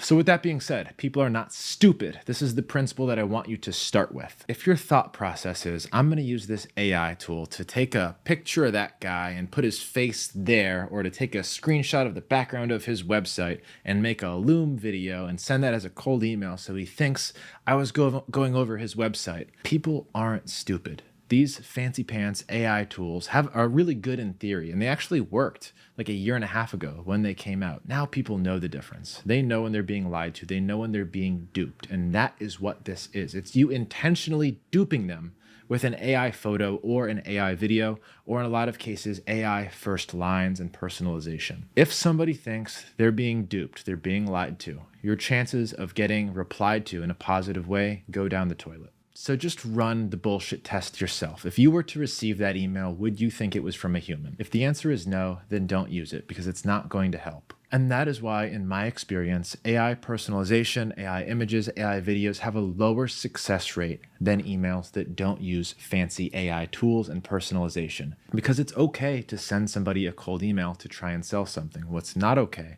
is trying to get someone to believe that it's personalized to them when in fact it was an AI generated photo or video. That's reason number one. Reason number two is that adding photos or videos to email one can actually hurt your deliverability. So one, you're increasing the chance that somebody thinks you're lying to them, and two, it's hurting your deliverability as well. So that's why my general recommendation is don't do it. Just stick to the fundamentals and write good cold emails with good offers to the right people. As you can see on this image on the screen, this is an example of an AI generated Loom video, probably, with a thumbnail that is a picture of this guy holding the sign with their name written on it. Now, this is clearly an AI generated video and thumbnail, and everybody knows exactly what it is. For that reason, it doesn't work, because once somebody thinks they're being lied to or duped, your chances of selling them anything or establishing trust go out the window. Now, we know we talked about AI personalization in the last chapter, but I want to just reinforce it here. There's good AI personalization and there's bad AI personalization. If you're somebody who's a target for cold emails like I am, then I'm sure you've received some bad ones, some AI generated first lines or cold emails or templates that you can tell right away was generated by AI. And there's some common ones that you're going to want to avoid. Company compliments don't work. Personal compliments don't work. People can tell that they're AI generated, and you usually can't get enough detail from them to give a specific enough compliment. And I actually want to backtrack and not tell you that compliments don't work. Generalized compliments don't work. If you're going to use AI to personalize a first sentence or a subject line, and make sure that it's specific to them. If you're going to generate a compliment, actually have some information about them to generate a compliment about, so that they know once they receive it, wow, this email must have been written for me. It must have been developed by a human, because that information is not publicly available. So what do I mean? I have a podcast mentors collective. Maybe you scraped the last episode of my podcast and transcribed it or got the notes from it, and you gave me a specific compliment related to that podcast episode. Now it's not generalized. Now you're saying something specific to me that makes me think, holy shit, they must have listened to that episode and written a compliment about it, they must have really enjoyed it. Now, if they're trying to get booked on that podcast, I'll almost guarantee to open that email and respond to it. So if you're going to use compliments or you're going to use first lines, make sure that you're being specific to something about that person or something about that company. Other things that you shouldn't do. Everyone's LinkedIn has their college attached to it. So people tend to like to say, hey, go Gators. Love UF. Jay, I'd love to sell you this thing. Don't use anything related to college. Don't use anything related to city because everybody knows it's publicly accessible. And people who get cold emailed a lot are used to these cold emails. It won't work on me, so it definitely won't work on the other business owner. And that's actually a really good motto for writing your cold emails. Would it work on you? If not, it's probably not a good cold email. Run it through your own test and see if it's something you would respond to. If it's not, you probably shouldn't be sending it to anybody else. So pictured there, you will see the AI prompts from Instantly. The publicly accessible prompts you probably should not be using. One, because a lot of other people are using them, and two, because they're not original. They are not talking about something very specific. If they were, they wouldn't be publicly available because most people don't have access to that level of information. Now, there are some exceptions, like my find competitor prompt seen right there. That one can actually be very effective, and I'll show you how. This is minimalist AI personalization. Your goal isn't to use AI to write an entire sentence. You can use AI to find 1 or 2 words, and these 1 or 2 words are going to get the attention of your prospect, usually in the subject line or the first line of your email. That's why generating the competitor's name is so powerful. For this example, you'll try and find a competitor that's in the same industry and in the same city, ideally. So good chance that person, that company, knows who their competitor is and is likely to open the email because it is personalized to them. You can then import that competitor as a variable into the subject line or the first sentence of that email and watch your open rates skyrocket. Now, I want to encourage you not just to use my prompt because clearly millions of people are using that same prompt. Instead, think about what you can generate on your own that you can make in a private template that's going to generate 1 to 2 words for that company in question that could only be applied to them. That's going to get their attention. Competitors, just one example. I have a lot of these that I don't share publicly, only in my insiders community. These prompts use minimalism AI to get people to open the emails, pay attention, and convert. If you want access to those, make sure that you join my insiders program. That's just one resource among many others that really work well. All right, fancy usually loses. If your campaigns aren't doing well, it's most likely your offer, your copy, or your targeting. It is almost never because it's missing fancy AI or fancy personalization. This stuff can be the icing on the cake, but using your competitor in a subject line is not going to make or break the campaign. It's going to help the open rates, but it's not going to be the difference between whether it makes money or whether it doesn't. That is going to come back to your offer, your copy, and your targeting. Couldn't think of a good image to find, but that wrestler says it all. It's the same in every sport. Fundamentals win championships. It's the same thing with marketing. Fundamentals win championships. You try and get too fancy and you don't have fundamentals, you're going to lose. All right, see, that was quick. Last chapter here, scaling your cold email machine. How do you get from 0 mailboxes to 1,000 mailboxes? What does that progression look like? How do you start? How do you scale? So here's my recommendation for launching your cold email machine. Start with 10 domains with 3 mailboxes per domain. So that is 30 mailboxes with the ability to send about 1,000 emails per day. This is a really good starting point. It won't cost you very much money. If you do this with my $1 program, this is literally 0 setup fee. All you have to pay for is $3 per mailbox. That's $90 per month to operate the mailboxes. And then you're going to test it with this configuration until you are profitable. So here's the startup costs associated. Instantly is $34 a month. Your 10 domains are going to be $120 to purchase. Your 30 mailboxes are going to be $90 per month, and your data is essentially going to be free. Why is your data free? Because you have the option to scrape it with one of these unlimited tools. You have the options to go find it. You can use my 8 million lead database. And if you want me to send you all of LinkedIn data already scraped, I'm not going to give it to you here. You're going to have to join my insiders program and then send me an email. And that way data will be essentially free forever. Phase 2, once you have a profitable cold email machine, you've been able to make a single sale from your initial setup. It's time to mini scale. What I recommend is going to 30 domains with 90 mailboxes. This will give you the ability to send about 3,500 emails per day. You will need to increase your level of subscription to Instantly. So now you're going to be paying about $367 every month with everything included. Now think about how many people you're reaching out to per day for $367 per month. There is no other form of advertising that lets you do this as fast as you can do this. All you have to do to get to the next step here is make $367 in 1 month. For us, that's one sales call. All you have to do is book a single sales call, emailing 3,500 people per day. If you don't think that you can do that, you've gone absolutely bonkers. There is no easier way to scale a marketing system than this. Finally, full scale. So now that you've proven that cold email works for you, you're able to generate sales calls. You've maybe made a sale or two. You're getting people opted into your list. It's time to fully scale your system. 100 domains, 300 mailboxes, sending 12,000 emails per day.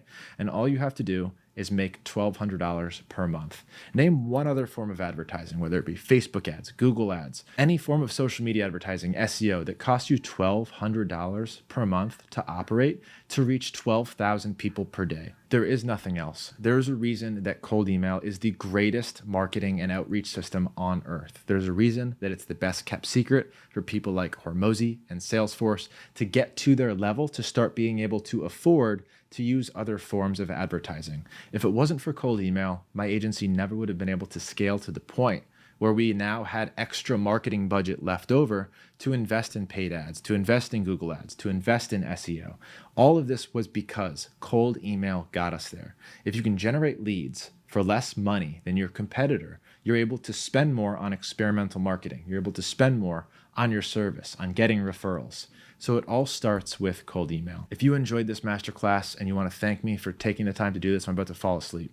Like this video, subscribe to my channel, and please join my Insiders program where I can go into all of the nuances and give you the tactics that I cannot share to the masses because they will stop working. If you are building a lead gen agency, if you are brand new and you don't have an offer yet, I will tell you how to launch a lead gen offer and scale it within 30 days and get to 10K.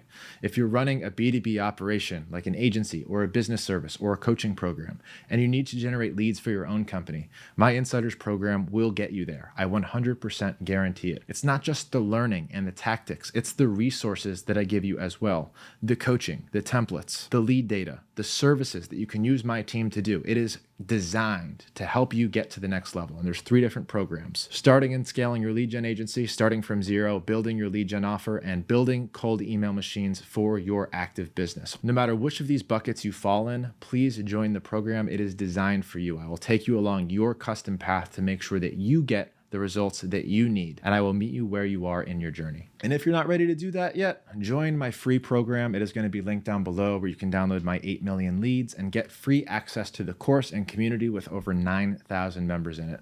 Thank you. I'm going to go to sleep.